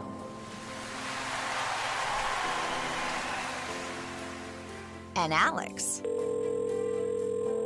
Hey, Alex, how did the interview go? I did it! I got the job! I can't believe it! I knew it. Let's meet up later to celebrate. And Diego. Mom!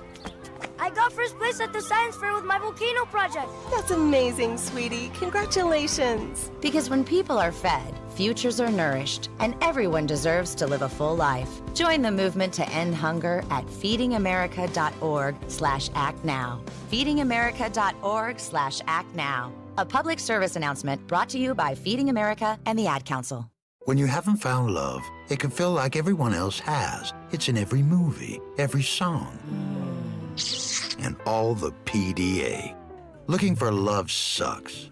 Thankfully, California Psychics can give you the guidance you need to find the one. We guarantee if your reading isn't life-changing, it's free.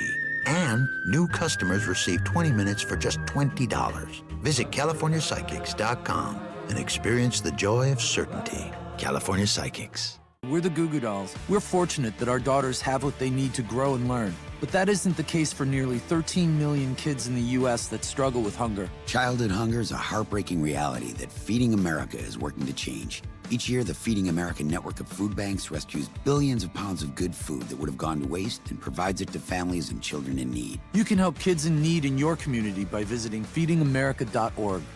Brought to you by Feeding America and the Ad Council. WPHT, WPHT HD, WOGL HD3 Philadelphia. From the Cherry Hill Volvo Studios, where relationships matter.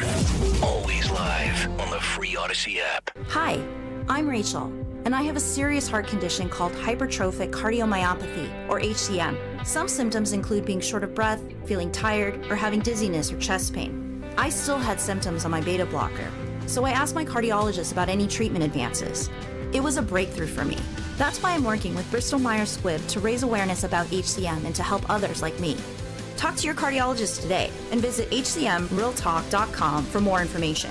Sponsored by Bristol Myers Squibb. Don't miss Good News in Real Estate with Deanne Katsaros and Mark Cumberland, Saturdays at 1 p.m. Find out all you need to know about home buying and selling. Considering a career in real estate? Visit PhiladelphiaRealEstateClasses.com. Good News in Real Estate, Saturdays 1 p.m. on WPHT. Hi everyone, Matt here from Emmons Roofing and Siding. There are a lot of companies out there that say they do roofing, siding, windows, and doors. Some good, some not so good. Be careful of those that say buy two, get two free. Does that really make sense? Think about it. At Emmons, we don't offer gimmicks, just quality products installed by our experienced craftsmen. We do offer 12 months, same as cash financing though. That's not a gimmick. That's because we know how tough it is for some people right now to get these projects done. If you need roofing, siding, or windows and doors, call us for a free estimate today at 856-885-6677 or visit us at callemmons.com. Don't miss The Education Show with Dom Giordano every Sunday morning at 5:30. Find out how you can help your child or grandchild succeed. Sponsored by New Hope Academy. Drive in with Kayal and Company mornings 6 till 10. Drive home with Rich Zioli afternoons 3 till 7. Live and local on Talk Radio 1210, WPHT, and the free Odyssey app. King Creole. There's a man in New Orleans who plays a rock and roll. He's a guitar man with a great big soul. He lays down a beat like a ton of coal. He goes by the name of King Creole. You know it's gone, gone, gone. 9:02, Kayal and Company, fourth and final hour underway here on this Friday. Talk Radio 1210 WPHT. Get us on the free Odyssey app. Watch us live on YouTube. Nick Kayal, Mary Walter. Mary is in for Dawn this morning. The Army's birthday, Flag Day, Trump's birthday, Dawn's birthday. Have I missed any? This day seems like to be like a very significant day across the board. A lot going on in this day. A lot going on. Unbelievable. Yeah, go back 9 months and figure out what was going on this day with all the birthdays. Yeah. Well, we'll find out what happened today in music history in about 50 minutes as Phil Almquist will hit us with another rendition of Today in Music History. Morning Mystery Movie clip in about 17 minutes. And then some of the things that are transpiring in Delco as our buddy Charlie Alexander is going to join us. He was with us a few months ago when he uncovered a lot of stuff going on with migrants in Delco that the local authorities were denying, and Charlie was doing some great, real grassroots journalism. Nowadays, the Philadelphia Inquirer, it's all left-wing lapdog nonsense, so we'll get to that. And Mary Walter is with us this morning. You can... by the way, you want to promote the podcast or anything? You got any TV hits coming up today? What are you doing? I thought you'd never ask. No, my TV hits Monday between 4:30 and 5 o'clock on Newsmax. I'm always on Mondays between 4:30 and 5. And podcast is Tuesdays, starting at 7:15 Eastern Time, live on YouTube and on Getter. And you can leave comments and you can ask questions. And I think I know who my guest is this week, but I'm not 100% sure, so I'm not going to promo that. But the audio is available on Apple Podcasts and Spotify. Just look for Mary Walter Radio. That's right. No S on X, on YouTube, Getter. That's where the podcast is live. And then also Apple Podcasts and Spotify. Thank you so much. You are welcome. I just had to do that to filibuster to find my story I wanted to get to. So prepared. Yes. So earlier this week, I thought this was fascinating. We did a big take on it. We had all the hoopla and the hysteria, 2022 midterms, the red wave. And yeah, the Republicans took back the House narrowly. And, DeSantis did his thing in Florida. But for the most part, it was crash and burn. And then you sit here and you see what's happening overseas as a new era in Europe is underway. And I cited this post earlier in the week. I mean, we have France, we have Germany, we have Belgium, we have Italy, Austria, Spain, Luxembourg, on and on and on. And I think some of this started with Javier Milei in Argentina and his popularity and success. And, you compare him with Trump. And there's now a story out from Politico.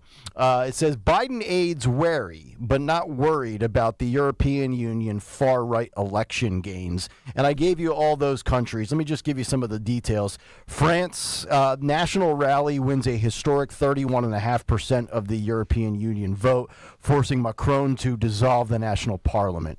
Germany, the AfD surges to become the second largest party as Liberal parties tank. Belgium, Prime Minister resigns after a crushing defeat against the right. Italy, Meloni's brother of it, let me read this one more time. Meloni's brother of Italy wins in a historic landslide. Spain, the right is beating the left by 10%. Luxembourg, first ever seat for ADR. Austria, FPO doubles their seats and becomes the largest party in the nation. Is that a cause for concern for the Democrats here? And equally, is that giving Americans that are Republicans that were let down 2 years ago hope that what we're seeing across the pond is going to sweep across here in the States? What do you think of that, Mary? So, immigration's the driver for most of this across Europe. Yeah. Hungary as well. You see it there as well. It's because of immigration. Immigration obviously is a big problem in this country as well, but because those countries are so much smaller, immigration has a disproportionate impact there than it does here. Mm-hmm. So there are a lot of people who are not affected by illegal immigration right now, not personally in their lives, right? So yes, immigration I think is like the number one or number two. It's the economy and immigration are the number one or number two issue. Right. So, but is that enough to make people who really, really, really want abortion going to vote for Trump? Yeah. I don't know. Right. So I think that's the wild card here in this country when it comes to that. Also, I say this a lot, but the fact that the Democrats are not concerned about anything really bothers me. Yes, it does. Right? It really, really, there's something going on that really bothers me. And Jake Novak was on my show on my podcast on Tuesday. And he got in trouble because he got his hands on a pre-printed ballot. Mm-hmm. And exposed it. Mm-hmm. And his life was hell for a while. Yeah. And I think it's one of the reasons Joe's the candidate. Well, and one of the reasons I think Joe's the candidate is because they have to nominate him virtually, right, before the convention. So there'll be no broker convention at for the DNC. They have to nominate him virtually because of Ohio in order to get him on the ballot in Ohio. So they already know he's going to be on the ballot. I hate to say it, I don't trust the Democrats and I don't trust the system. Agreed. And because of that, I think that they're just so convinced in their ability to have, I mean, we had ballots rolling in December that were being counted, right? We didn't know in January if it was definitely Joe Biden. Yeah. So because of the ability, because they've managed to pull that off, that now ballots can roll in December and they're counted and they're not concerned. I don't think this means squat in this country. There's a video documentary that The Blaze did. If you want to watch it, it's on their website. Speaking of, I think it was in Michigan somewhere where they were going through all the amount of people that ended up voting that were dead people and things like that. Yeah. And that's the concern is when you hear the public confidence, like Kamala Harris when she was a few months ago, oh, we're going to win. We're going to win. It's like one thing to say it publicly, whether you believe it or not. But if you also believe it behind the scenes, yet you're not really running on any policy. That's the wild part is, and I think that's the unique part about this time around is you can sit there and it's like I said this yesterday, if you're a shopper, you can pick up the two products and you can look at product A and see all the ingredients and all the health stuff and the nutrition facts on the back and the cost and everything. And then you can look at product B.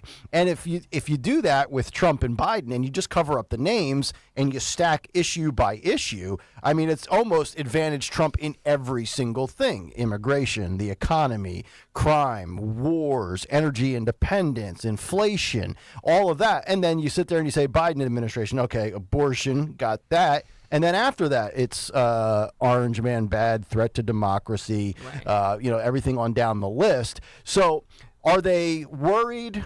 Are they a little leery? According to Politico, Biden administration officials looking at the far-right wins in the EU parliamentary elections are stressing one thing. It could have been worse, was a quote from a Biden aide. Still, far-right forces are increasingly coordinating and feeding off of each other globally, which, to your point, immigration is the driving force for sure, while pushing politics rightward in some countries.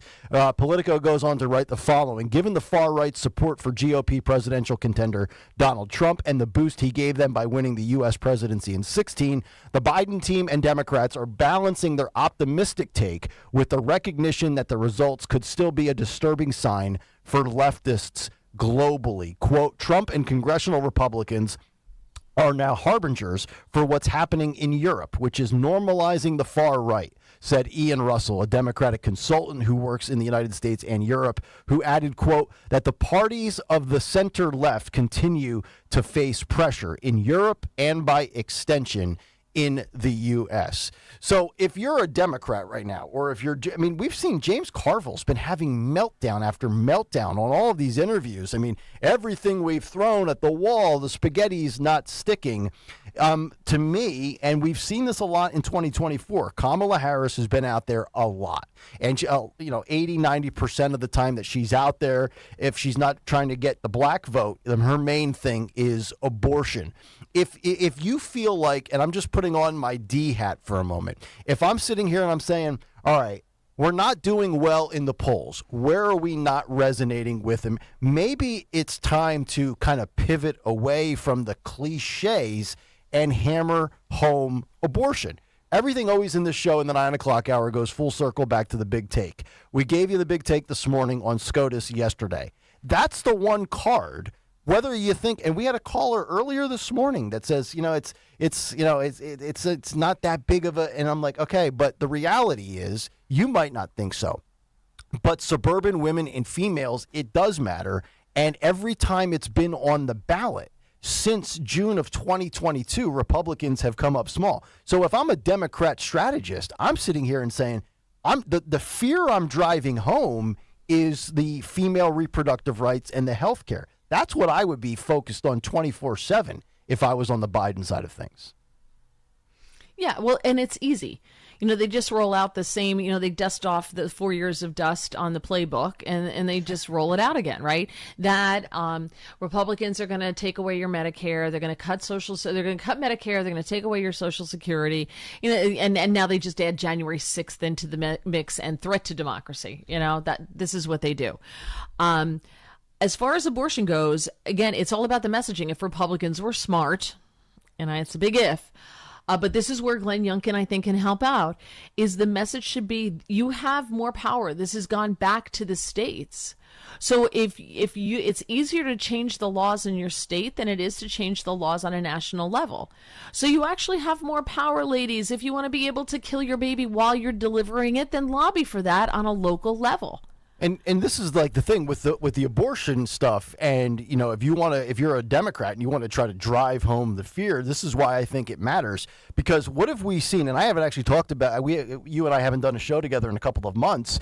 We've seen how many, in the last 4 to 6 weeks, mainstream media TV shows or talking head shows like The View.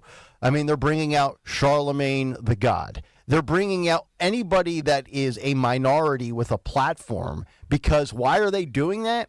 Because Trump now more than ever has a sizable percentage of the black vote. And yes, I get it. It's still, in the grand scheme of things, it's not a majority, and it never will be. But he went from 6% in 2016 to 12% in 2020 to somewhere probably now north of 15%. What that number is, I don't know. If it's 20%, that could swing the election. And, oh, by the way, if this election is about swing states, let's look at Georgia, Atlanta, big black population, Pennsylvania, Philadelphia, black population, Detroit, Michigan, Phoenix, Arizona, Milwaukee, Wisconsin. So if Trump only goes from 15 to 18% of the black vote, or 15 to 20%, we might sit there and say it's not that big of a jump. But in an election where the swing states were decided by 44,000 votes 4 years ago, that could be the ball game right there. Yeah, it could. That's why the printing presses are working overtime. Are they out of ink yet? Because our printer's out of ink every other day around here. Because I'm killing trees left and right. I've worked in radio stations. It's not that the printer's out of ink. It's that no one will change the cartridge. Yes. No one will do it. And the woman has to come by. A woman has to come by and go, for the love of God. And then she does it, and she takes it out, and then she fixes it, and you're all good to go. She's right. She's absolutely right. 100%. I can do a lot of things. If you ask me what's wrong with the printer, I have no idea. I know. I'm just like, I hit print, and if it doesn't do it. Mm-hmm. And if you open the door, there's steps that are numbered right there for you. I barely know where the paper thing is. Right. So you're one of those guys who goes, I'll just wait till a woman comes along and fixes it. Luckily, it's Friday here, so our offices are a ghost town. Nobody's here. Well, they're a ghost town 4 out of 5 days. So if we want something done, we'll have to wait till Tuesday. That's right. Tuesday's a big day around here. I used to play that game, and I would fix it so I could print stuff out. Yeah. And then I would take the paper back out of it that I put in it to print my stuff out, and see you suckers. Screw all you. Exactly. All right, morning mystery movie clip in about 4 minutes. We'll wrap with this. I do want to pass this along because I try not to just give polls that show just Trump up by 10 points. Trump and Biden. Oh, really? That's good. I'm glad you're a radio host that doesn't do that. Well, I mean, let's be honest. Every poll that we've given that is favorable of Trump in the past hasn't panned out. So Trump and Biden are now tied in the 538 election forecast. I believe that used to be Nate. Does Nate Silver still own the 538, or did he sell that? I think he does. Does he? Yeah. I don't know. I could be wrong. It's just not been top of mind for me lately. Yeah. But I like polls like this. I don't want people to get complacent. Right. That, Trump's going to win. It has to seriously, for it to be, in my humble opinion, for it to be a quote unquote fair election, it has to be lines of people waiting to vote. You have to blow it out. Everyone has to go and vote. And don't just sit back and go, Trump's got this in the bag. Don't worry about it. Yeah. Biden voters, feel free to stay home. But Trump, can I get in trouble for saying that? Didn't some guy go to jail for saying that? Telling people? It was a meme. Yeah. It was a meme he put up there that said, vote, if you want to vote online or something like that, here's the thing. And it didn't go anywhere. Right. God, he put a broken link up. Oh my God.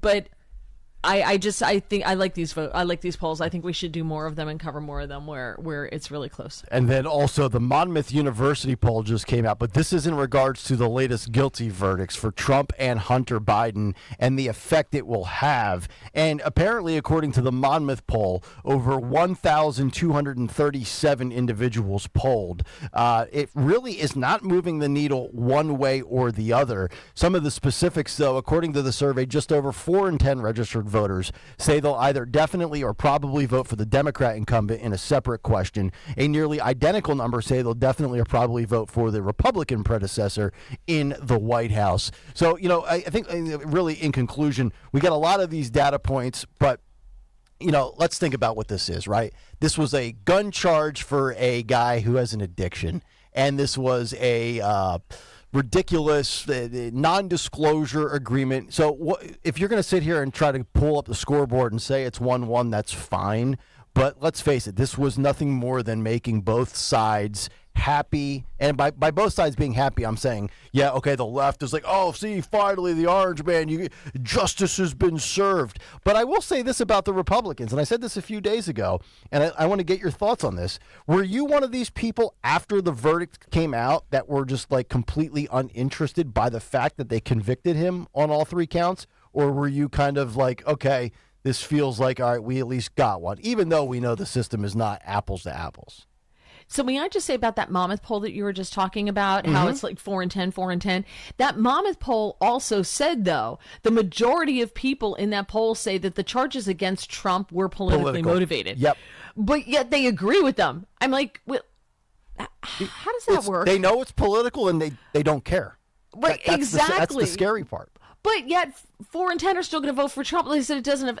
I don't. It's weird. Yep. I don't know. That to me was a head scratcher. So people, again, we need aliens that are more intelligent than us. We need artificial intelligent candidates. We do. And we need aliens to vote. CAI, alien intelligence. There we go. All right, 9:20 on this Friday morning. Let's get to our morning mystery movie clip. And now, the morning mystery movie clip on Kayal and Company. Talk Radio 1210 WPHT. Who has a safety deposit box full of money and 6 passports and a gun? Who has a bank account number in their hip? I come in here, and the first thing I'm doing is I'm catching the sight lines and looking for an exit. I see the exit sign too. I'm not worried. I mean, you were shot. People do all kinds of weird and amazing stuff when they're scared. I can tell you the license plate numbers of all 6 cars outside. I can tell you that our waitress is left-handed and the guy sitting up at the counter weighs 215 pounds and knows how to handle himself. I know the best place to look for a gun is the cab of the gray truck outside. And at this altitude, I can run flat out for a half mile before my hands start shaking. Now, why would I know that? How can I know that and not know who I am? Think you know what it is? Be call at 12 at 855-839-1210, and you could win this great prize. On this day in 2002, that movie came out. If you know it, caller 12, 855-839-1210, the phone number. You'll get a 4-pack of tickets to see the Reading Phillies coming up on Friday, July 5th, which is also fireworks night at the ballpark. Caller 12, 855-839-1210. Best of luck as we'll get our winner on the other side. 9 o'clock hour brought to you by Bounce Back Physical Therapy. Pain doesn't care about your age, gender, or sport, but they do at Bounce Back Physical Therapy in Wayne, PA. They specialize in sports injuries and get you feeling better in as few as 3 visits covered by most insurance plans. Visit bouncebackpt.com to book an appointment today. Charlie Alexander at 9:30. But first, let me tell you about my friends with Families Behind the Badge. Guys, gals, you know our love for first responders and also great causes. And, of course, the bike ride. Hopefully you can join me again in supporting the Bend to the Shore Bike Tour. It's coming up 5 weeks from Father's Day. It's Sunday, July 21st, and you have a ton of options here. You can ride 65 miles from Philly to AC or 30 miles from Hamilton.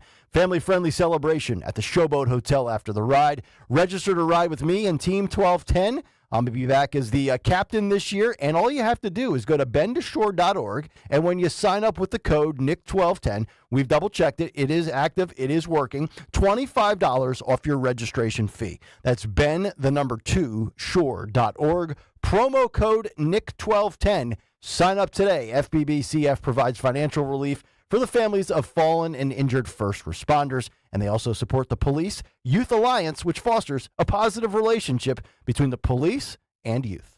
Are you the decision maker in your company? Consider this. For the first time in decades, there's a better option for a corporate card and spend management platform. Meet Ramp, the only corporate card and spend management system designed to help you spend less money so you can make more. Most corporate credit cards offer points as incentives, but those points amount to less than their worth in real cash value. Ramp's business cards offer you cash back, real money in your pocket.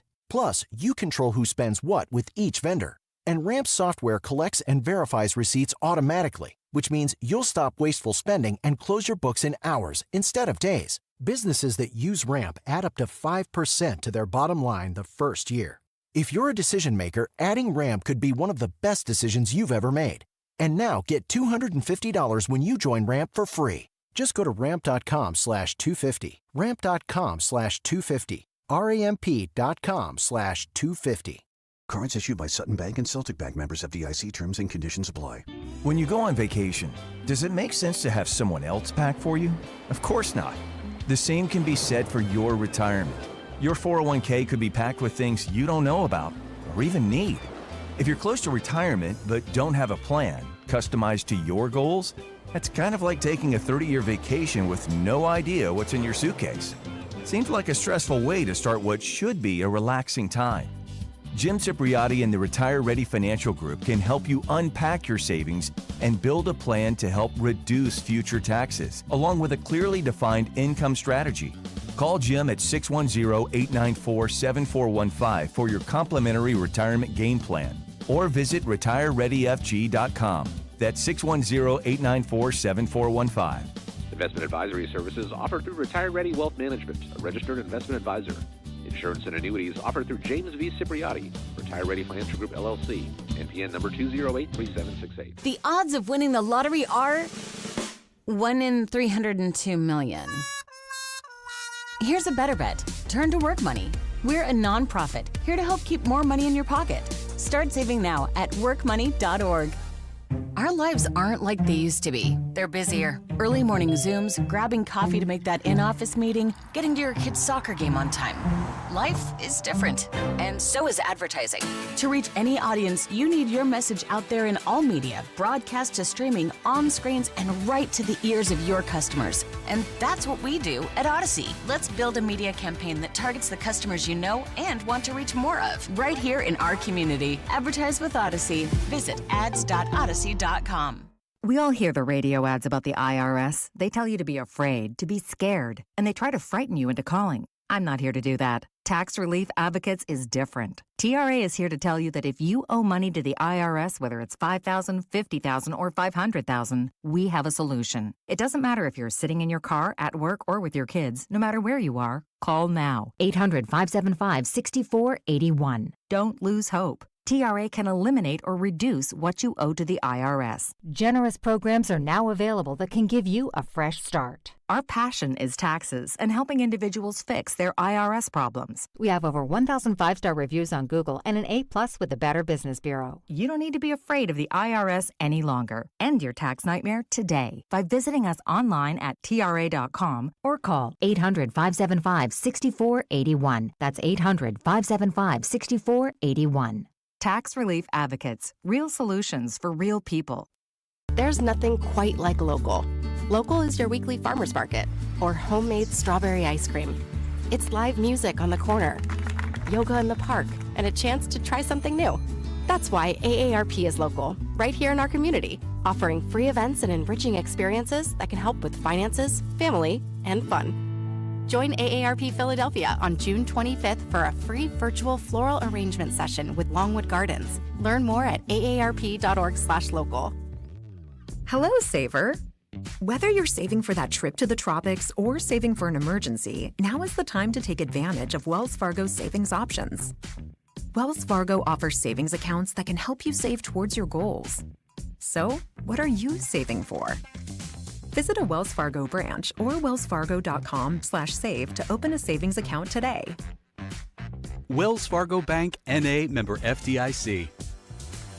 Attention hot tub enthusiasts, soak in the relaxation at Spring Dance Hot Tubs. For a limited time only, get 0% financing for 60 months on the Philly Special $735 hot tub for as little as $100 a month. And indulge in our Hot Spring Grandy models starting at just $250 a month. Plus, get free Freshwater IQ Smart Monitoring System and Salt System. Visit us for $500 off all smart top covers and 20% off all Spa Frog products. Hurry, offers end June 28th. Visit Spring Dance Hot Tubs today. Subject to credit approval, see store for details. Diabetes, high blood pressure, anxiety meds, everyone's on them. If you're a 50-year-old male, maybe a bit porky, and you may even have type 2 diabetes, $1 million of term insurance may only cost you about $200 a month. Call Term Provider. Speak with Big Lou at 800-700-6898. Big Lou will find a term life policy for you even if you have type 2 diabetes, are overweight, or have high blood pressure. Term Provider has helped thousands of people like you who think they can't afford term life insurance. To buy $1 million of affordable term life for you, all you need to do is call Big Lou at 800-700-6898. Lou will make sure the scales are tipped in your favor. Call 800-700-6898. Big Lou will answer your call and work to fit you into a term life policy that you can afford. Remember, Big Lou's like you. He's on meds too. Call 800-700-6898. 800-700-6898 or biglou.com. This is Larry Steinitz with Investor Schooling. You may know me from my book, Money Hacks. You may know me from my radio shows, and you may even know me from some of these commercials. But listen, I'm teaching stuff that people need to learn about money. In fact, my favorite topic is money. So go to investorschooling.com and you will learn things about money that you never even knew existed. We will teach you things about real estate, about the stock market, and about how to use your IRAs properly. Go to investorschooling.com and sign up for a complimentary class this Thursday night at 7 o'clock. That's investorschooling.com. This is Larry Steinitz with Investor Schooling. Are you tired of hearing about the recession that's coming? Are you prepared for it? Well, listen, at investorschooling.com, we're going to teach you ways to prepare for the recession that you didn't even know existed. We're going to teach you strategies on how to use real estate. We're going to teach you strategies how to use the stock market properly. That's right, you can even make money in the stock market when the stock market goes down. Hey, go to investorschooling.com and register for a free class this Thursday night, and you will learn all of these techniques. Go to investorschooling.com right now, RSVP for this Thursday. We'll see you there. Free speech lives here, on the air, and on the Odyssey app. Talk Radio 1210. WPHT. Holy smoke, land sakes alive, I never thought this could happen to me. Yeah. Yeah. I got stung by a sweet honey bee. What a feeling come over me. 9:30, it's Friday morning. It's Kayal and Company. Talk Radio 1210. WPHT. Nick Kayal, Mary Walter, Greg Stocker as we head until 10 o'clock this morning.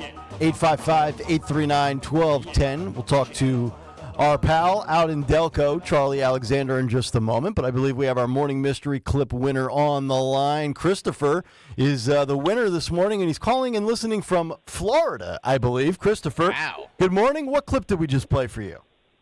It was Born Identity. That is correct. Yes, indeed. Congratulations. You got the Reading Phillies tickets. Are you going to be able to gift them to somebody, or are you flying up for Double-A baseball? Well, my niece has a young boy, so my great-nephew will be going to the game. He's been playing baseball, about to go into his senior year, and he's looking at colleges already. Oh, okay. Awesome. Very cool. Well, Christopher, congratulations. Have a great Father's Day weekend. We appreciate you, man. Hey, and I just want to say my cousin, Timmy, he's a Marine. He's down here with me because he got tired of all the crap happening in Jersey. We love your show. We listen to it every morning. Oh, thank you very much. You guys keep doing a good job up there, and we hope to hear Sean on more, if possible. Yes, we're going to get him in. I think he's going to be here for a couple of days in, July? Yes, sir. Yeah. Looking forward to that. How about that? The Odyssey app reaches all the way to Florida. All right, let's go to the phones. Let's talk to our pal, Charlie Alexander. You might recall him. You might follow him on Twitter at Chuckles152. And Charlie, you were with us a couple of months ago. I think this was back in the second or third week of April. And you have been doing a lot of great grassroots journalism and reporting, exposing a lot of some of the illegal immigrant stuff that's going on in Delco. It's good to have you back on the show. How you doing, buddy? I'm good. Thanks for having me again. Yes, of course. And I know you've got some other stuff coming up that you want to get to as far as what's going on here. Earlier this morning, we were talking about a lot of the hate crimes and the anti-Semitism stuff that is going on in Central Bucks. I know you've got some stuff on that category, so to speak, coming up as well. But could you at least first let us know about what has transpired since we last spoke to you about 8 weeks ago? So since we last spoke, I actually had found, prior to the last meeting, a bunch of jihadi, basically graffiti, inside of one of the buildings that is under question here at Don Guanella. And so I took that to the last meeting. Now, this is unrelated, but the county council has now decided that they do not want to put the mental health facility that they were using, in my opinion, as a Trojan horse here at Don Guanella, that they can't use the buildings for it because it would cost too much money to bring it up to being a mental health facility. But they still want to use the 64,000 square feet of interior space here at the facility for something. They won't tell us what, but your guess is as good as mine. Mary? I find this interesting. It happens so often where, the county wants to do a land swap type of deal, and if they don't get the land swap, then there's like, okay, well, we're just going to do this little thing. Well, we're not going to do that. Okay, so they hit you up with like this mental health facility, and then they go, oh no, we're not going to do that, but we're just going to use these two little buildings over here, almost like, well, the frog's in the pot already, so you're going to look at that and go, oh, two little buildings. Well, that's great. That's fine. Just use those. But open space means a lot to people in the area, and this is open space. It's a forest basically. How usable is that park space to the average person? It's very usable. I mean, there's great fields here at Don Guanella. I'm looking at them right now. That's where I'm at. There's a football field that is not used that could be used for, an area that is definitely in need of fields for football teams and soccer teams. There's a football field here. There's a baseball field here that could easily be used for a softball team, or even like a softball league. And, there's basketball courts, and you always hear about townships getting upset that kids are playing basketball in their neighborhood until until dusk. You could have kids playing basketball here, and no one would ever complain because it's in the middle of a park. Yeah. No, there is no neighbors here other than a high school and a shopping center, and they can't even hear you from here. Yeah. So you could have, if they maintain this place, which they do not, they're allowing the basketball courts, they're allowing everything to kind of just rot. If they started maintaining it, they could have kids from all these neighborhoods. There's a bus stop right in front of the school here. They could stop. They can take SEPTA all the way here. They could play basketball all the way until dusk, and then they can go home. It would be great for people to use these facilities, but it doesn't seem like the county is interested in that. They'd rather let this whole place rot. Right. Yeah, Charlie, I'm looking, and we're talking to Charlie Alexander with us here on Talk Radio 1210 WPHT. I'm looking at your timeline. I saw you had some pictures about a day or so ago about the community cleanup at that park. And if I recall correctly, the last time we spoke, and you were kind of, I don't want to say whistleblower, but blowing the lid, so to speak, on what was going on with the illegal immigrants. You were facing a lot of pushback and blowback from a lot of Democrat activists. Has that cooled down, or are you still kind of in the crosshairs of the left these days? They continue to sign me up for things. Yesterday they signed me up. I got a phone call from a group that helps veterans. They've signed me up since then. They sent the Mormons and the Latter-day Saints to my home, and they continue to do these types of things all the time. It's just crazy that they have this much time on their hands. Usually starts about 5:30 in the morning, and whoever has me on their mind continues doing it till about 10 a.m. every single day. Jesus. And my email is a mess. Both my emails, they have both of them. Which is funny because I never used my personal email to anybody other than Adrian Moravsky, who is the PR chair of Delaware County. But somehow that leaked out to people, too. Mm-hmm. So you've basically been doxxed. Oh, yeah. And they're harassing you. Mm-hmm. So why are you worth it to them? Is this clearly this is a follow the money type situation. They have the money, I would assume, to be able to make this park usable, to restore the fields, to restore the basketball courts, maybe put in some hiking trails and that kind of thing, and to keep it clean. But when citizens step up and say, okay, we'll do it, you get harassed for it. So I guess my question is, have you followed the money yet to figure out why? We're trying to. It's funny you say that because at the last meeting, suddenly there was a bunch of Democrat activists there. And we hadn't seen any at any of the past meetings speaking out on their side of things. And one came up to me and a woman named Marla, who were sitting outside of the meeting. We were still talking about 9:15 after the meeting. Right outside the Delco courthouse, and the girl came up to us. She drove right up to us and said, "Hey, I'm sorry that I was here, but I was interested in knowing what you're talking about." And I'm like, "Well, why are you sorry that you're here?" And she goes, "Well, no, I can't talk about that." And I go, "Wait, were you paid to be here?" And she said that, "Listen, I'm just a broke college student. Don't judge me on anything. I can't talk on that." and then proceeds to tell me how she's from Ridley and how she's worried now that she heard us speak there firsthand. And she just kept apologizing, and then I ended up telling her where she can go learn more. But why am I worth it? I don't know. I mean, I think they're hiding something here in plain sight. I do think they've used these buildings in the past. That's why I found Islamic graffiti right here in Delaware County. They admitted that they brought Afghani refugees here. Did they store them short-term in these buildings? That's a question I would love the answer to that they will not answer.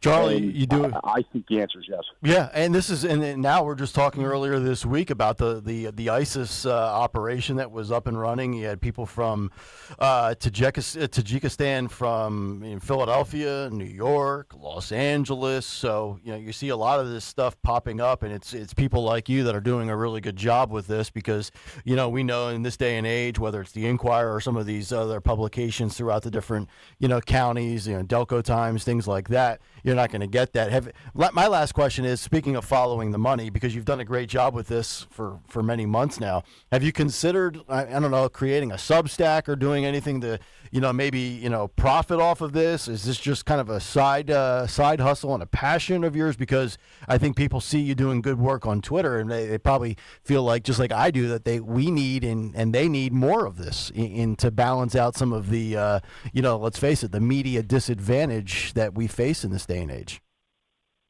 So personally, I don't need to profit off of anything. I'm here doing what I am doing because I care about my town. I care about the people in my town. I care about my county and the people in my county. So that's why I'm here. So that's why we actually started a political action committee, which is called the Concerned Citizens of Delaware County. If people would like to donate to that, there is a Venmo out there. We are raising money because we want to raise awareness. I have spoken to a gentleman who's going to create a video for us that we're going to push out on Facebook. We're going to advertise it all over Delaware County. We're going to explain to everybody why this should be an important issue to everyone in Delaware County.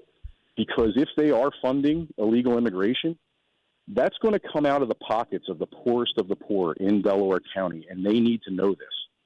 And so we need to spread awareness for this.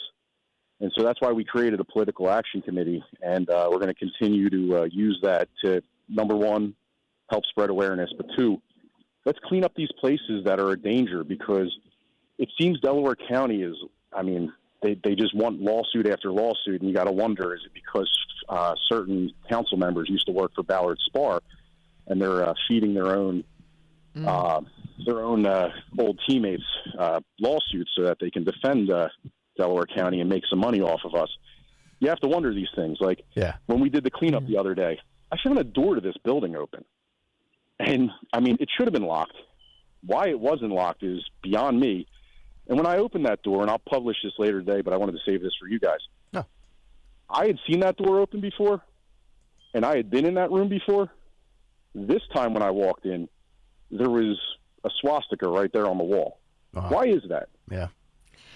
And I brought it to the attention of the park police. And Charlie, what town? What town or municipality specifically is this in Delaware County? This is in Marple Township. Marple Township. Okay. So my hometown, Broomall, PA, as it's also known, and it's right here. This isn't anything that should be going on here. Gotcha. There shouldn't be the half moon and crescent star. That shouldn't be on the walls in there. There shouldn't be the sword of Allah, should not be drawn on the walls in there. Yeah. Why is that?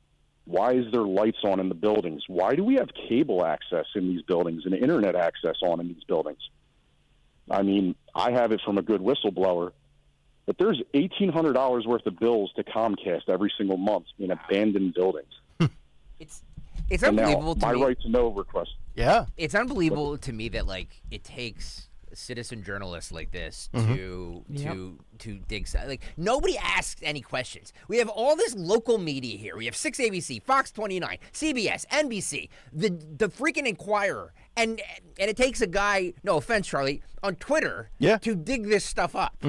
Just a citizen, a concerned citizen. Yeah, you have to care. That's where you start. And obviously, Charlie, you care. The Twitter handle @Chuckles152. Great stuff as always, man. You know, you always have a platform here. Anytime you have stuff to break and develop and pass along to those in the community, and certainly, we have listeners in Delco. So thank you so much, Charlie.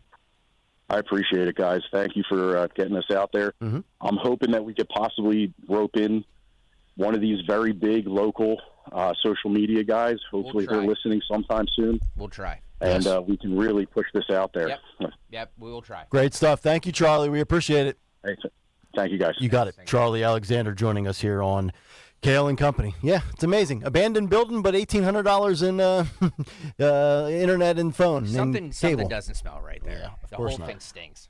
You know, now that people know that there's free internet and phone service, I'm just maybe they plan on putting a Panera in there. Yes. Yeah, maybe they'll share their password so I can stream YouTube TV. Exactly. 855-839-1210, the number. We'll come back, find out what's on tap at the top of the hour. Plus, I have one clip we're going to play. Oh. Fonnie Willis spoke out, and she's very offended by something. She's triggered by something. Well, I know. Day that ends in Y. I will play what she's triggered by next. All right, first, though, Piazza Auto Group, my friends at the Piazza Mercedes dealership. Oh, man, what a vehicle I just drove recently, the new Mercedes-Benz C300 Coupe at Mercedes-Benz of Westchester. If you're looking for a Benz and it won't break the bank, this one is sleek, it's stylish, and it's loaded with advanced technology on the inside, touchscreen interface, AI voice recognition. It's like having a conversation with Siri or Alexa, and it's sure to impress. The 2024 C300 packs a turbocharged 2-liter 4-cylinder engine with 255 horsepower. Available today at Mercedes-Benz of Westchester, Wilmington, or Atlantic City, or you can just shop online right now. PiazzaPremiumAutos.com. Wow, honey, have you seen the electric bill? Yeah, it's out of control. But have you heard of Navien tankless water heaters? Tankless? How does that even work? Well, instead of constantly heating and storing water, it only heats water when we need it. So much more efficient than our giant tank heater. That sounds great. Let's look into Navien. Already on it. Imagine all the hot water you need only when you need it. Bulky tanks are history. Navien High Efficiency Tankless is the future. Compact, wall-hung units free up floor space, lower energy bills, longer life than tanks, and a 15-year warranty. Find out more at tanklessmadesimple.com. As a roofer, spring means the start of my busy season, which means I've got to get organized. With help from Beacon, I can save time with Beacon Pro Plus and 24/7 access to live pricing, delivery tracking, order history, and more. Plus, this spring, I can earn $1,000 and the chance to win a $25,000 backyard renovation just by buying my CertainTeed shingles online with Beacon. No purchase necessary. Now that's what I call a spring cleanup. Visit BECN.com for official rules and to start earning entries. Crash Proof Retirement is taking an aggressive, bold step, becoming the very first firm in history to record and store all financial meetings. This unprecedented initiative documents that at Crash Proof Retirement, fiduciary responsibility is not just something we say, it's a legally binding guarantee that we've always delivered to the Philadelphia region. Savannah McHugh, Montgomery County. Wall Street will tell you they're looking out for your best interest. They say that fiduciary thing, and then it goes out the window. Crash Proof is saying, not only are we saying it to you, but we're going to put it on film. There's no shadow over anything that they do. That's the difference. Crash Proof Retirement has taken the time to show that they care so that we can go home, go to sleep, and not have to worry about it. Learn why recording financial meetings validates Crash Proof Retirement's fiduciary responsibility. Schedule an appointment or register for our next event at Downingtown Country Club, July 23rd. 800-722-9728 or crashproofretirement.com. Getting quality employees to fill positions in your company is essential. But finding those people can be a major hassle, unless you use ZipRecruiter. ZipRecruiter makes finding quality people a breeze. And right now you can try it for free at ZipRecruiter.com/free. With ZipRecruiter, one click sends your job to hundreds of top job sites. But more than that, ZipRecruiter's advanced technology identifies the candidates with the skills you need, sends you a list of great matches to review, then actively invites them to apply for your job. And the results speak for themselves. 4 out of 5 employers who post on ZipRecruiter get a quality candidate within the first day. That's right, the first day. Now you can focus on your business and let ZipRecruiter do the work finding the best people for you. See for yourself. Experience the ease, efficiency, and power of ZipRecruiter for free. Just go to ZipRecruiter.com/free. That's ZipRecruiter.com/free. ZipRecruiter.com/free.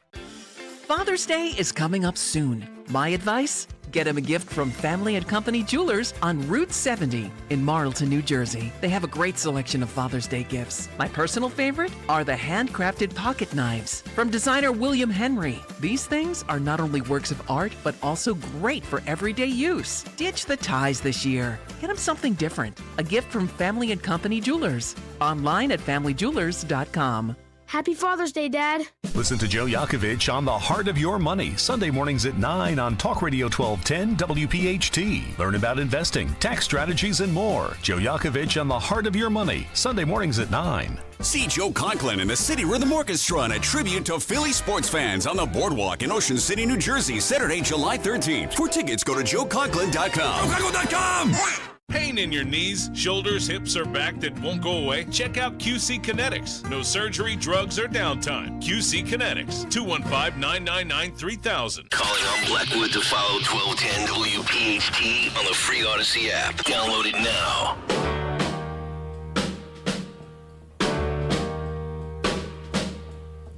Walking through a party in the county jail. The prison band was there, they began to wail. The band was jumping and the joint began to swing.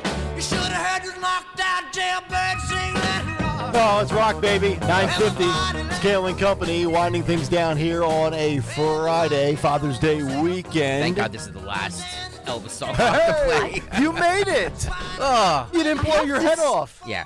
Greg, I have to say, I did not realize I enjoyed Elvis's music as much as I do.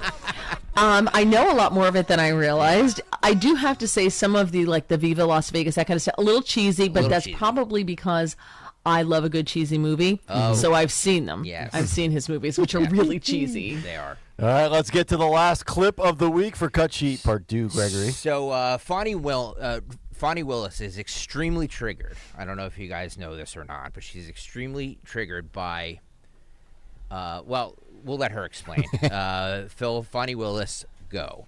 While they over there running their mouth, I'm over here paying them no mind. See, I'm so tired of hearing these idiots call my name as Fanny in a way to attempt to humiliate me. Because like silly schoolboys, the name reminds them of a woman's rear. That would be the back hole, not the trans-friendly front hole that we've established earlier this week. I always call her Fonnie. I try to give her a modicum of dignity and respect. Yes. I'll tell you what, though, Mary, for an elected DA, you talk about schoolboys. She sounds like she's like in 10th grade high school with her girls all the time. Yeah, and not only that, the command of English grammar is really not great. Gosh. And don't hit me up with, well, it's cultural. No, poor grammar's poor grammar, and it's free. Grammar's free. Learn it. I've invented some words on this show in the past, and I've contributed to the grammar jar. So far be it for me to throw stones at a glass house. But she is so angry. But you know what this is? This is the far left. Brandon Johnson, Fannie Willis, Lori Lighthouse, on down the list. Our guy, the mayor in Baltimore, after the whole bridge fiasco. It's like this. There's not one endearing quality to. I never see any of them smile or have a good time. No, well, liberals are miserable people. That's why no one wants to be. It's true. It is true. I used to say all the time, liberals suck the fun out of everything. Like anything you enjoy, they're going to tell you why it's a horrible thing. If you don't want your kid to go through life being called Fanny, don't name her Fanny. Yeah. Right. There you go. Right. All right. If you want her to be called Fonnie, call it Fahni or Fawny or whatever. Mm-hmm. But don't spell it Fani because your kid's going to go through life being called Fanny. So I'm really super sorry that I didn't know that you pronounced it Fonnie, because you're so much better because you enjoyed the Grey Goose. She's so much better than we are. I just like seriously, that's the biggest problem we have with you because I'm pretty much thinking that's not it. Yeah. And by the way, Tito's is better than Grey Goose, just so you know. All right. That'll do it for us. We've got Kathy Barnett, who's going to be in for Dawn Stensland at the top of the hour. And we'll see what she has lined up 7 minutes out. But right now, let's wrap it up on a Friday with Today in Music History. What happened on this day in music history? Music history on Kayal and Company. Today, Friday, June 14th. We celebrate the birthdays of Chris DeGarmo from Queensryche, who turned 61, Boy George, who turned 63, Rod Argent, who turned 79, and it's Alan White's heavenly birthday from the band Yes. We also lost Roy Gallagher on this day in 95. Singles include Inagata Vida by Iron Butterfly from 68. Albums include Suicidal for Life by Suicidal Tendencies in 94. Best of You by the Foo Fighters in 2005. And by the way, they're in Hershey this summer. And yes, of course, I will be there. Tarkus by Emerson, Lake and Palmer from 71. And Working Man's Dead by the Dead in 1970.